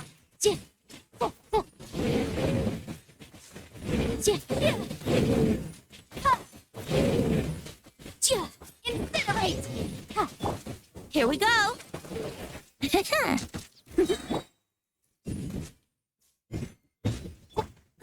play! Think you can get away?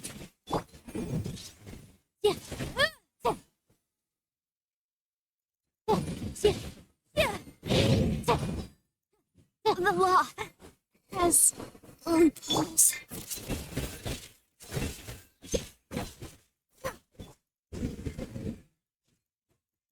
I'll protect it.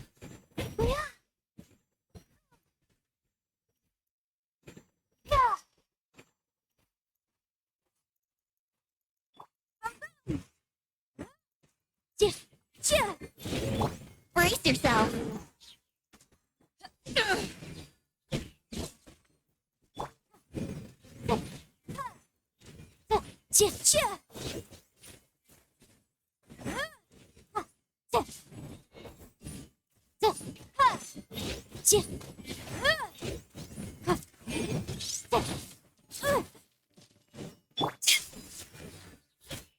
Here we go.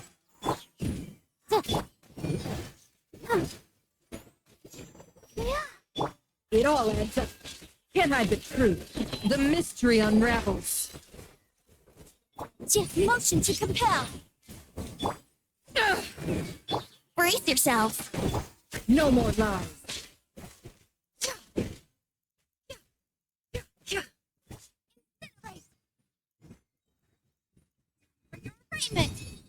Let's play. Let the show begin. Boom, boom.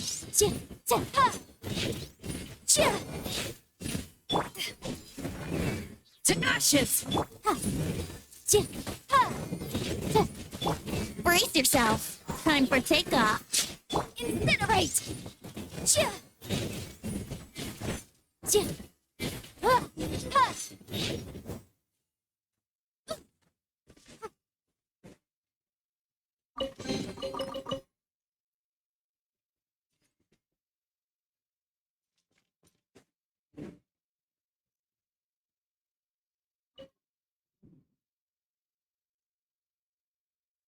Monsters!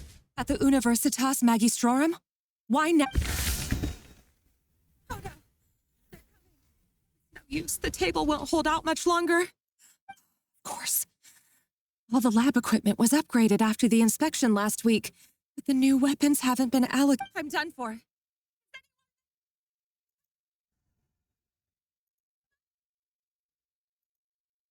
Stay back! Please stay back!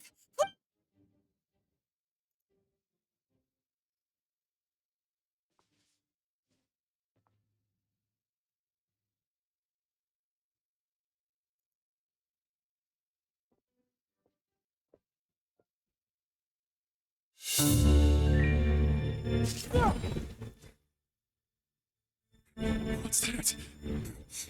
Reverie! So the rumors about your work are true. What? No! Listen, something happened at the palace tonight. We have to leave! You don't need to lie to me anymore. What do you mean? I know why you're worried, and I will respect the decision you've made. But it's okay, because I found a solution. I know how to end all this. You can have it back. The normal life you so desire. But until then, I'm afraid our wedding will have to wait. Just... No, don't do it! Cylinders! Cylinders!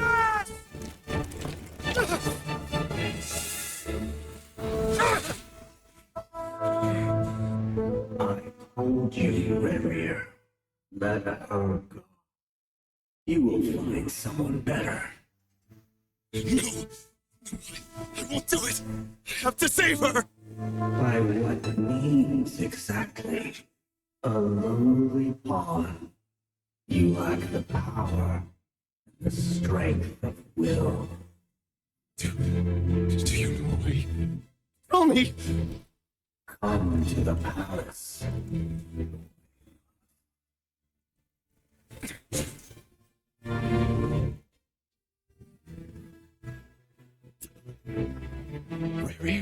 Thank goodness we... Step forward and take your share. You made it. You do.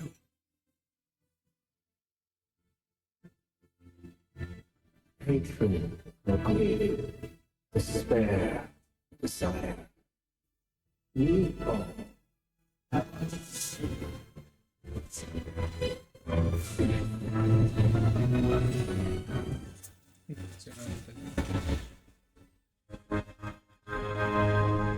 Rarier. Rarier. Slintus. Were you daydreaming?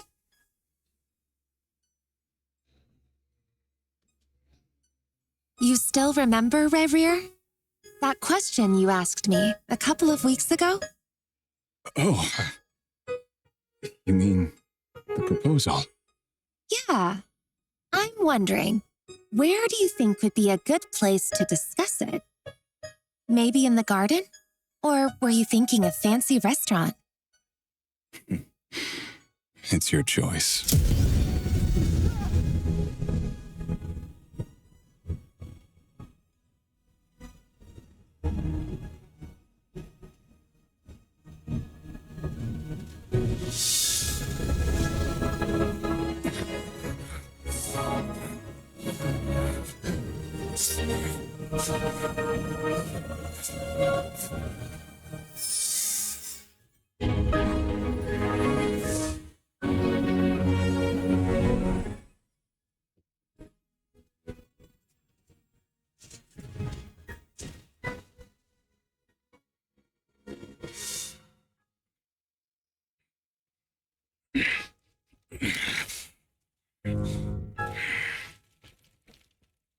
We'll find you.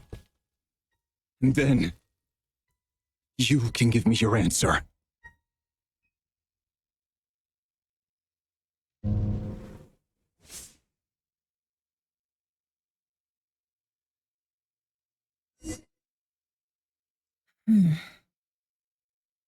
So that's how the Raker of Solnari was born.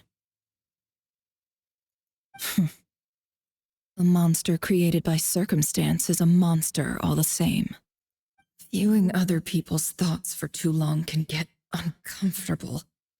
Right now, I'm feeling a strong sense of loathing.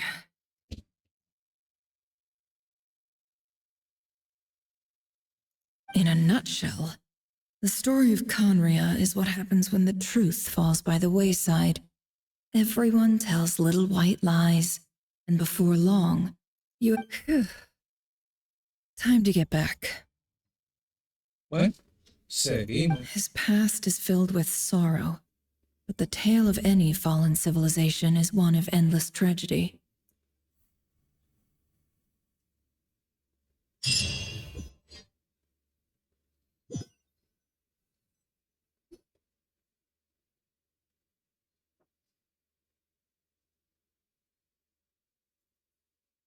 Everyone, I'm back. Can I get a standing ovation? Feeling okay? She's fine. Boss is a pro. Yes, I'm fine. You will have seen the events of Rarier's life through my thoughts. It's now clear that he is just a regular nobody, driven by... I mostly agree. There's only so much we can know about him from his memories alone, but they did give us a clear glimpse into his life in Conria. However, I would not consider Rarier to be a nobody. He was deeply involved in the events of that era. Yet, when the catastrophe of a generation strikes... Nope, sounds to me like you're speaking in riddles again. Is this you urging me not to abandon the people of Nodcry in their hour of need? That's not what I meant. Although I do hope you choose to remain a part of the plan. Without you, the mission ahead will be all but impossible.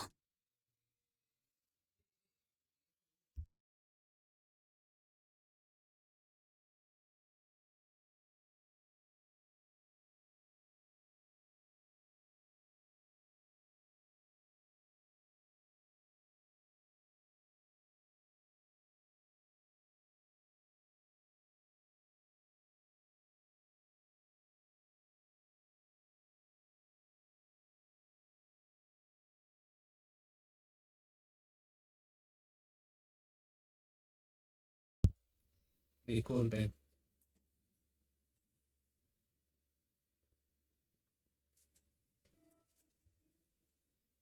Then try to remember that I respond better to the carrot than the stick, and I don't appreciate being bossed around.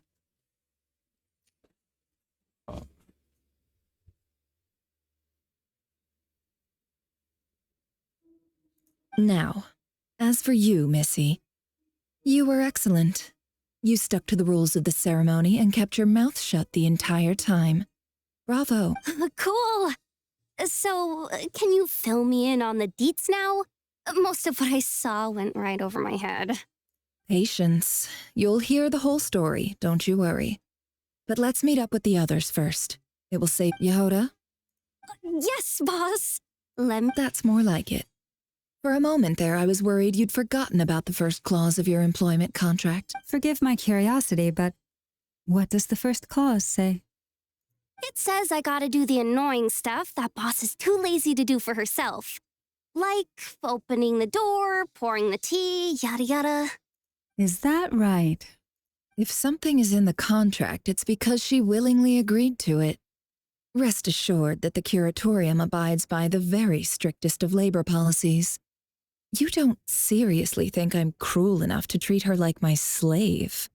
In any case, I've hardly shied away from my share of the work today.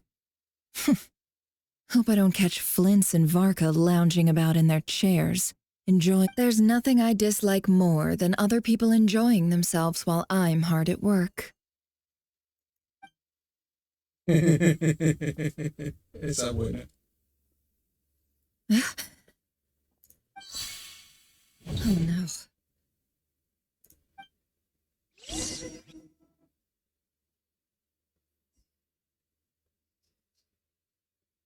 Sorry to disturb you, but we seem to have run into some trouble. Evidently so. Don't worry, I'm not about to leave you to fend for yourselves. I'm not that kind of boss. And it would go against the curatorium's labor policy. I'm sorry. What did you hear me say? I wasn't talking about labor. Wait.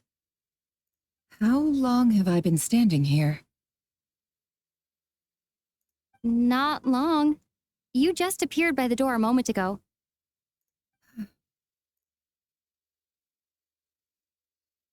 Boss, what's wrong? You look like you've seen a ghost. We've been tricked. We never left at all. Somehow I hallucinated that whole scene back inside the office. Hallucinated? But how? How indeed. This place should heed my will alone. All thoughts and actions that occur in here are just a result of pawns moving across the chessboard in a carefully calculated manner. And nobody has access to this chess. So you control everything in here? More or less. But yes, it's a special technique of mine. Has anything like this ever happened before? Only once. It was the first time I used the chess set. Is there any similarity between what happened then and what's happening now? I suppose my thoughts are a little turbulent, which was also the case my first time. Is there anything I can do to help? The first clause of your contract clearly states that I only need your help with things that I'm too lazy to do myself. Meaning you're not feeling lazy right now? Meaning this is not something Yehoda can help with. The chess set is a personal treasure that I alone understand. I must be the one to find our way out of here. Boss, it's fine. Really. Let me do something useful. Oh, listen to you. Whatever would I do without you, Yehoda? What? Really? Yes, really. Where would I ever find another employee as obedient and servile as you? God forbid anything ever happens to you. Oh, okay. Well, anyway, I was thinking of fetching some water. I suggest everyone finds someplace comfortable to take a rest. Even though all this chess malarkey doesn't exist in a physical sense, mentally speaking, it's all. You don't want to dismiss mental fatigue. Just because it isn't physical doesn't mean it's any less serious. But don't I have the best employees? Jealous much? If we can find a suitable time, I'd love to borrow Yehoda for a day to help out at the Frost Moon Scions. Would you? Oh, Lama. Have I ever told you just how pretty you are? Beauty, time to rally, everyone. Follow me. As we continue our journey, the same rules will apply.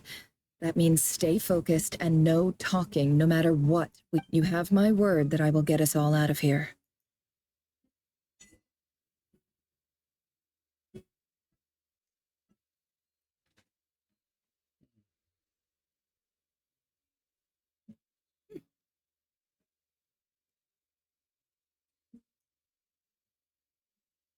This looks familiar. That's not a good sign. There's someone up ahead. Time for a little chat. I wasn't expecting visitors at this hour. Oh. There you are. Sinue's been looking for you all day. I think he has some news for you. Oh, yeah? What were you doing just now, Uncle Retinue? Hiding away some more loose change? What do you mean, loose change? Come on, I'm too old for this. Just pretend you saw nothing.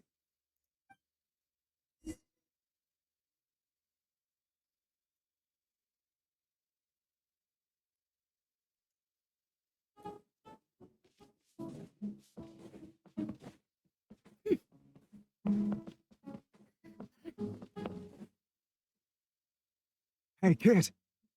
Mind telling me what Sinuhe's been up to recently? I'm trying to get in his good books and I need a way in. Get in his good books? Why? What do you want with my dad, Uncle Apepi? I've written a new song. I was hoping to showcase it at the next festival, but... A new song, huh? I'd love to stay and listen, but unfortunately, Uncle Wretch... Well, there's plenty of time and I'm not going anywhere. See that pile of stones? I'll be sitting there warming up my vocal cords. Come find... Pile of stones. Got it.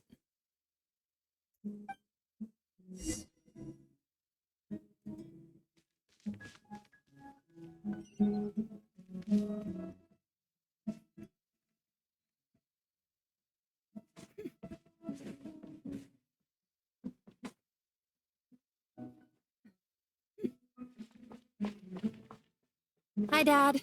Uncle Retinue said you were looking for me. Ah, there's my little princess. If you'd gotten back just a little sooner, you could have shared the spoils of war with me. Spoils of war? Who were you fighting against, Dad? It was just a figure of speech. The aftermath of a sandstorm is no time to be... I was talking about our war against thirst. I went out to fix our water supply problem, and now I'm back. We have a well again. That's right. I found a new one and brought back as much water as I could carry. It should last us for a good while. If it wasn't for these blasted sandstorms, our wells wouldn't be caving in. You wouldn't be spending all your time out searching for new water sources. As the chief of our tribe, I'm supposed to be leading us out of hardship and poverty, onto better things. You know how prosperous our ancestors were. I've told you all the stories, but things are looking up. So you're the Academia's helper now?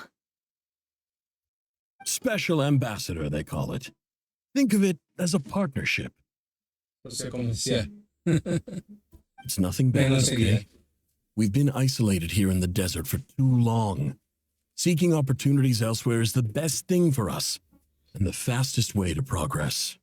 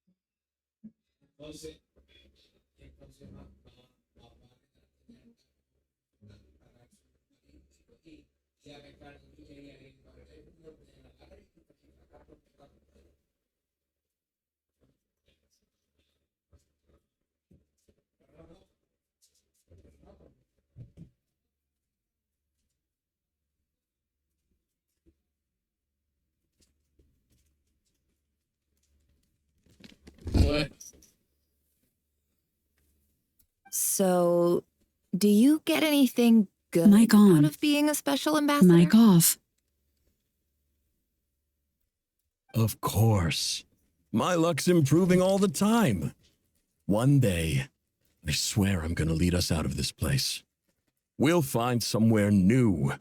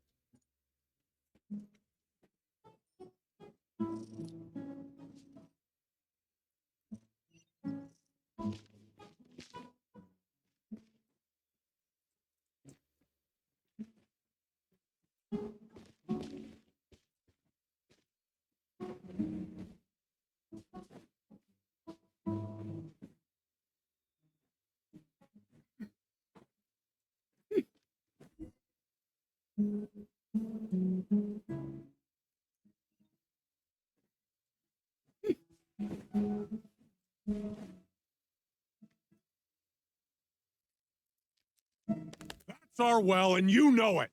You stole from us. Well, you've gone from chief to thief, and now you have to face the consequences.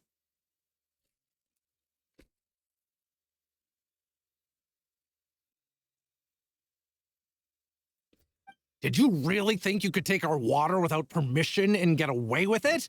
You're either brave, stupid, or both.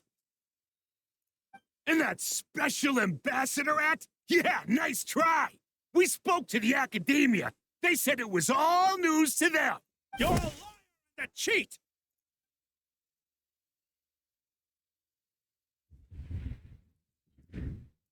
I heard Yehuda gasp, but I don't blame her. Most people are terrified by the sight of blood, corpses strewn across the ground.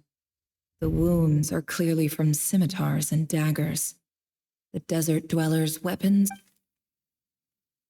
There's a handwritten note on the ground. Khalil, this is Sinuhe, chief of the Shimti tribe. Surely you remember me. I was the one who helped you and your colleagues avoid the quicksand in the desert. This is my second time writing to you. I assume my last letter must have gotten lost in the mail, as I didn't receive a reply. I hope this one makes it to you safely. I'm writing to you because I need some help. That sandstorm the other day completely blocked up our well, forcing me to look for another water source in Iab and Unut territory. It was a matter of survival. Praise the gods. The well of the Iab tribe was intact.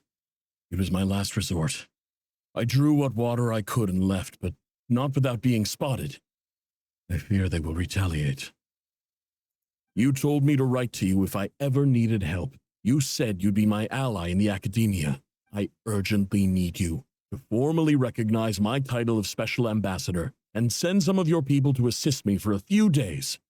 It's the only way I can convince them that this was the academia's decision and prevent them from retaliating. This is an emergency. Please send help as soon as possible. Looks like this letter never got sent. The writer died a grisly death, and the letter was trampled into the ground. It's badly defaced. What a ridiculous lie the surviving Shimti tell. Their whole village was butchered over a sip of water.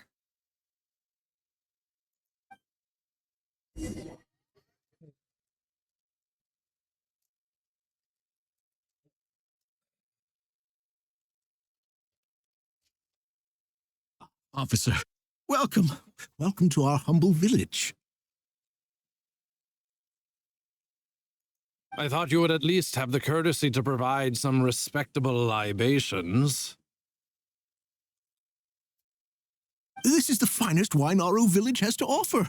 I promise.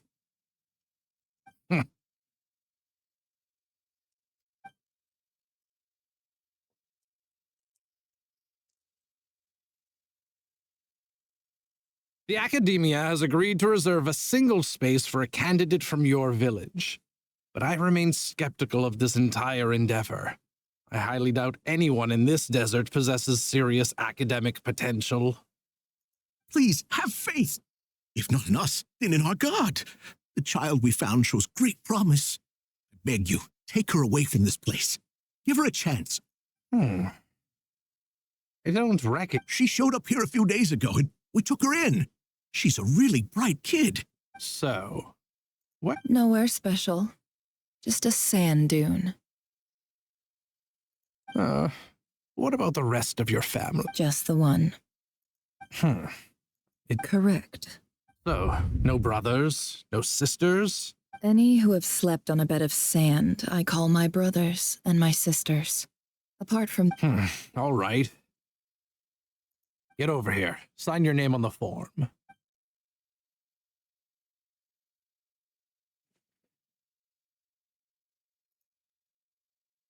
Never. You're rather fair-skinned for a desert.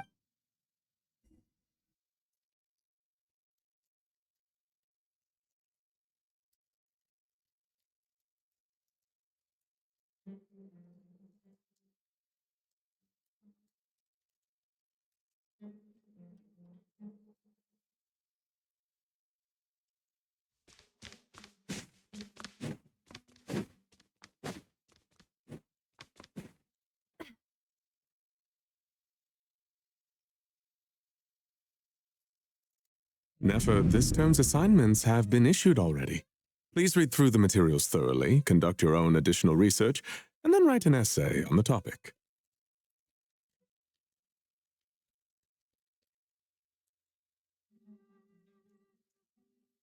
Yes, Professor, I'm aware. I just had a couple more questions I wanted to get your perspective on.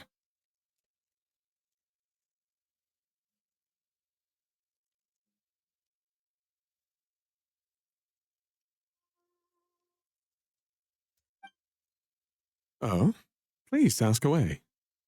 Well, I saw the other students' problem sheets, and I couldn't help but notice that my assignment is much easier than theirs. A weak student? Goodness, no. Quite the opposite. You have a sharp mind. Almost too sharp. I think what you're saying is, a weak student wouldn't have noticed the discrepancy. And if they did, they certainly wouldn't complain about the lighter workload. You see, sharp as they come. You see things the way they are, and I'm sure you know why they're like that.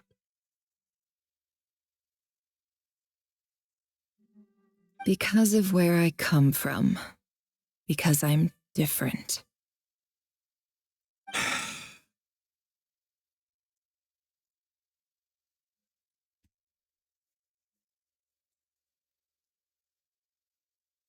I'm sorry, Nefer. I don't like it any more than you do. It's just...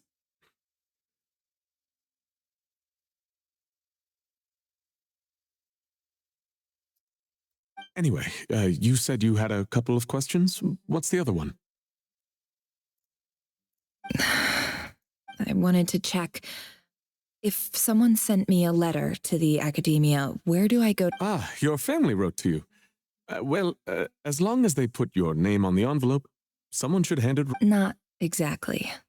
It's not even a recent letter. I was just curious where the mail would end up if no one collects it. The House of Dana, I expect. I know there's a box for unclaimed mail somewhere in there, probably sitting on a shelf.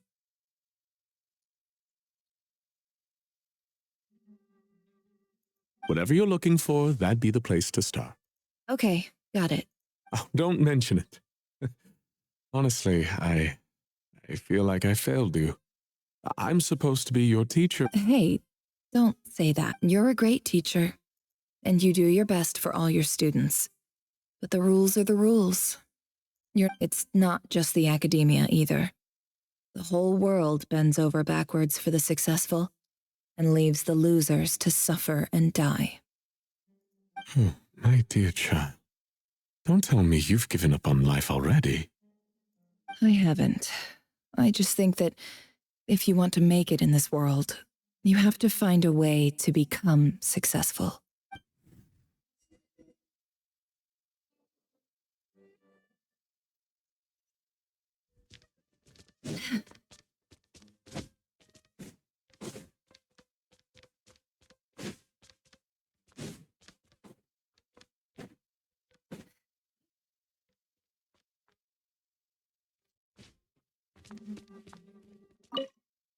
This must be it.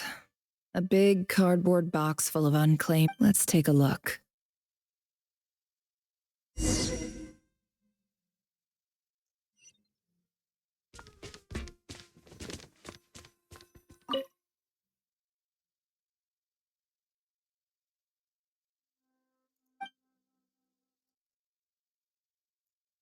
A dilapidation survey from Port Ormos. Looks like it's from a Core of 30 representative. What a strange thought. A bunch of mercs losing sleep over rundown buildings. This one was never even opened. I guess the recipient didn't care what the Core of 30 had to say about anything. Who was it addressed to? I don't recognize the name. This one is addressed to the Immorta Sage. The title is Changes Observed in Satyavada Life Guided by the incense, we became lost somewhere in the forest. All the barriers between love. In clinical terms, these symptoms fit the description of incense poisoning. The Immorta Darshan strictly prohibits the use of hallucinogenic substances, but I believe there are still people getting away. For example, my neighbor who always breaks out into song and dance after using incense. This seems like something the academia would want to know about. Wait, what's this written on the back? It's so small. The note says, the sender authored this letter while under the influence of mushrooms. I would send it back, but no return address was provided. This next one is addressed to a few words of protest regarding recent changes in recent years. The academia has taken on a small. However, it appears to me that these students have not, in fact, been, as well as receiving dumbed-down assignments and perfunctory tutoring. They do not even have full access to the Akasha system. Education is the fundamental purpose of this institution, which should go without saying in a nation whose founding virtues are knowledge and wisdom. I ask you, is the lip service we pay to the policy of education for desert students truly the standard of pedagogy to which the academia aspires? As Grand Sage, policy decisions are your prerogative, but do not forget your roots. You and I were once students too, as was everyone else in this institution. I do hope you will give some serious attention to this matter. I encourage you to discuss issues like this with myself and others.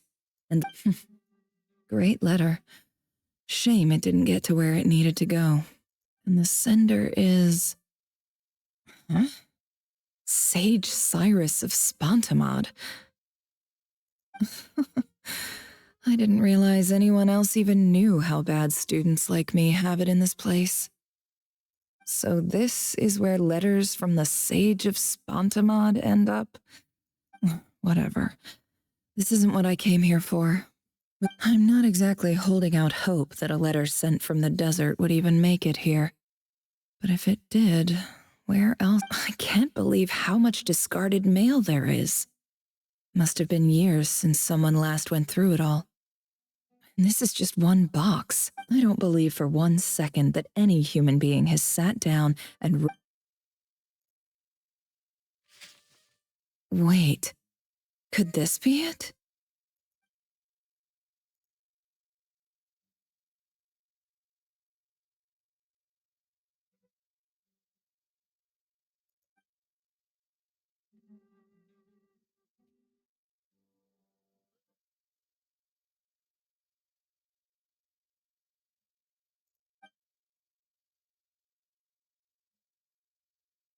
Greetings, Halil. My name is Sinuhe, chief of the Shimti tribe. I was the one who came to you and your colleague's aid when you ran into trouble in the Great Red Sand. I don't know how well you remember it now, but I brought you to safety and gave you some water and other supplies. You seemed very pleased. In my tribe, learning a person's true name is serious business. And I therefore see you. The Shimti tribe lives a harsh, nomadic existence in the desert. You were sympathetic towards my plight. This brings me to my reason for writing. Our tribe has fallen on particularly hard times. I would like to ask for your assistance. There was a terrible sandstorm a few days ago, which blocked up the well in our land. To ensure the Eob and Unut are descended from the Thamudians, while we trace our ancestry to Tulatula. We worship the Lord of Flowers and have had relatively good relations with our fellow tribes up until now.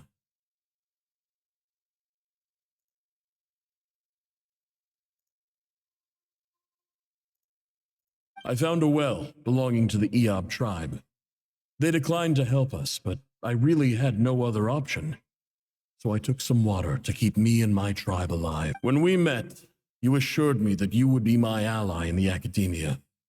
I would like to take you up on that offer, because I really need your... That aside, the last time you were here, you mentioned that the academia had started accepting students from the desert. We have next to no resources here in the desert, and my power and influence are limited. Would you... From the outset, the academia never took you seriously. Those things they promised were just empty words. I doubt they even remember the name Sinuhe. And you were so emphatic that your luck had finally changed for the better. You swore you'd lead us to a better place one day. You spoke with such conviction, like you were the most powerful chief in the... You liar. You lied about everything. You promised the world, and who fell for it? Just me, by the looks of it. Which makes you a pathetic liar. You weren't even any good at it. I think I'll take over from here. Let me show you how it's done.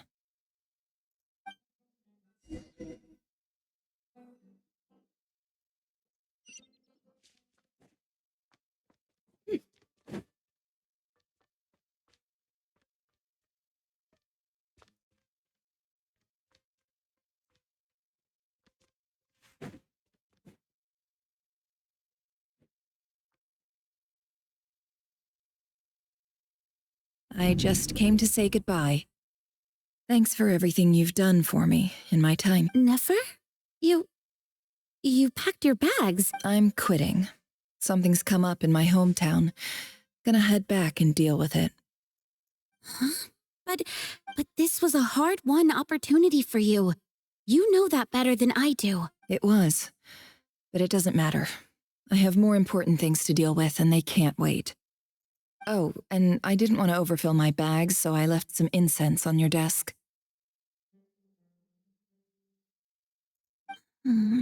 What's wrong? I thought you liked incense. Although, I did read somewhere in the House of Dana that it has hallucinogenic effects.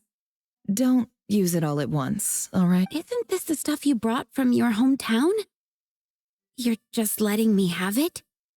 But you said it's a rare and valuable commodity. Yeah, I lied. It's not rare at all. There's this bunch of ruins near my hometown that are practically overgrown with this plant. It's not worth much.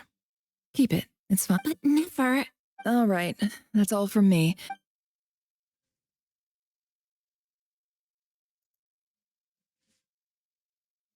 Don't forget me, okay? I mean, we're more than just classmates, right? We're friends. Yeah, I'll remember you. I lied again. That incense is worth a fortune, and it's a rare find even in those ruins. And as for remembering her, I have far too much to do when I get back. No time to reminisce. I'll be lucky if I even make it through this alive. But either way, I expect I'll forget you pretty quickly.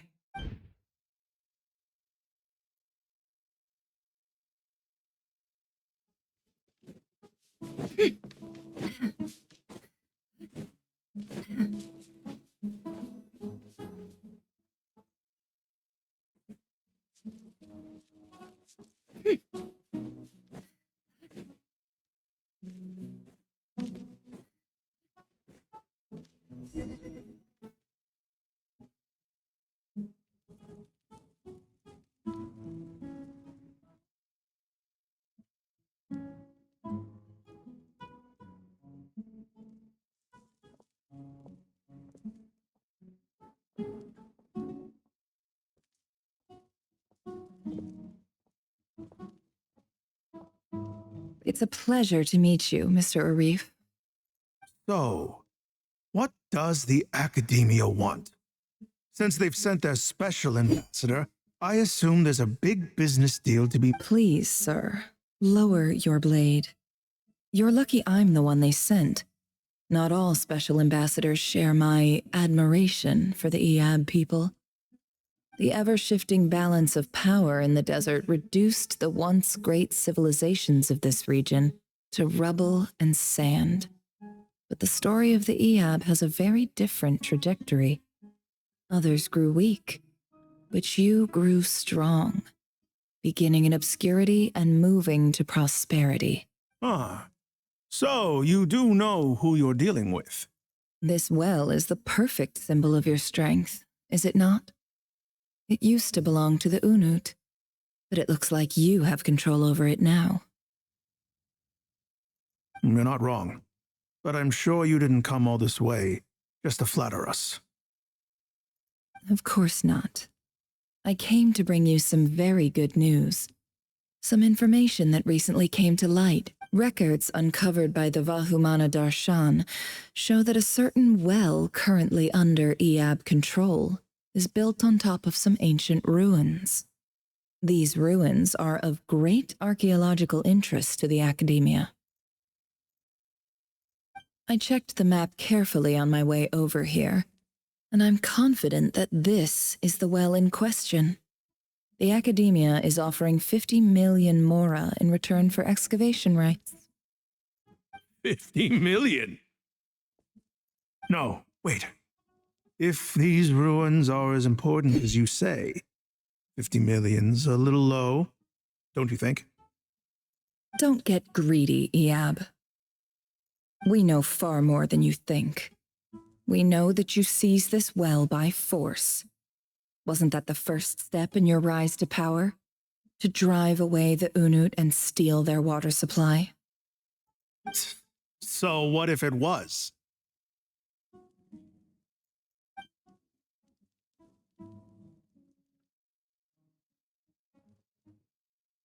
Don't worry. As unscrupulous as it was, it's something we're willing to overlook. The Academia is only interested in dealing with the de facto power holders in the region. I hope I am making myself clear. And I hope your words are the truth. If I find out the Academia is trying to play me, I'll hunt down every one of your people and make you watch as I cut their heads off one by one.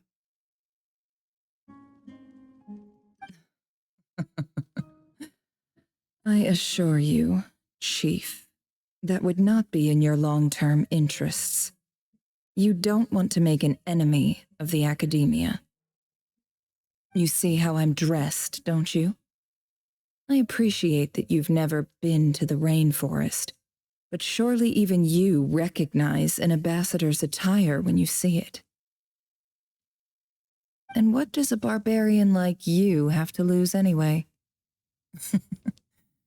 You really think the Sumeru Academia would bother to come all this way just to lie to you? We have more important things to worry about.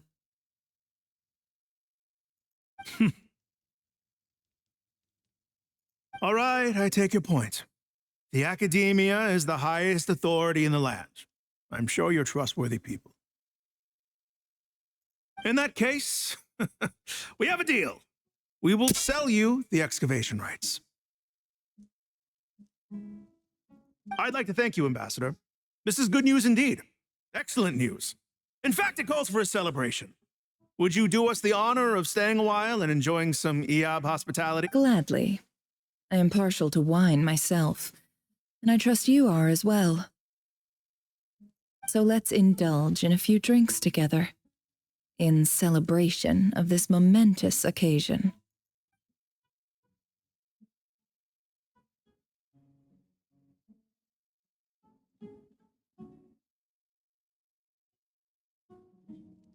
Chief! Chief, it's an emergency! It's the Unut. They've taken the well. What? Well, don't just stand there. Take it back.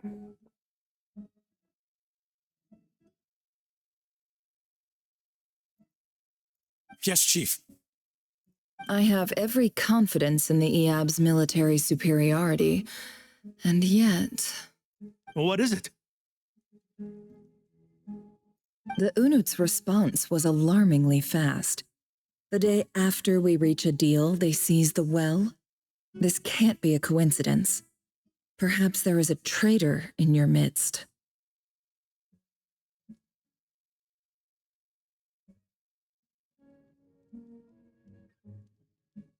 I don't think so.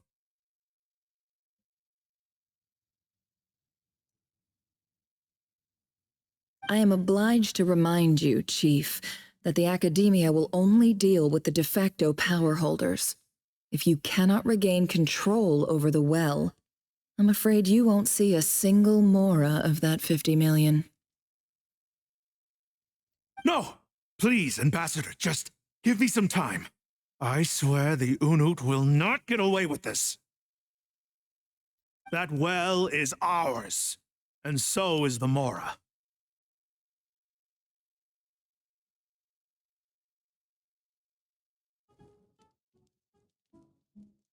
Glad to hear it. I will wait here for an update. If there is a traitor, I will find them. In the meantime, make yourself at home. I'll report back as soon as I have an update. Much obliged.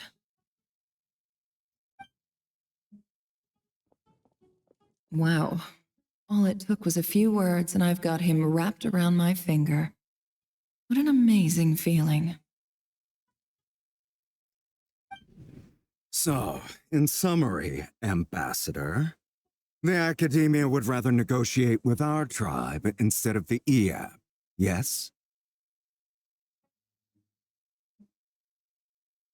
The EOB are ruthless murderers who don't listen to reason.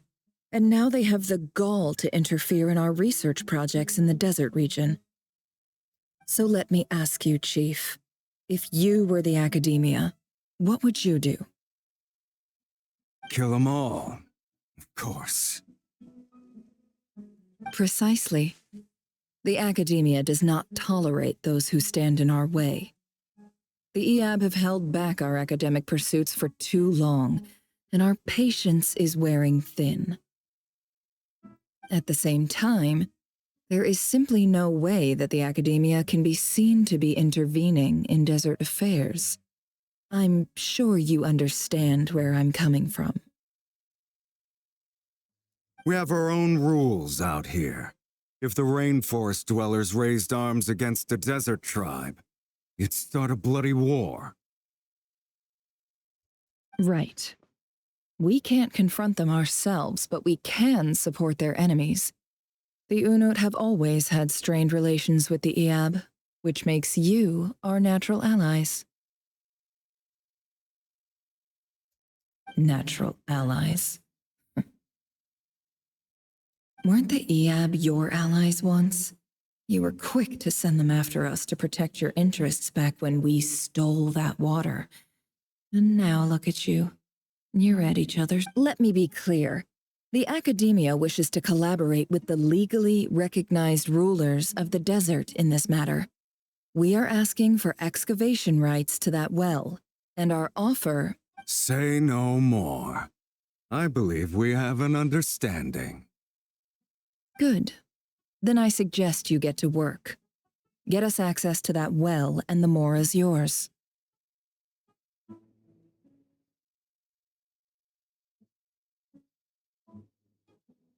You see, Dad? Lying is easy when you know how. People will believe anything.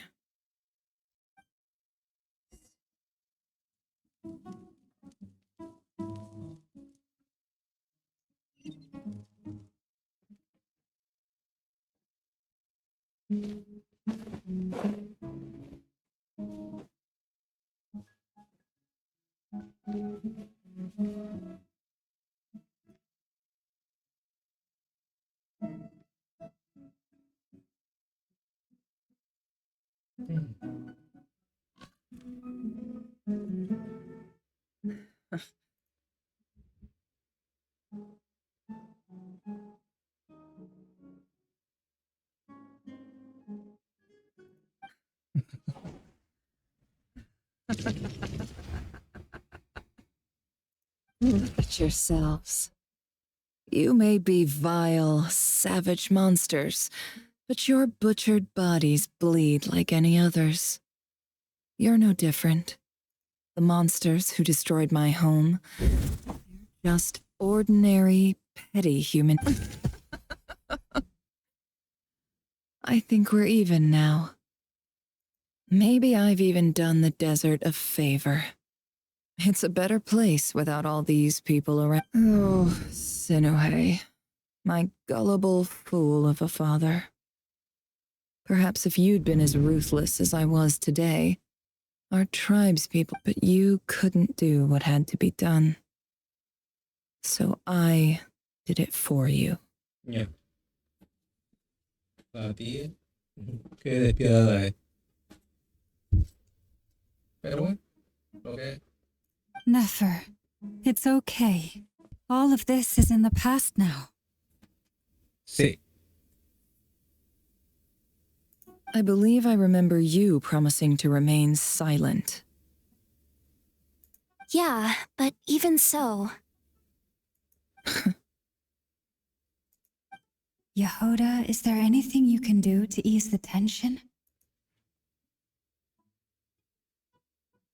All right. Time for a sharp turn onto a complete... So, anyway, that's enough of that. Feels like we've been walking forever. I'm getting pretty tired. Oh, Yes. If we can find somewhere to sit down, I could certainly do with... It's not far now. There should be a temple just up ahead. Yes. Really? A temple? That's where this story ends? I guess that's how things go in the desert. Desert dwellers can never escape their destiny. Or so everyone says. I never wanted to believe it, but looking back now... You mentioned a temple. What's with... My biggest trade secret... Ah. Then I'm guessing it's where you got your power from. I didn't know you were clued up on any other religions. I'm no expert in the history of Sumeru, but since you come from the desert, I would imagine it has something to do with King Deshret. Sounds impressive.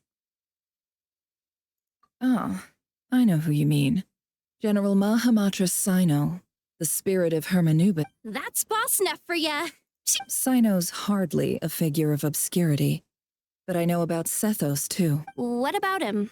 Is he a big deal? Well, he's not a small deal, let's put it that way. Please, this is the bare-bone basics. Save the flattery. Thanks for your patience, everyone. I'm sure it's been a lot to take in.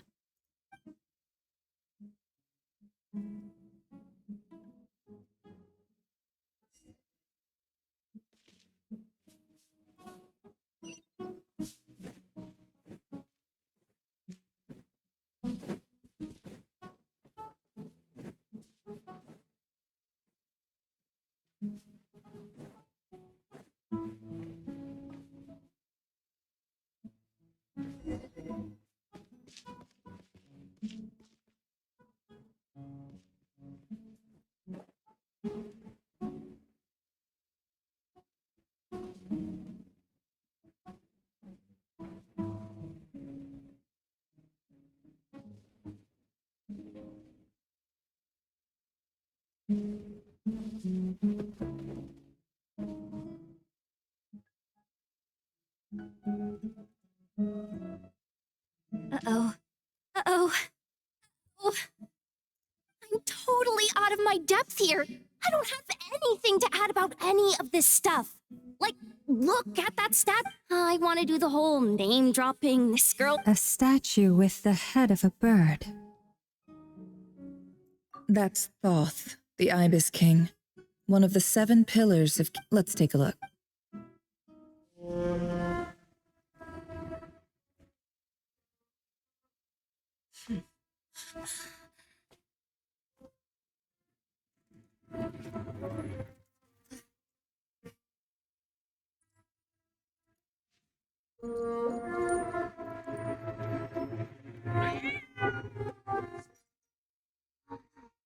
It's just Ashru. So, all is well?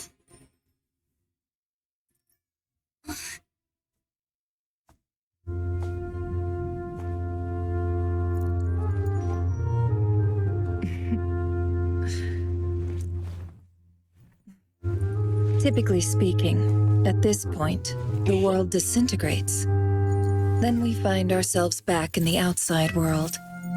Besides, these are my memories. There's nothing to fear. You're sure? Of course. It's almost over.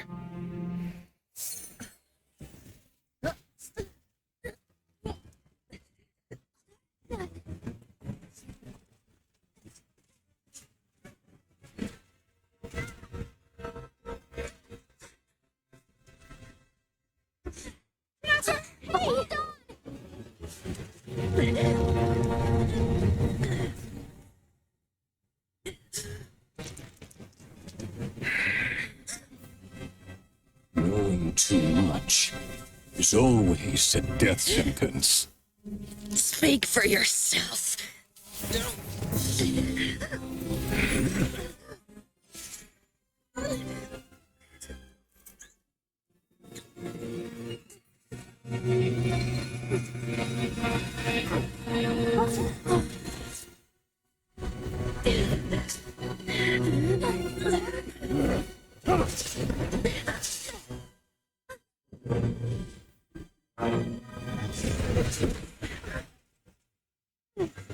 Wow. How repulsive.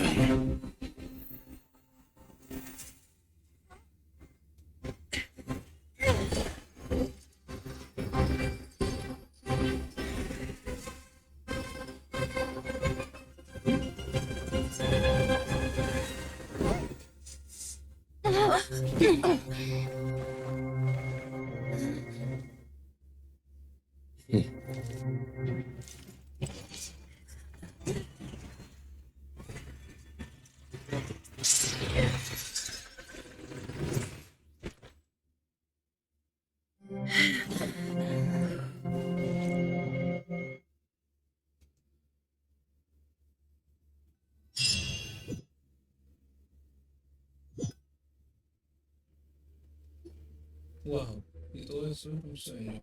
Timed that pretty well, didn't I? It's okay. I'm just glad no one was hurt.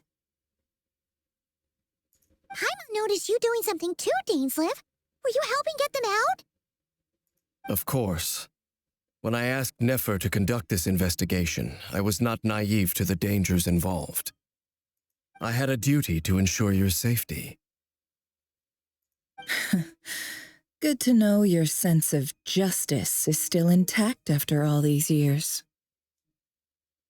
I take that to mean that you saw the truth. That comes as a great relief. I certainly did. And thanks to your help, I also managed to trap Rerir inside the chess set. Whoa, really? How'd you manage that? Well, to be honest, I sensed that something was wrong long before we made it to the temple.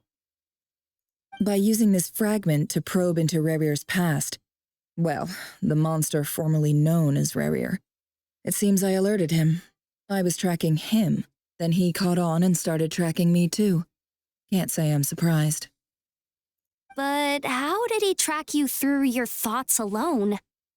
Rerir was a secret agent who reported directly to the Vinster King. He is an expert at finding a trail and hunting down his pursuers. No wonder. He infiltrated the chess set, read my thoughts, and built a new virtual chess set inside of it. That's why we weren't able to leave at first.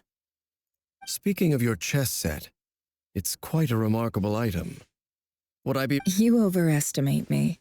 I only have a connection with one of his underlings, the Ibis King. You all saw how this came to be. A long time ago, the Eab massacred my tribe, the Shimti, in our home village. A few years later, I enrolled in the academia, where some new information came to light. The Unut and the Eab fought a bitter battle over the rights to a well, all for the sake of a non-existent 50 million mora.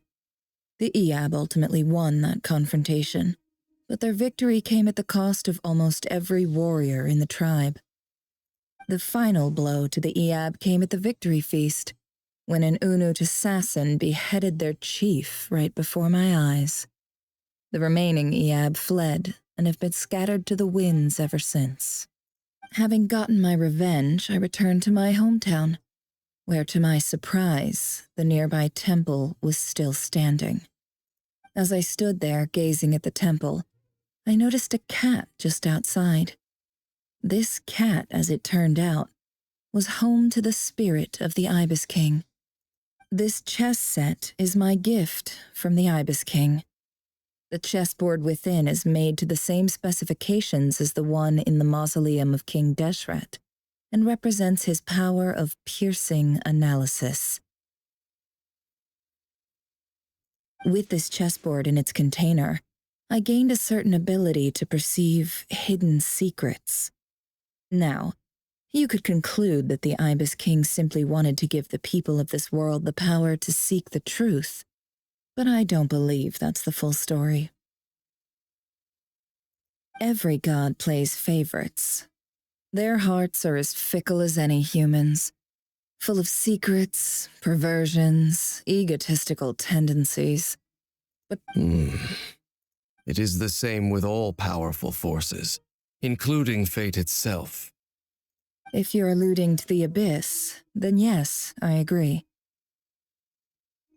Gather the others. It's time to share everything I've learned.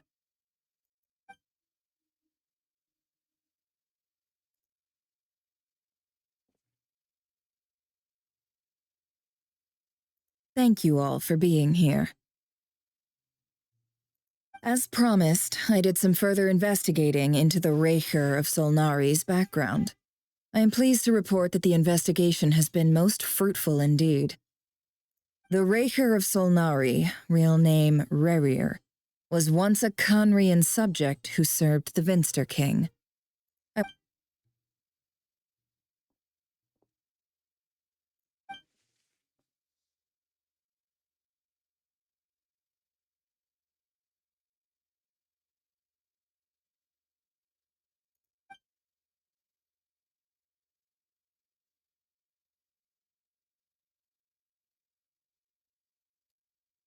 Powering off.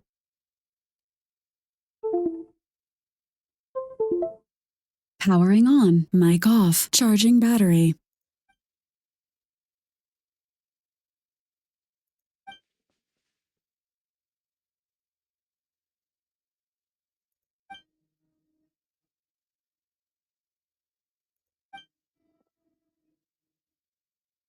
So that's why he's so obsessed with the moon. A tragic tale, to be sure. But it does not excuse his many transgressions. No matter how much Rerir suffered in the past, the fact remains that he is what we know today as the Wild Hunt, wreaking havoc upon innocent lives in Nodcry. He becomes more dangerous with each passing day. If left unchecked, it is simply a matter of time before all of Tevat suffers the consequences. This is a question for Miss Columbina. Forgive me if this is presumptuous, but have you ever seen the spatial gateway that appeared in Rerir's memory? Never. But I have heard stories of something called the Moon Gate, and this seems to fit the description. Miss Lama, any thoughts on this? In the lore of the Frost Moon Scions, the moon is believed to hold many secrets. Some sources speak of ancient knowledge, others of a gate. The term Moon Gate is one I have heard before. But as is the case with all of our legends, there are no records of any first-hand witnesses. We cannot know whether it truly exists. Then back to Miss Columbina. As a moon goddess yourself, do you have some idea of where the Moon Gate leads to? Not at this stage, sorry. I do hold the power of the Frost Moon, and my strength is recovering well. I can sense that the gate would open at my command, but... But there's more to the power of the Frost Moon than that? Yes. A moon goddess has the right to open the Moon Gate, since it is a path to the moon. But as Nefer mentioned, holding open a spatial gateway takes a huge amount of power. And right now, I need to conserve my energy to fight the Raher of Solnari. I'm afraid this is one mystery we may have to leave unsolved for now. I agree. Better to save your strength.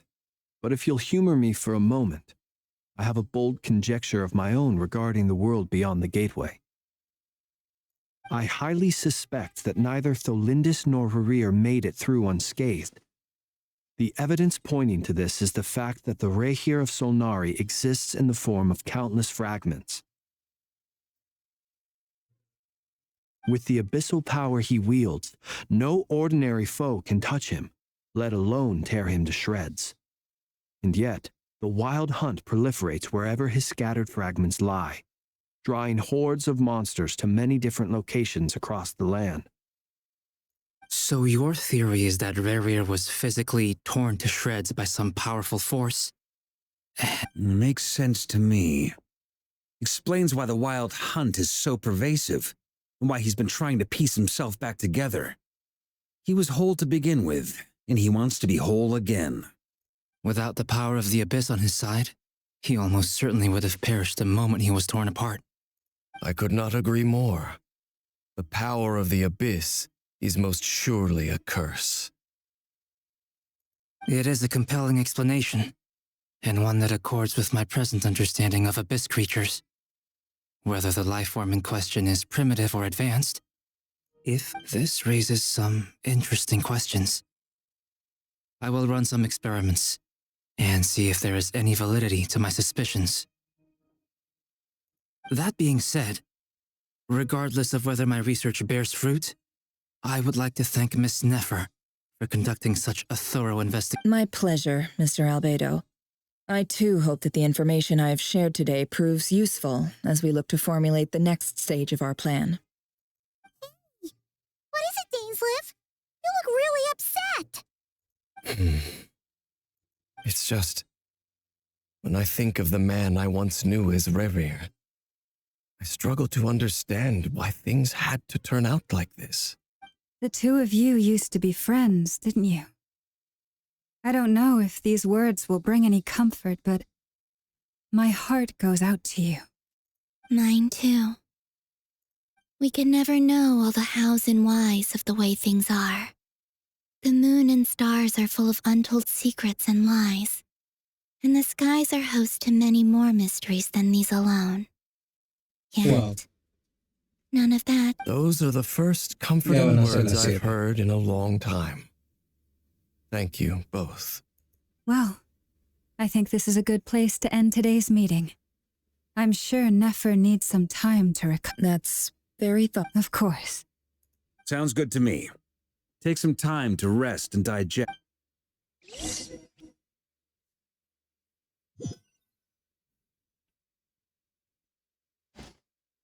Hey, is this a bad time? Hope I didn't kill the conversation.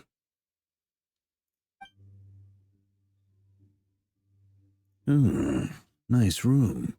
Oh, I'm not coming in, though. It's just a hotel room. If it's all the same, I'll just stay out here. I might not look the part, but I'm technically a knight. Barging into people's private quarters isn't the kind of thing we do.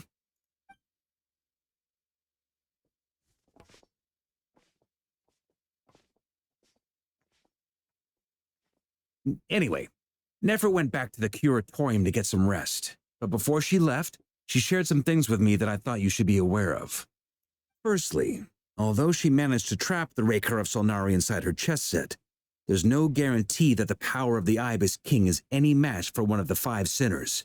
Their powers are beyond our comprehension.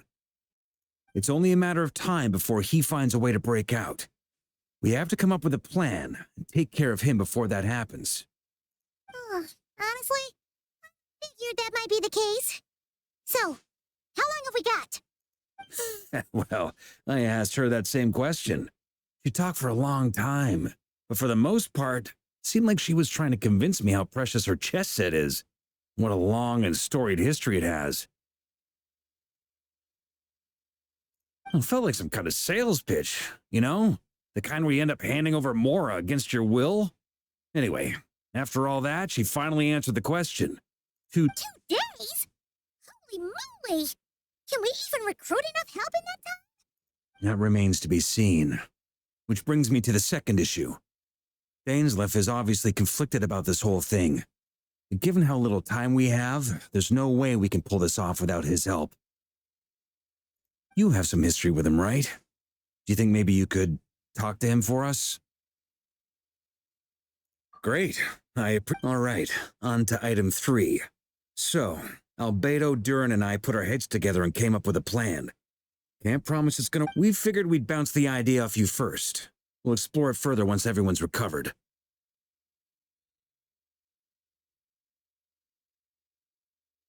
Oh, Paimon's dying to hear this. All right, so here's what we're thinking.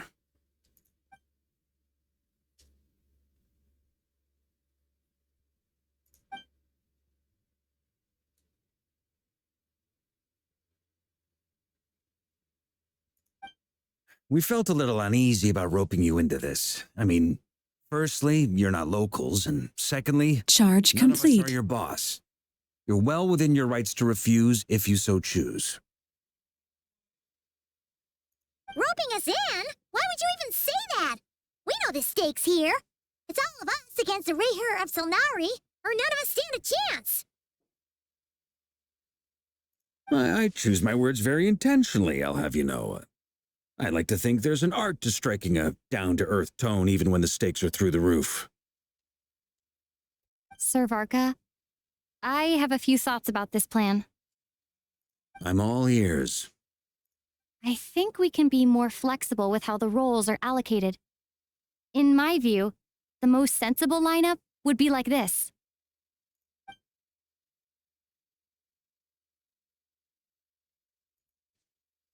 I see your point, yeah.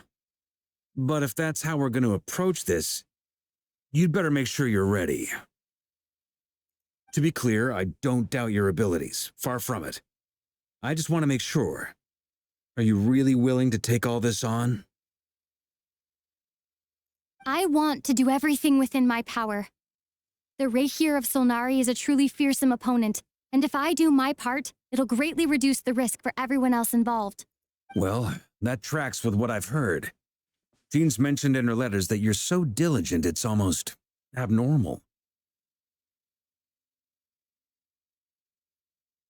As in, most people weigh up the risks and rewards in situations like this, but you seem to just march towards danger without a moment's hesitation. Of course, everyone appreciates a fearless pioneer, but all that aside, I'm the Grand Master of the Knights of Favonius, and you're our honorary knight. I want to make sure your courage doesn't come at the expense of your safety. Thank you, Sir Varka. I should be the one thanking you. It means a lot to have you on board. I'll give some serious thought to your suggestions.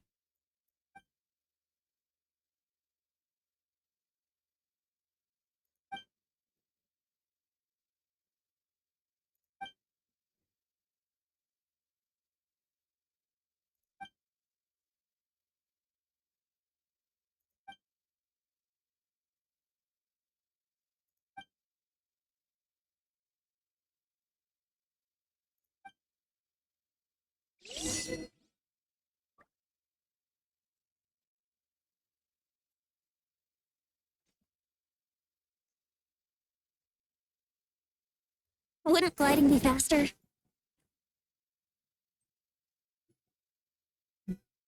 This is a thorough plan, but I do have one last question before we take action.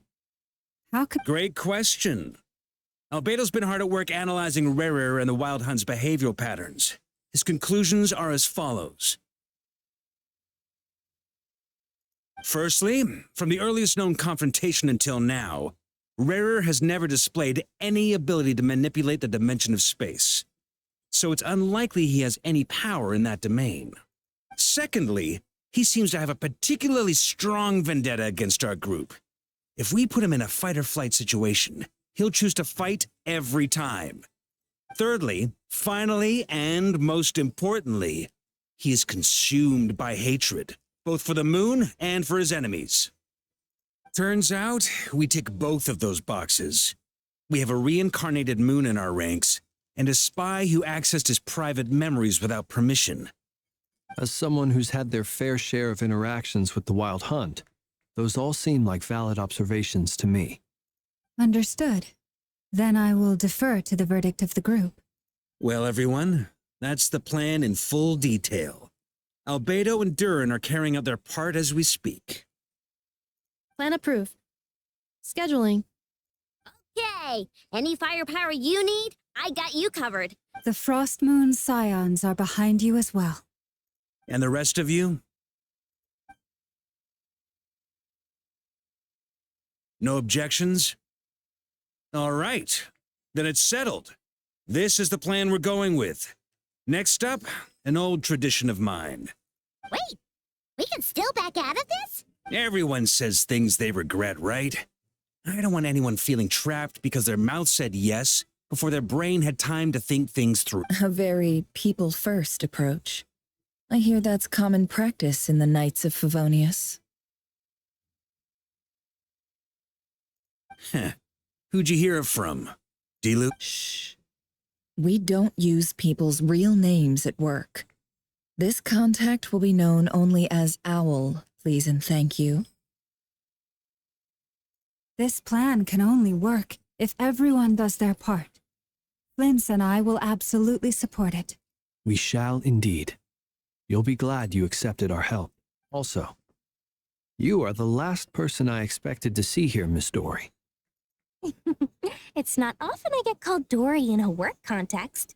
My peers usually call me Lord Sangamape. So, the longer your name, the higher your net worth. In that case, Mr. Flint's here must be worth a fortune. That's right, I know your full name. It's... The walls are thin here. I'd appreciate you keeping that a secret. Okay, fine. I'm actually only here as a favor for someone else. Do you have any idea how much it would cost to hire me otherwise? Oh, does this mean someone out there actually has the power to boss Dory around? Most certainly does not. We have a long-standing and mutually beneficial business partnership. She's actually the mom of a friend of yours. Said mom supplied me with a great little trinket, but now that lady's ruined everything. If I don't start building a little goodwill now, my whole business in Notcry is gonna go down the drain! Okay. So what exactly is so special about this pendant? It's a lucky charm that a great mage made for me. We have a business relationship, and she was worried that something bad might happen to me. So, she wanted me to have something that can store power to protect myself with. I finally got it all fully charged up with Kuvaki, and then Nefer went and used it all up at once! Never lost so big in my life! You're right. It was all my fault. I didn't mean to drain all the Kuvaki in the pendant, but I'll... You will? Well, in that case... I knew you'd say that. Well, it's yours if you want it. In fact, take it now, and I'll even throw in a free Raker. You're putting me in a difficult... It's a very useful thing to have around, but I have a funny feeling it won't be around much longer. Looks like bankruptcy for me. Hey, don't be so pessimistic. See this through and you never know. You might find a new business opportunity on the other side.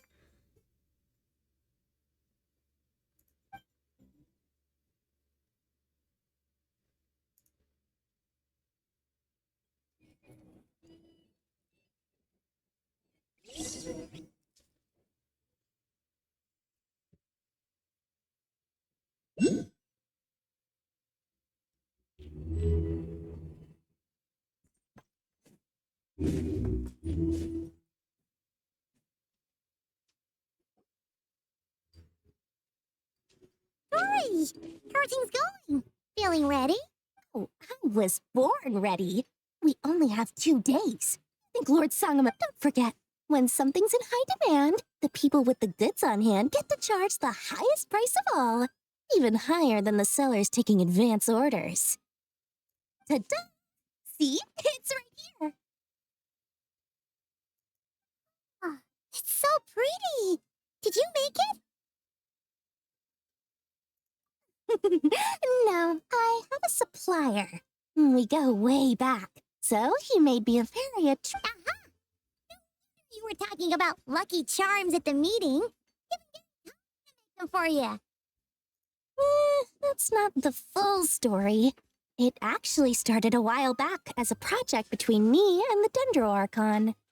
Mage Alice once warned me that this world won't stay safe forever. There may come a day when everyone faces a great crisis. I passed this on to the Dendro Archon, and she secretly brought together a research team made up of Sumeru's top scholars to invent a technology that could keep people safe. I won't go into the details because it's all very complicated, but if you want to know more, you can ask the Dendro Archon about it sometime. Anyway, point being, it was the Dendro Archon who asked Kaveh to build this little contraption. As one of the top Kashara War talents, he was the obvious choice. Took him long enough. He stressed over it for ages. Must have gone through at least a dozen designs before producing a final product. But that's Kaveh for you. Marak delivered it to me a couple of days ago, along with a letter from Kaveh. Could I ask why I'm sending this technology to you? And what's your proposed use case? Has it been approved by the relevant authorities? So nosy. My fault for sending him the research permit to begin with. Surely Nahida must have told him you were involved in this project. He was probably just nervous because you're always so secretive about your business. Could be. Anyway, I just replied. Let's hope there never has to be a use case. Because... Fair enough. But it sounds like he was just being cautious. He probably felt responsible as the one who made it.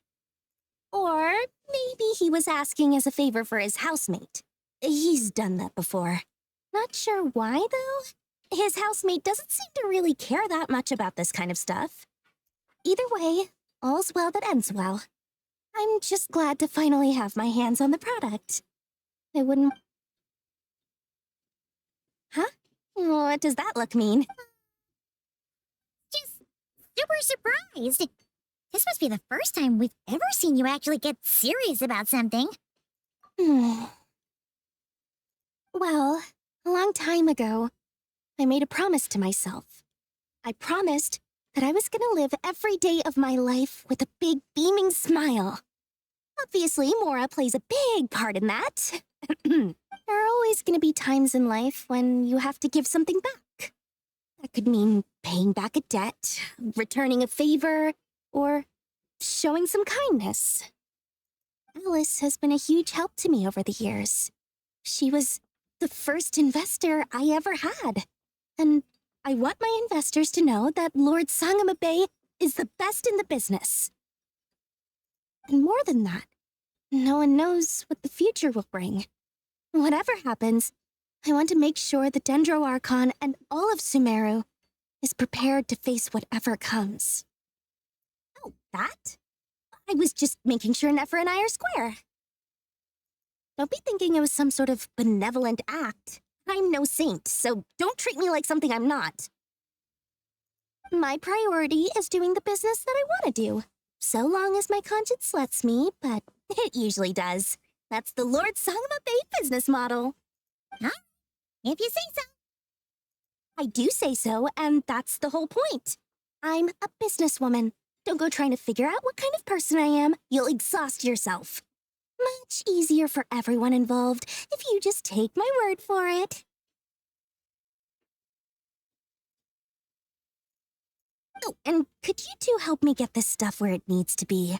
Thanks so much. You're my favorite assistants.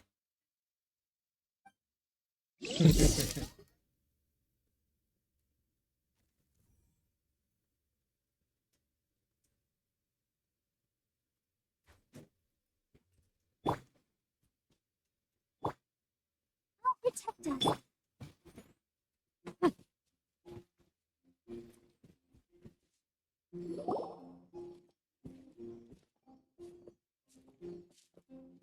Traveler, Paimon, it's good to see you. Everything going smoothly over here? Sort of. As you're probably aware, Varka, Diren, and I captured some abyssal creatures from the Wild Hunt. Per the plan, we dissected and analyzed some samples of these creatures.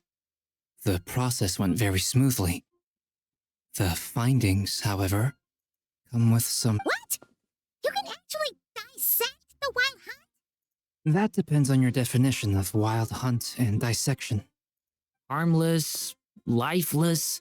These words are accurate descriptions. The Wild Hunt is an interesting phenomenon. In and of itself, it doesn't seem to possess anything akin to a human personality. But taken as a collective, Master griped a lot about the wise Horoptotire, and seemed somewhat fascinated with the foul Certology. But she barely mentioned Rerir at all. I don't think that was because of his lower social standing, though. Anyway, it's a pity. I should like to hear her thoughts on the nature of the lifeform he has become today. It's a strange mix. The furious energy of an abyssal being channeled through a fractured physical existence. Perhaps the only explanation for his survival in this state is that he sacrificed a degree of individuality in exchange for a continued existence. Oh, sorry. Once I get talking about interesting research, I have a tendency to go back to our research findings. Essentially, they confirm my hypothesis. Rarir's corpse is completely contaminated by the Abyss. You could think of this as Rarir in mutated form. But in my view, even that would be inaccurate. In reality, his whole... Unfortunately, at present, we have no means of completely eradicating abyssal power. That's it? We can't defeat him? Not even if we get the power of the three moons? Miss Columbina's situation is a difficult one. She can never achieve wholeness when the world does not accept her presence. It's as if her creator banished her to a place she can never be accepted. It means she spends most of her energy just on her own survival. Given the circumstances, it's only natural to despair. Time to kick off the backup plan. I almost forgot. This is for you. Dory asked us to bring it. Ah, how wonderful. Well, thank you for making the trip. Durin and I will be heading off shortly. I'm sorry I won't be there to protect you in person this time. Please be careful. All right then.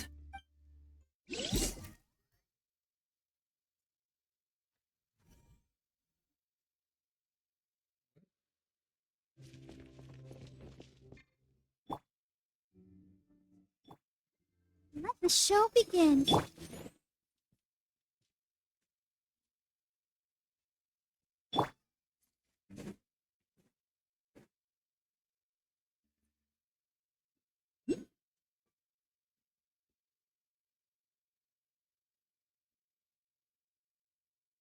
Miss Lauma, is everyone here? Yes. The fate of my flock is in your hands, Grand Master Varka. Please keep them safe. My lady, what are you saying? Within the next 24 hours, we will face the biggest crisis the world has ever seen. This is not a burden that we deserve to bear, but I believe that we reap what we sow in this life. So I intend to act. I must do what I think is right. For me, that means fighting for the future of Nodcry. This gentleman is the Grand Master of the Knights of Favonius, Varka, Knight of Boreas. In my absence, please follow his lead. Hey, everyone. Guess I should introduce myself. Well, to start with, I know my way around a battlefield. The biggest strengths are honesty and hard-workingness. Anyway, point is, I don't intend to let Lauma down. I'm gonna do everything in my power to keep every last one of you safe and sound.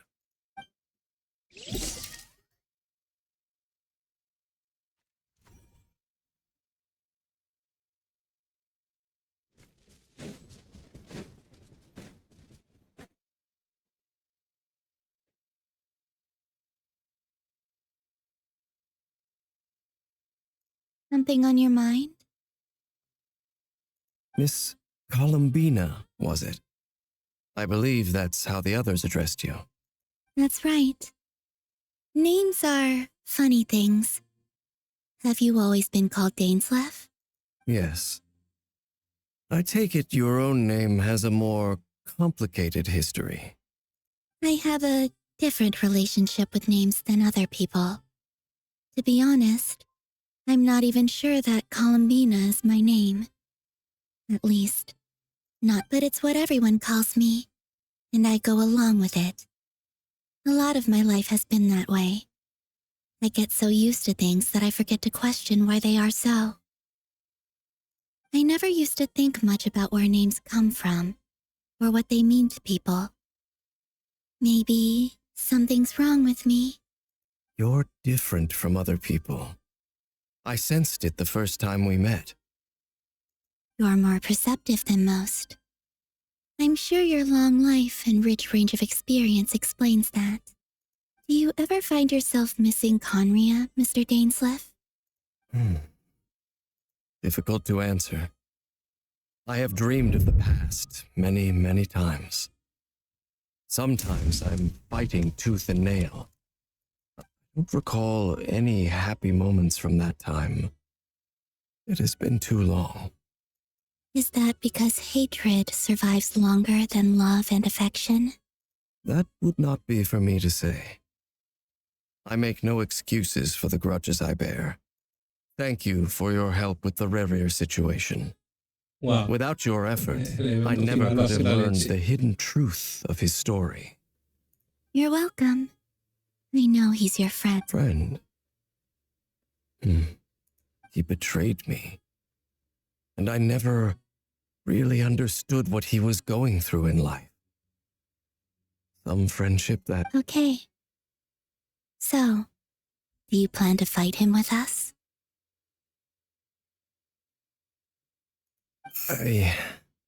You see, you're torn. Now you know what really happened. You see the things he's done in a new light. I need some time. Of course. I completely understand. Anyone else in your position would feel conflicted too. Actually, I went through something similar myself recently. Something happened that changed my perspective on a situation. A situation I took for granted at the time, but now I feel very grateful for it. You mean the Harbingers who still support you, even though you've left the Fatui? Yes. I always thought they were only helping me because Harbingers are forced to work together. But then I abandoned them. A warrant was even put out for my arrest. And even now, they still support me. Which means I was wrong about them all along. Clearly, they view you as a friend. I feel a little guilty now. I regret not seeing her help for what it was, and not treasuring it.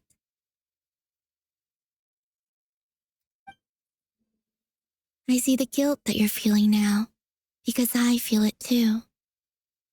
Hopefully, talking about it will do us both some good. Have you noticed that the Traveler and Paimon are over there? I think they've been listening. Huh. Shall we say hello? Sure. Hello.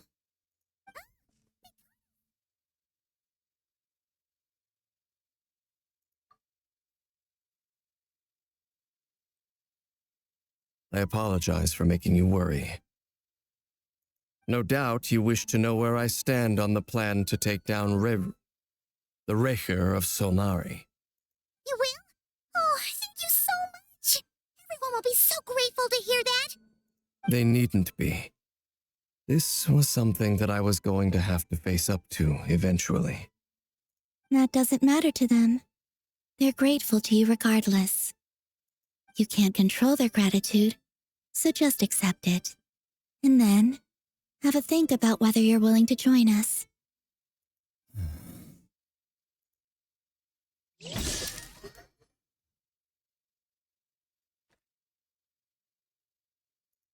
It's nearly showtime.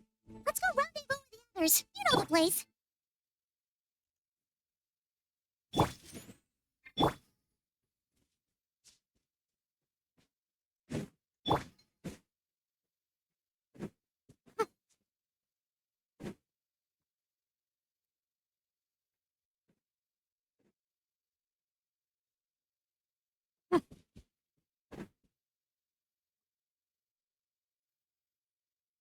Ah, you're earlier than I expected.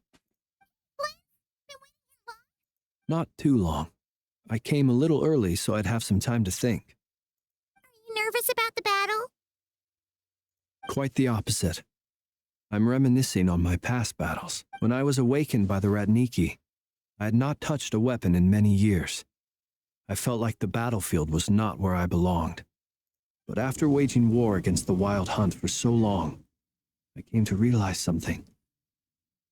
A life of absolute peace is simply not a possibility for my restless flame indicates that somewhere inside of me, there is a deep yearning to root out the evil in this world.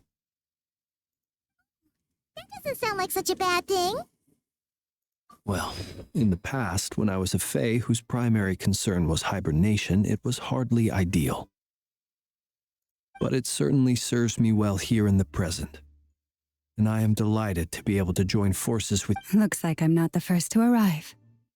Ah, Miss Lauma.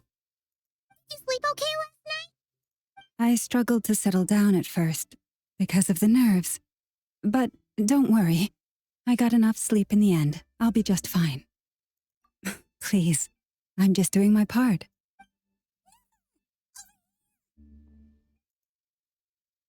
Aino asked me to relay a message. She said Anefa will be on high alert and keep a close watch over all secondary districts where defense is required, providing— Meanwhile, Aino herself will provide range support to us directly. Excellent. My thanks to all involved.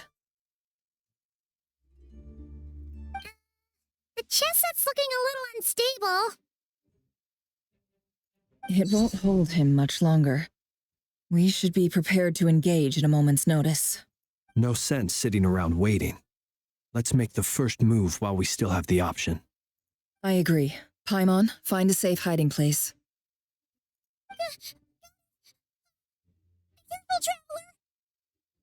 I will.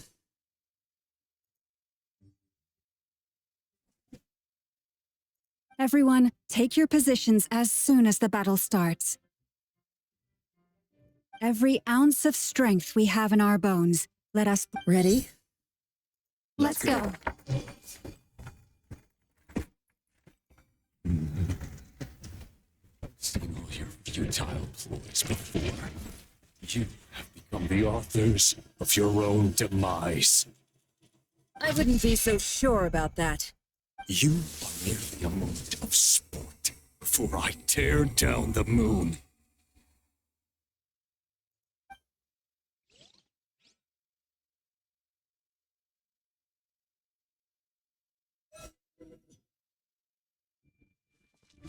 Stay on your toes. Yep, you too.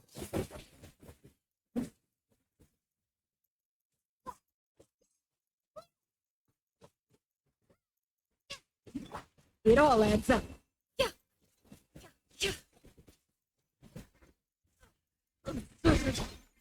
You poor lost lamb.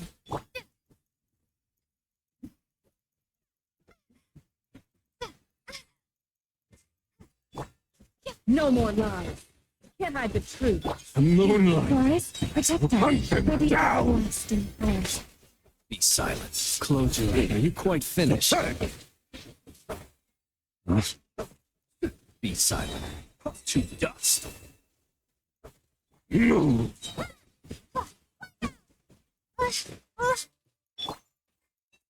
Moonlight betrays you.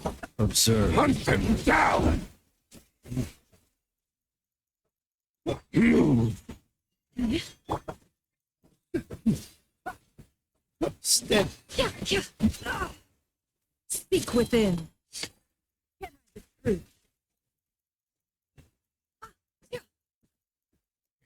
Futile. Hunt them down. Be silent. Pathetic. Steady now. Observe. Are you quite finished? You hunt them down. No more lies. With one heart, we pray.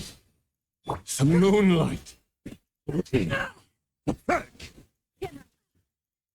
How Began with the moon, and so shall it end. The moon will protect you.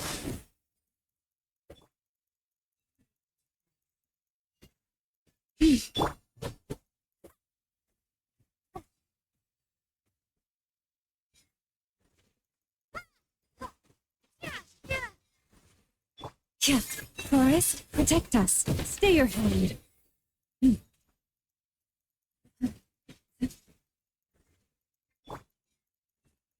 No more lies.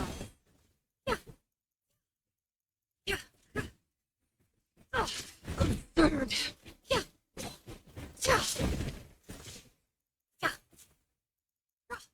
You see now.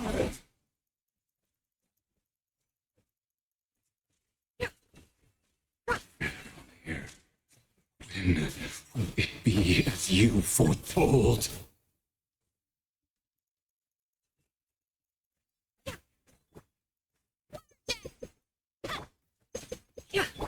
Be silent.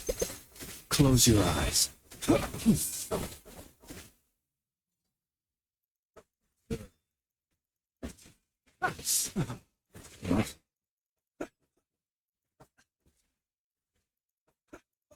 Be silent. Observe. Steady now. Here.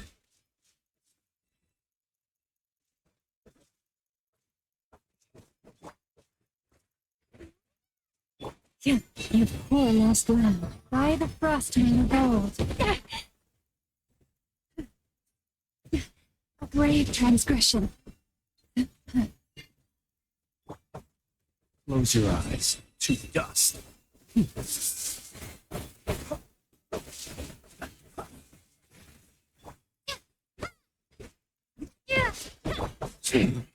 Pathetic. Hunt him down. Grave situation. Be silent. To be vile. Huh? You die.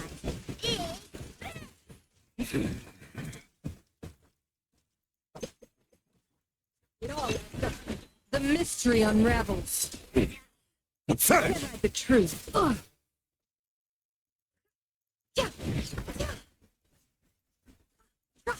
Moonlight. It's all futile. Hunt him down.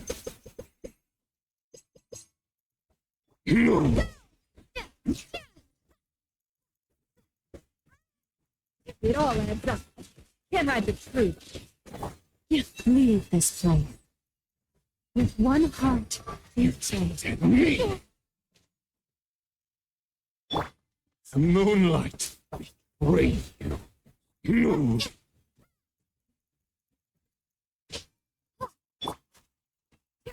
It all adds up. Pathetic. The deception ends here. No more lies. The moonlight. Greater game of heroics is over. Who wants to go first? Get out of my sight! No! Death is We've been within my separated. grasp. You okay? Never! Where are the others? Stuck outside the barrier. I guess he really doesn't like us. Knowing too much is always a death sentence. Be careful what you wish for.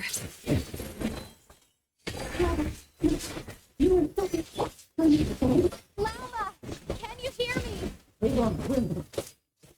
Silence. Voices of the heart. But at least I know they're still there. I need to get to the plan. Remember my most important task. Just keep stalling him.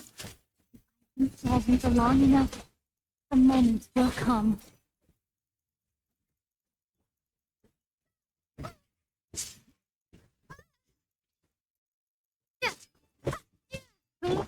It all adds up. Can't hide the truth. Speak within.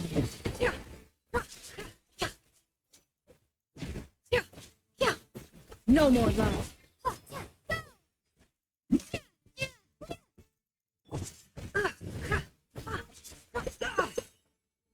Can't hide the truth. Run. The Hide. mystery unravels. It all adds up.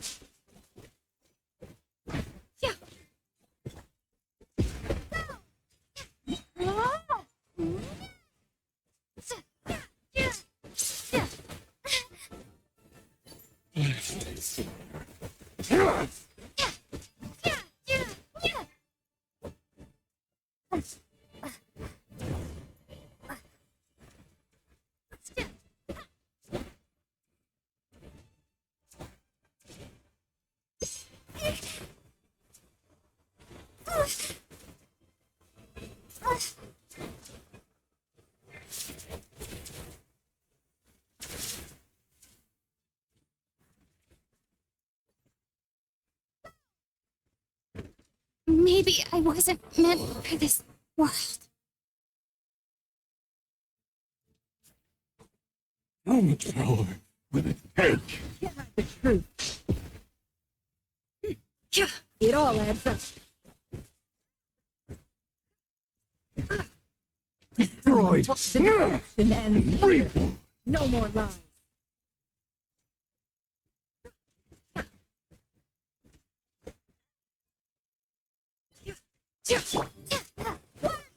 On the way! Can't hide the truth. No more lies.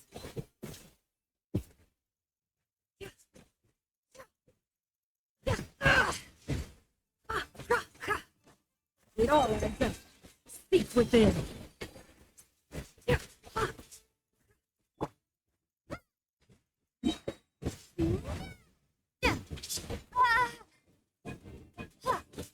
Can't hide the truth.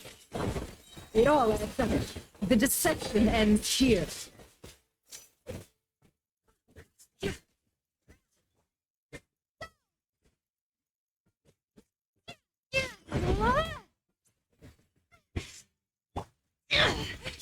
Can't hide the truth. No more lies. The mystery unravels. Can't hide the truth.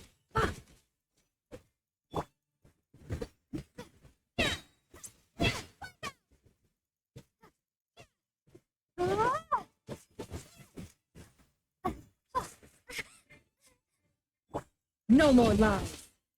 It all adds up.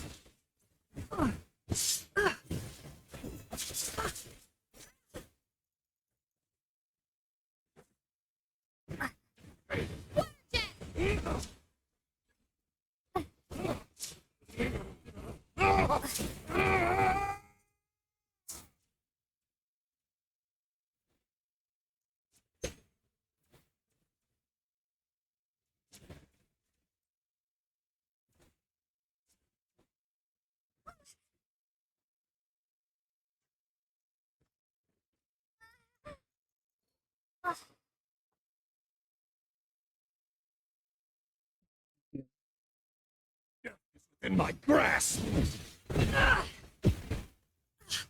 Can't hide the truth. The deception ends here. It all adds up.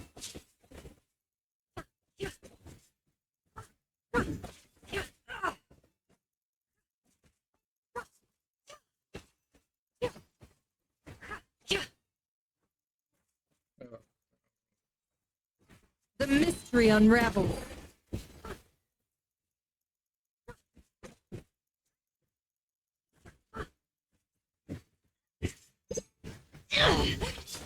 No more lies.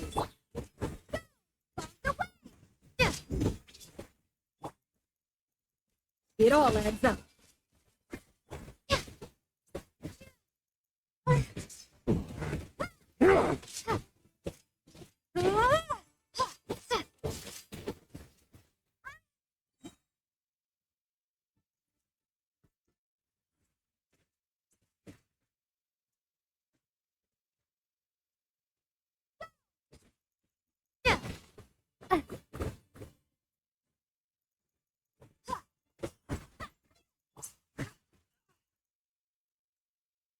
No more lies. Can't hide the truth. Speak within. It all adds up.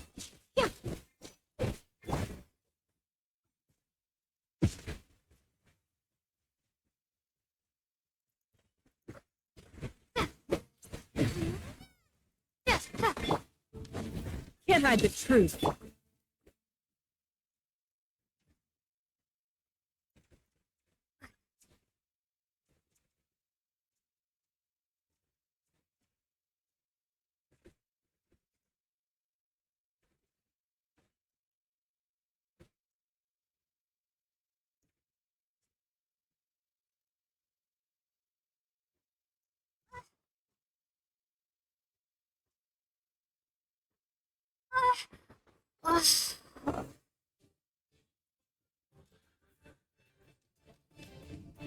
Found tower with a cake.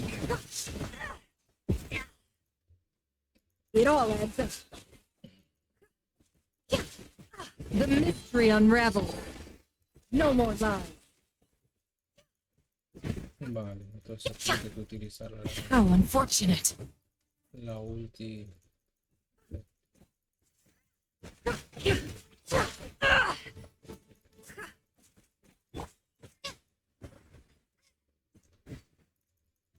Run, nowhere to hide.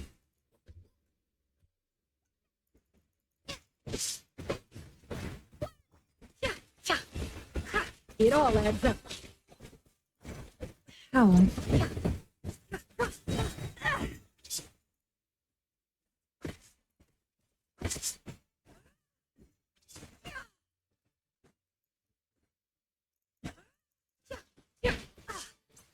How unfortunate.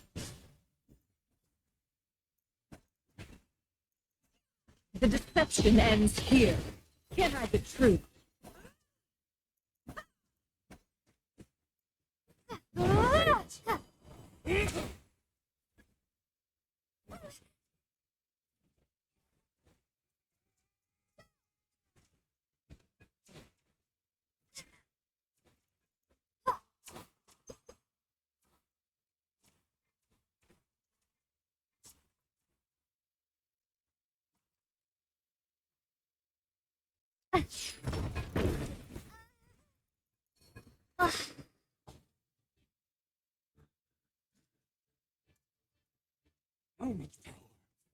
Hey, No.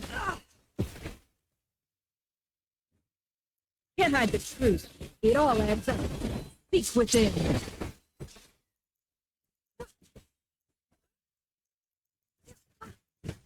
No more lies. your death is within my grasp. It all adds up. The deception ends here. No more lies.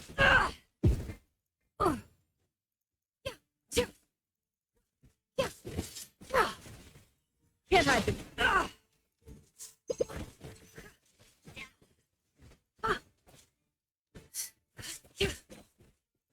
It all adds up.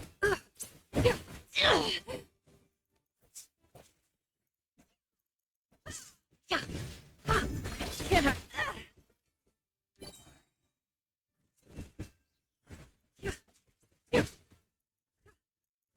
The mystery unraveled. It all adds up. Destroyed. No more lies.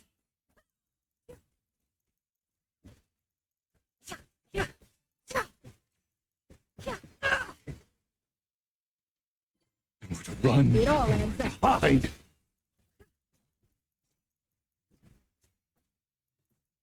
Can't hide the truth.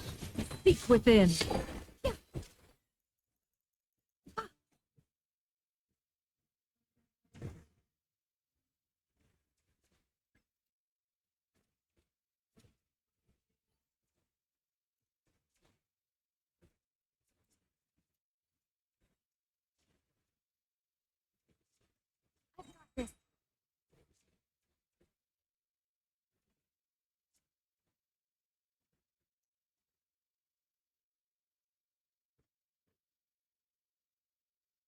The shield's broken. I can't get it off. Don't push your luck.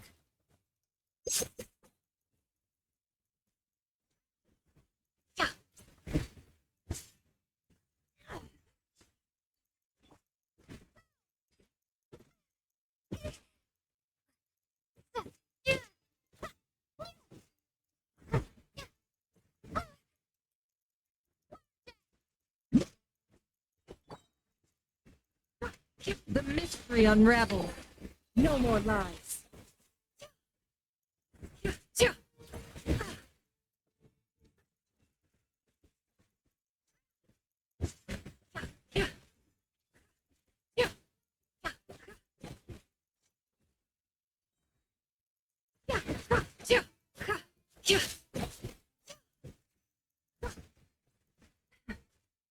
It all adds up.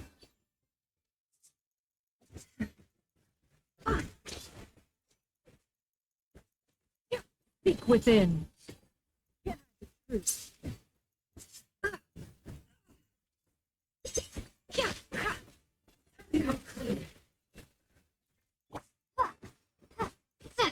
On the way! The mystery unraveled. It all adds up.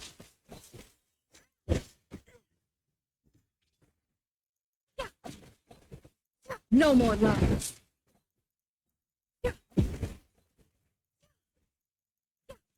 Speak within.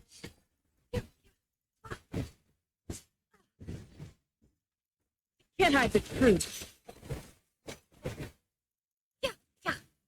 No more lies.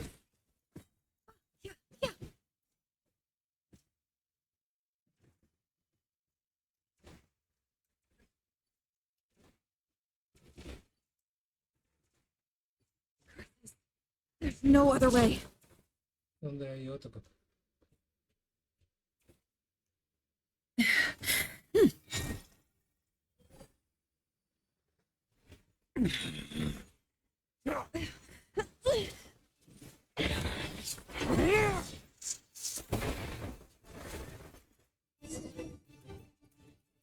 The only way to defeat Rarer is to borrow his own power. That means Columbina will have to disappear while you two bear the brunt of his attacks. You have to hold on. Find a way to keep him focused on killing the two of you.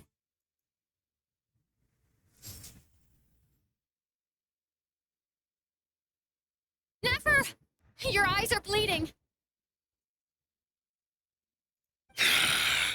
Soon you will be powerless to resist. And then I will reduce you to... But that dust will plague your memories. Come on. Keep holding on. Any other tricks up your sleeve? Let's see them. As entertaining as they are, you've backed yourself into a corner. You don't fool me. I see your fear clear as day. I have to stoke his rage. Make him unleash everything. You fear what you could never defeat. You fear the thought of never being able to save your beloved. You cannot win the fight against fate, Rarir. Is that what you will? Now it's your turn to feel afraid!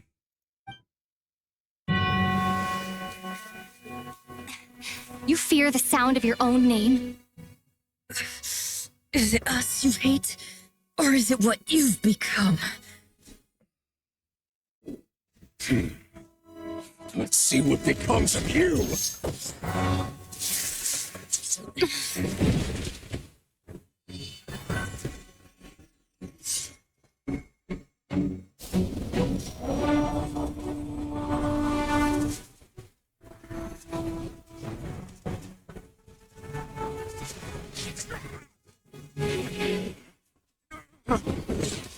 What's happening?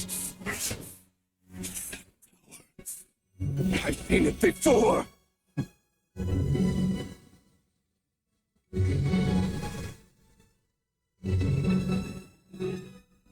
His power is on another level. We'll need to use an alchemical array to convert his power into a usable form. Then quickly channel it into Columbina, rendering her powerful enough to compete with him. I'll join you. I can help. If I release enough abyssal energy into a confined space, it'll create a potential difference, allowing us to extract a huge amount of elemental energy. Next, I'll synchronize with everyone's minds using pyro, then give you temporary access to their abilities and fields of view. But it won't last long. Increíble. Can you see?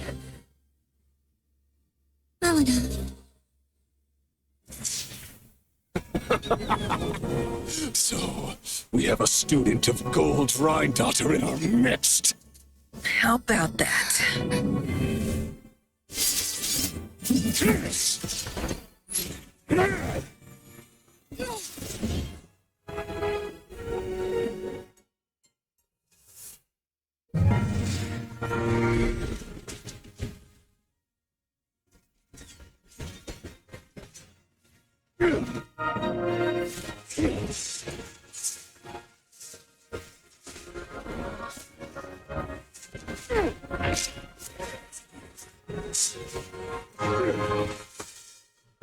You used my own power against me?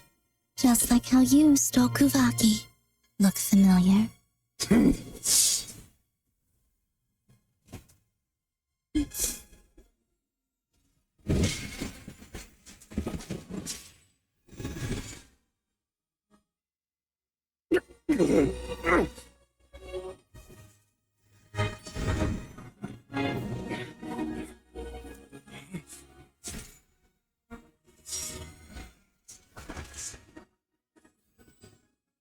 Don't you realize? You don't have the power to hold that gate open. I don't, but someone else does.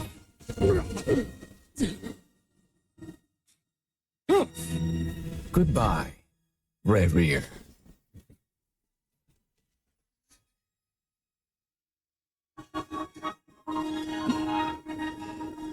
We won.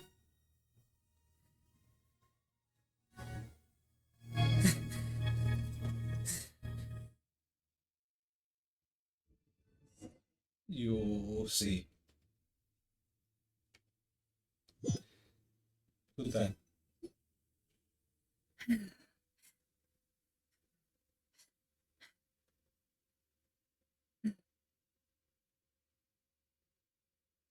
Nefer, how are your eyes? They're fine. Apart from the blindness, of course. It's not too late. Let me handle it.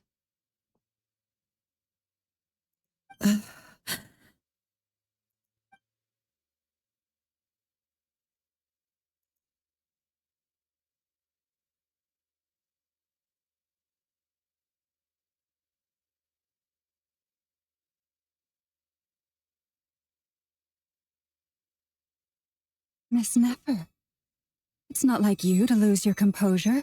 That was the most reckless thing I've ever seen you do. Reckless how? The situation was critical. Our lives were at stake. We had to do something. Even so.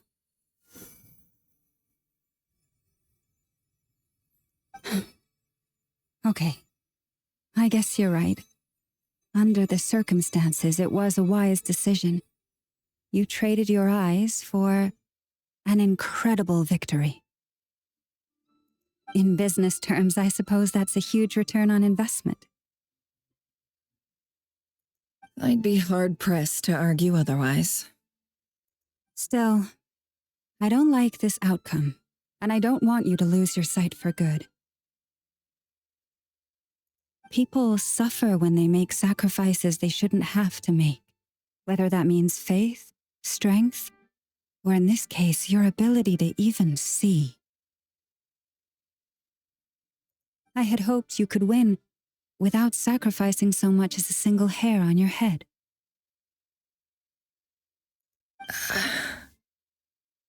Thank you. Really. All done. Don't try and open your eyes just yet. We'll see how you're doing in a couple of days. Until then, please follow your recovery plan to the letter. I'll send full details through Yehoda. For now, just get yourself home, relax, and rest.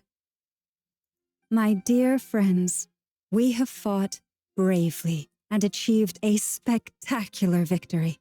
A dark cloud has been lifted from the skies of Nodcry. The moon will remember this day. Thank you both.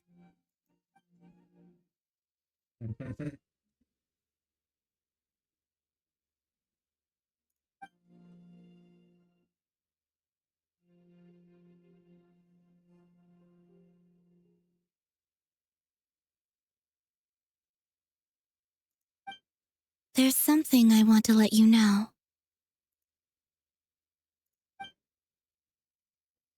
What is it? When Durin connected everyone's minds so I could access their powers, I also felt everything they felt. And since Nefer's eyes were injured, my eyes are hurting now too. Hold on. let me try. I only feel the pain. There's no actual damage. I just thought I should tell you. You're right. There's no damage. That's a relief. But I must say, I'm surprised to hear the Kutar share something like this with me. Things are a little different now from how they were. I'm learning to share how I truly feel with my friends. Friends? You have no idea how glad I am to hear that.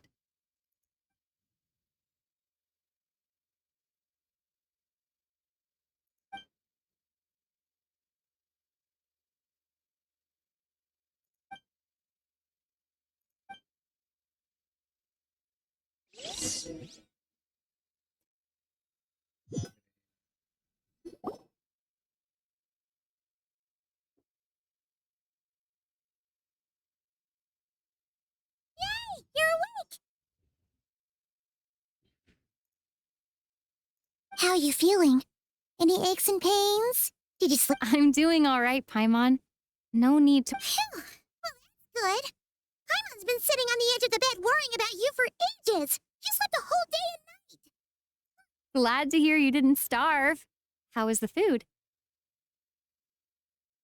Well, it wasn't the same without you there to share it. Honestly, Paimon just can't relax when you're not your usual self. She couldn't enjoy... Well, I'm back to normal now. And Albedo swung by earlier. He said to tell you to head to the tavern when you woke up. Varker and the others are organizing a victory feast and they want to celebrate with you. He also dropped off some medical supplies, but he's been fit as a fiddle, so guess you won't be needing those.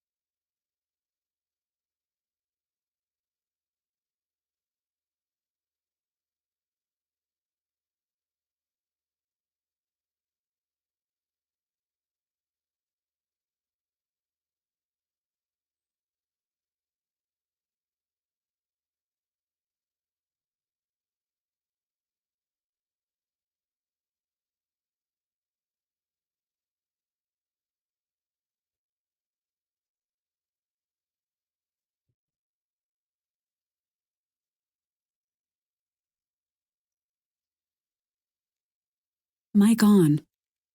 Mic off. Bueno, ya estamos por aquí otra vez.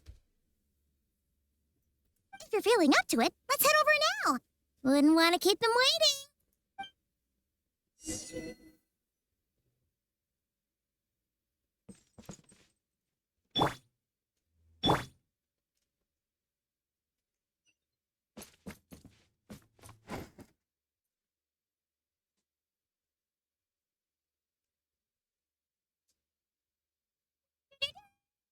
We're here! Oh, Traveler and Paimon! Perfect timing! We were literally just saying how there's no way we're holding this victory feast without you any longer, and we would have... How are you feeling today? Much better, thanks. Don't worry about me. Relieved to hear it. If that changes, just let me know. Happy to check you over at any time. Yep, we're here for you. Anything you need, just let us know. Where's Nefer? How are her eyes doing? Nefer's right over there. I'm sure she'd love to catch up with you.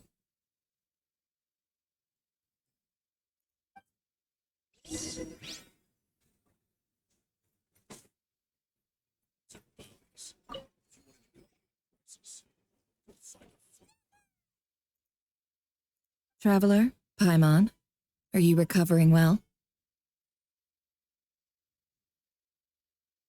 Turns out that moon chanter has some real talent after all. My eyes were mostly recovered after just a couple days' rest. I can actually open them again now.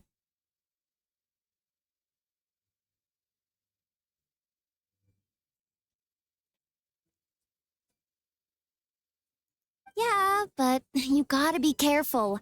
Lauma says not to strain your eyes while they're still healing. Yes, thank you. I'm well aware. Yehoda, could I borrow you for a moment? I could do with an extra pair of hands. Oh, sure. Come in. Did you hear that? I gotta go help Lauma for a second. You guys chat among yourselves. I'll grab us some drinks on the way back. Paimon. You bet! Make it extra sweet, because Paimon's earned it. Sure thing!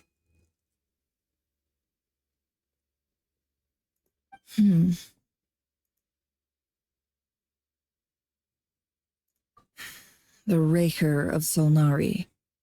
Kind of a snake, don't you think? No, definitely a snake. A poisonous one who spewed his venomous hatred everywhere. Anyone who seeks revenge out of hatred for other people has become a snake. That's something my dad used to say. Perhaps. I'm sure it sounds like a very wise and open-hearted perspective to your ears. But what else is left when everything you depended on in life gets stripped away? Something's gotta fuel that drive to keep on living. If you're worried about me, you can nip that in the bud. I'm not someone who gets stuck in the past. It's just... I suddenly feel like I was wrong to call my father a liar. He was just a fool. That's why the academia turned their back on him, and why the other tribes ganged up on him.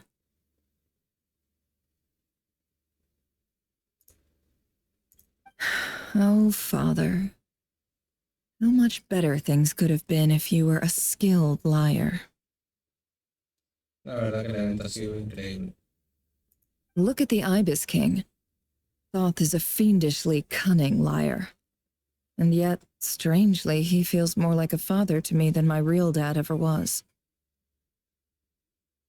He's never brought it up, but I'd bet he feels the same way. Why else would he give me the power to perceive the truth, while at the same time training me in the art of deception? Well, King Deshret banished him to Aru, which is essentially a prison, and posed 3 questions to him. He promised his response was to take on a physical form and approach me, hoping that I could become his envoy and search for one of the answers on his behalf. Did he really think I'd fall for that? He's stuck there. He can't make me return what he gave to me.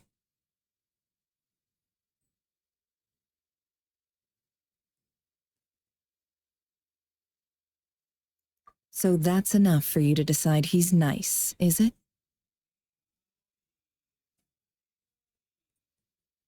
He's a prisoner, and he was scared. So he decided to perform some good deeds to win people's approval. Eso ya está.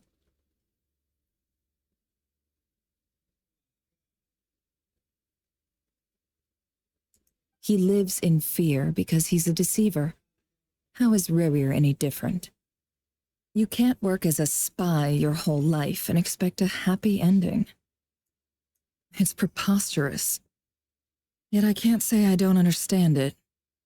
Liars live in the darkness of their own making, but it's still human nature to want to go on living.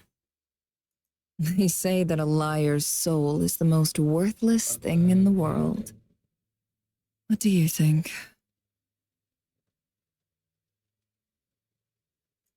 Good. If you understand that, it means you're smart, and you see things objectively. If you ask me, the soul of a liar really is worth nothing, because all they care about is themselves. For example, when something good falls into my lap, I don't go sharing the news around. Stops other people trying to steal it from me.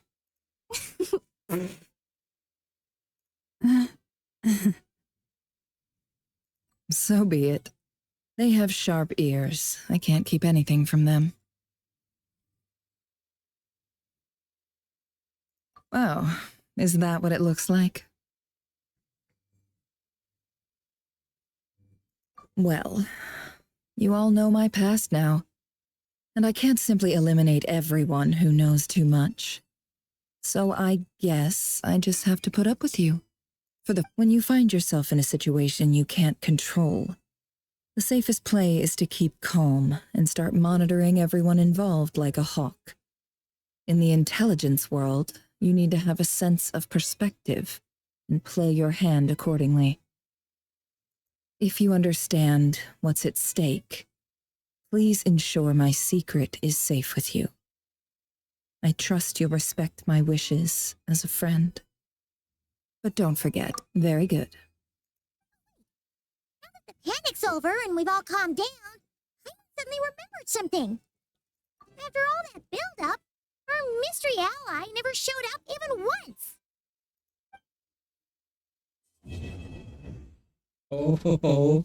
Pues se acabó. Sí. Huh? Am I imagining things?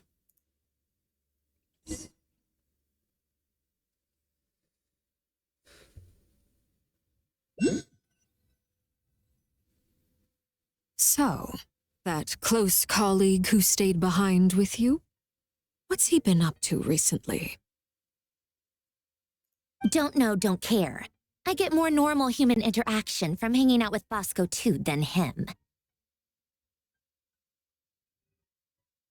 Although, now you mention it, he hasn't bothered me in a while. I wonder if... If he's disappeared without a trace, it's the biggest gift he ever gave to the world. But I somehow doubt that's what's going on. He won't lie low forever, so we'd better stay on guard.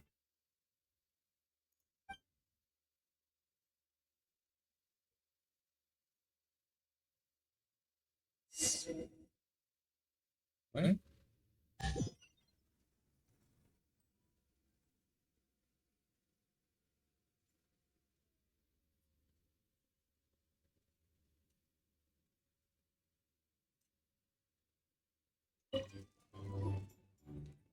How have you been holding up? Any adverse reactions? If you start to take a turn for the worse, make sure... You don't need to worry about me, Grandmaster. I'm fine. I mean, I barely did anything, so... What? You're too humble, young man. You played an indispensable role in the battle for Nodcry. We can't thank you enough for your support. Sometimes, When people praise you, it's because you deserve it. The best Let's do a quick demonstration. Albedo, that was an incredible feat of alchemy. The pressure was on, but you worked flawlessly at lightning speed to get the job done. Thank you. I can't take all the credit, though. Durin played a big part in forming the alchemical array. See? Did you catch that? A masterclass in how to take a compliment. Okay, yeah, I did work pretty hard to help. Hey, you guys! Hey, look who's bounced back. Looking good, traveler. Seems like you've recovered. You won't need to take any more medication. Can I get you a drink? Huh? You know how to order at a bar now? You've sure learned a lot recently. Handling a drinks order is ridiculously simple compared to alchemy. Don't worry, I'll blend into society yet. Kama believes it. You're clearly a fast learner, just like your brother. To be totally honest, though, Paimon didn't quite follow all the details when you first explained the plan to us. Don't worry, that's completely understandable. Unless you're a student of alchemy, it's hard to grasp the principle and how the process works. To put it in the simplest terms, we saw how our enemy stole the power of Kuvaki, and that gave us the idea of stealing his power to turn it against him. When facing an enemy you have no hope of defeating, it's best not to engage them in battle. So, instead of looking for a way to overpower him, we decided to help Columbina get strong enough to at least stand up to him in a fight. For this to work, we had to analyze his modes of attack, confirm who his main target was, and make sure that he wouldn't go beyond the range of the alchemical array. For added security, we prepared a total of 4 arrays. But to mitigate the impact of the battle, we identified one location in particular as the ideal spot. The alchemical array absorbed his abyssal power. Then Durin processed it to render it usable by Columbina. That power enabled her to do what would otherwise have been nigh on impossible. What surprised me was that Dainsleif actually agreed to join us. Given his history with Rerir, he had every right to sit this one out, but we're extremely grateful for the decision he made. It must have been a painful choice to make. But I'm sure that making a decision was far better for him than staying in limbo. Absolutely. He was torn between 2 paths, but in the end, he made his choice and stuck to it resolutely. He doesn't strike me as the sort of person who'd... Anyway, however you cut it, everyone gave a stellar performance. And now, it's time to kick back and celebrate. There.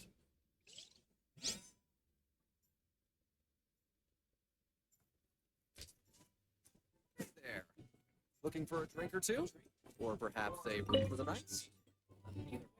Starters, I recommend you drink less. Ah, Lord Sangama Bay. How lovely to see you. I must thank you for the device you provided. It was an enormous help. Would I be right in thinking that it was developed by the Academia? Why come and ask me when you clearly know already? I mostly came to thank you. That's more like it. A little gratitude goes a long way with Lord Sangama Bay. Play your cards right, and you might even stand a chance of becoming my long-term supplier. The chance to work with such a kind and charitable investor as yourself would be a great honor for the Curatorium. Huh? Charitable? Who said anything about charity? First time hearing about it. Let's see. The first plot of land you purchased in Nodcry, your desert interests, and... What do you think you're doing? Exposing my investment history! It's nothing to hide from. They're all perfectly legitimate investments. And some of the land you purchased was with the intent of building a sanctuary? Yes, I heard about that too. How did you... You're a curious case, Lord Sangama Bay. You don't like people finding out about your good deeds, do you?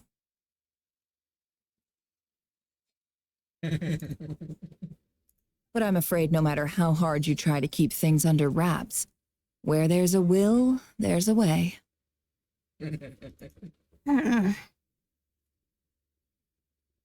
You did it for Sumeru, didn't you?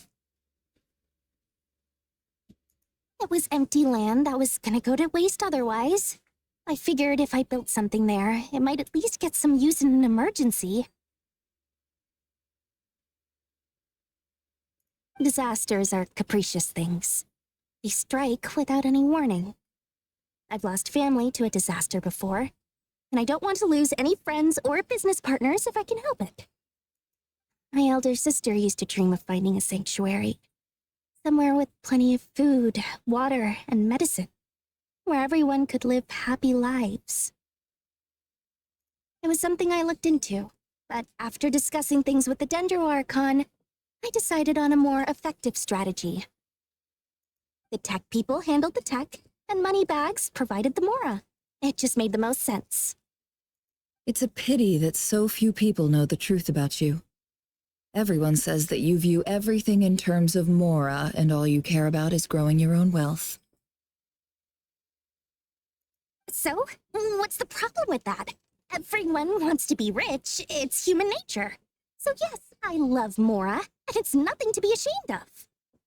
But surely you have dreams of your own beyond just making Mora.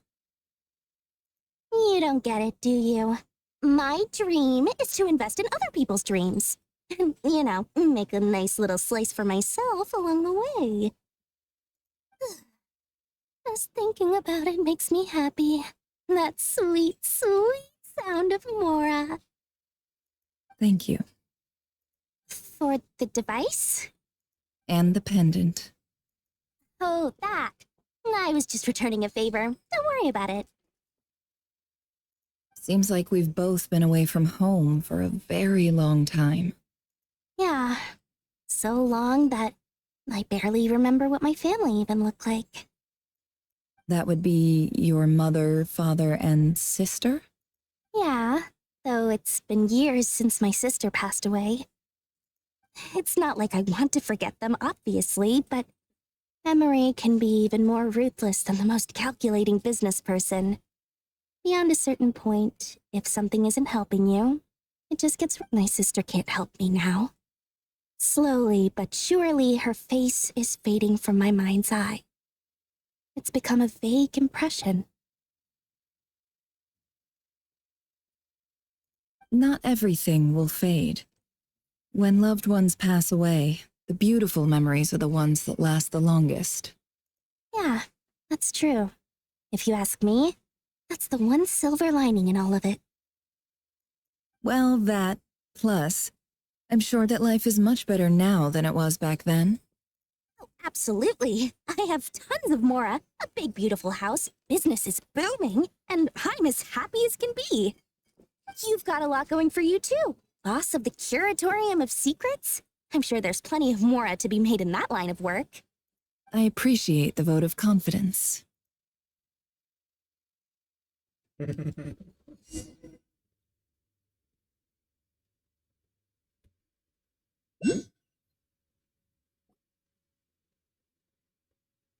That's the only reason you're here. Yes. I've thought a lot about it, and I've realized that you, me, and Arlecchino should be friends. I think this is very important, so I felt I had to come and tell you. Well, this is a new one. I'm so moved. I can't even hold my teacup. If that's all, you can leave now. Do you not want to be friends with me? Or is it that you prefer being coworkers? What is this, Columbina? Are you deliberately testing my patience threshold? Right now, my politeness module is active, but if you say another word, I swear I'll shut it down. If your politeness module was active, wouldn't you say the word please at some point? Polonia, please see Lady Columbina to the door. Will you still invite me to your next tea party? What? Yes, I think you will. Bye-bye, dear Sandrone.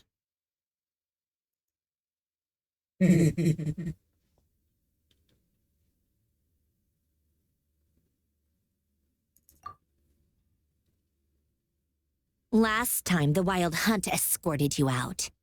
Would you rather I handled it myself this time? We just wanted to, see how you were doing now that it's all over. Why? Out of concern for my safety?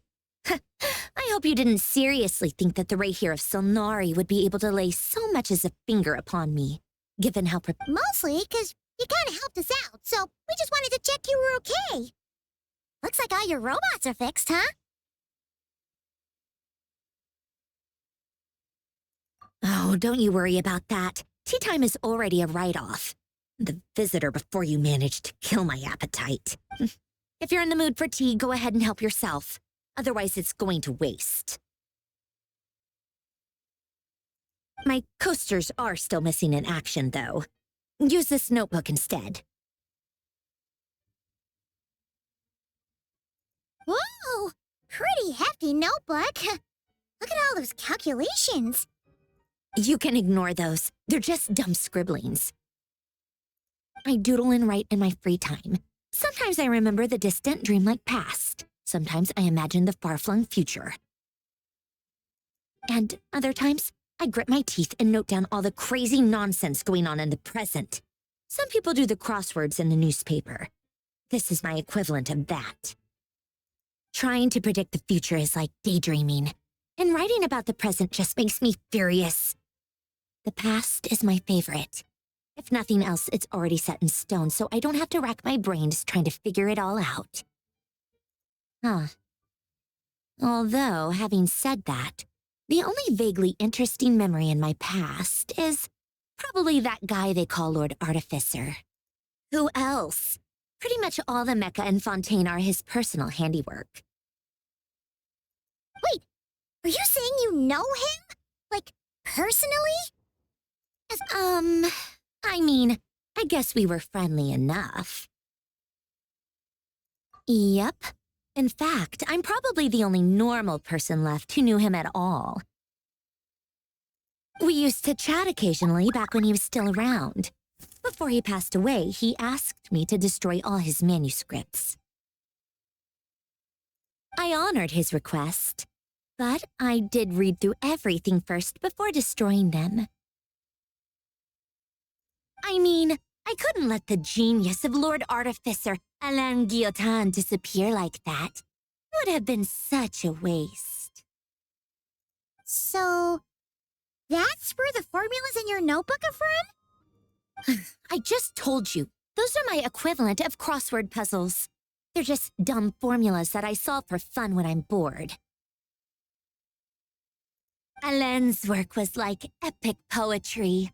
The formulas in my notebook are just silly little riddles in comparison. Not that there's anything bad about them. I mean, at least, solving those riddles isn't going to hurt anyone. Except me, 'cause I lose a few brain cells in the process. Anyway, while we're on the topic, I might as well tell you about what happened to him and his friends. Alain Guillotin had two close buddies, Renee and Jacob. They spent their childhood years together in the Narzissenkreuz Institute.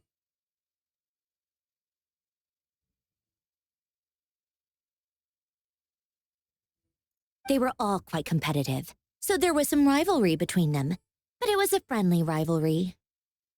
But beneath the friendship and the rivalry ran something deeper, a sense of nostalgia for the past.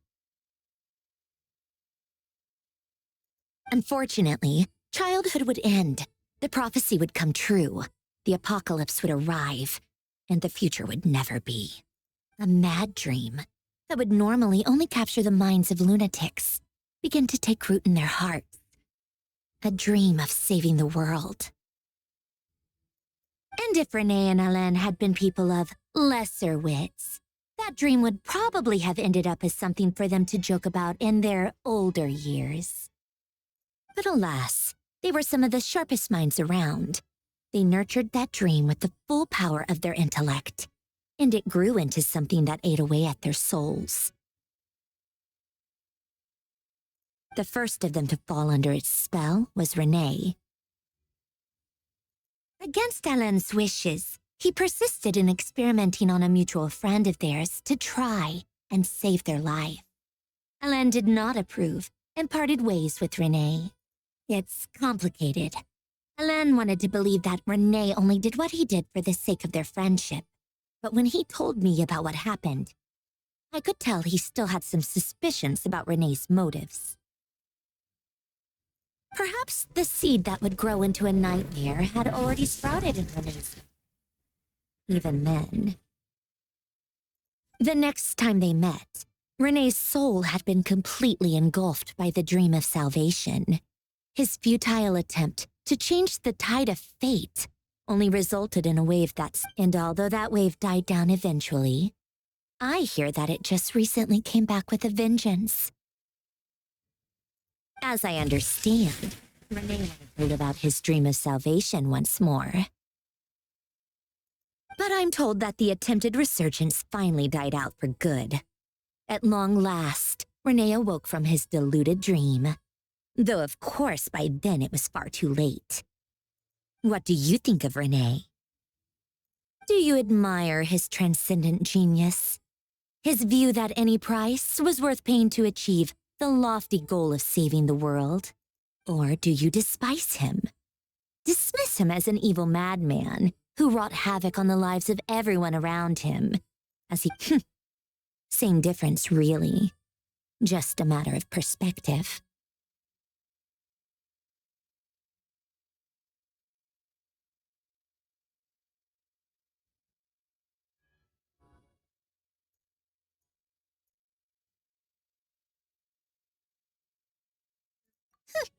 Doesn't surprise me. You share one thing in common, after all. The only difference is, your dream came true, and his... I don't like fanatics who give up their whole lives for their ideology.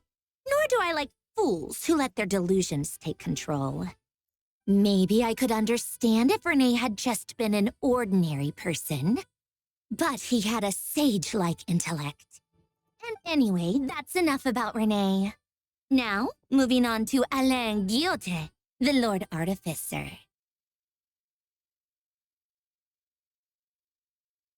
He managed to put a stop to the first storm whipped up by Renee. But to his credit, I suppose, the loss of his family and friends was purely a tragic accident. It's not like Alain sacrificed them for his cause or anything. After that, the only thing supporting his work was the same dream that had dragged his closest friend down to the abyss. But although the desire to save Fontaine drove him to found the Fontaine Research Institute, Alain continued to reject any form of transcendental knowledge or power. He was suspicious and fearful of it, having seen the way it had affected his closest friend. I think that formulas and machines derived solely from human intellect were the only thing that gave him a sense of spiritual comfort. Yet Alain's intellect was simply too great. It barely left him space to breathe in his lifetime. Once he realized that the end of his life was approaching, he finally accepted the truth. The Nazissenkreuz Institute needed someone, and a human being, to see its story through to the end. He quit working on his formulas, trading them in for the fairy tales that had played such a formative role in his childhood, but which he barely touched in his adult. He told me that the director of the Nazissenkreuz Institute used to read those fairy tales to the children as bedtime stories. Apparently, they worked wonders at sending kids off to sleep. I think that all he wanted at that time in his life was to be able to sleep deeply without being plagued by depression. By that point, nothing else really mattered.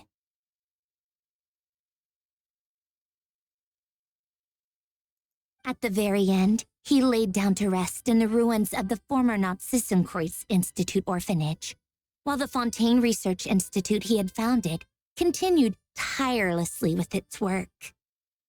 Many years after that, tensions over competing dreams would once again cause a rift, this time between members of the Fontaine Research Institute. But the actions of those fools had nothing at all to do with Alain. And that is the story of two people from the Nazissenkreuz Institute who both wanted to save the world. One went all in on his fantasy of salvation without ever looking back, and the other sought desperately to burn bright in his life, even though he wasn't sure where he was going. I do sometimes wonder, why is it that people like them have such grand hopes of saving the world? Even the grandest tree starts as a tiny seed.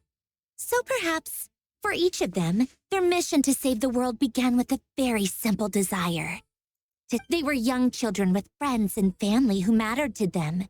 Desires to explore the meaning of life. Ambitions to have a successful career. They did, or maybe they just wanted to find something to anchor themselves within the chaos, to stop them getting quietly swept away by the storms of life.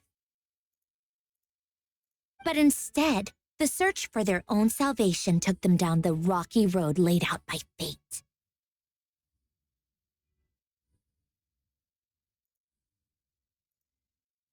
Do you think the desire to save oneself is enough of a justification to try and save the world?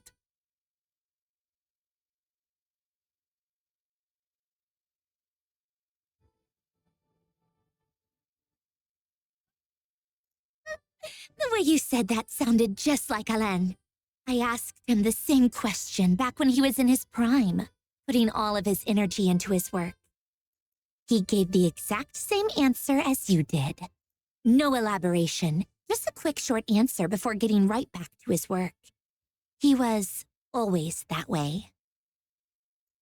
All right, tea time's over. I owe Arlecchino a favor for telling me these stories. I'll have to bring a whole sack of gifts the next time I visit the House of the Hearth. I'm gonna go tinker with Polonia now. You guys can do whatever you want, as long as it doesn't involve interrupting me. Polonia, exit hibernation mode. Begin diagnostics.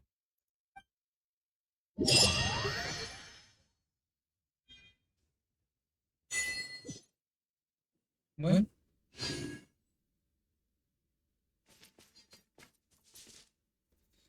Pues hemos terminado la misión al final. Supongo que hice otra más. Secundaria, pero bueno.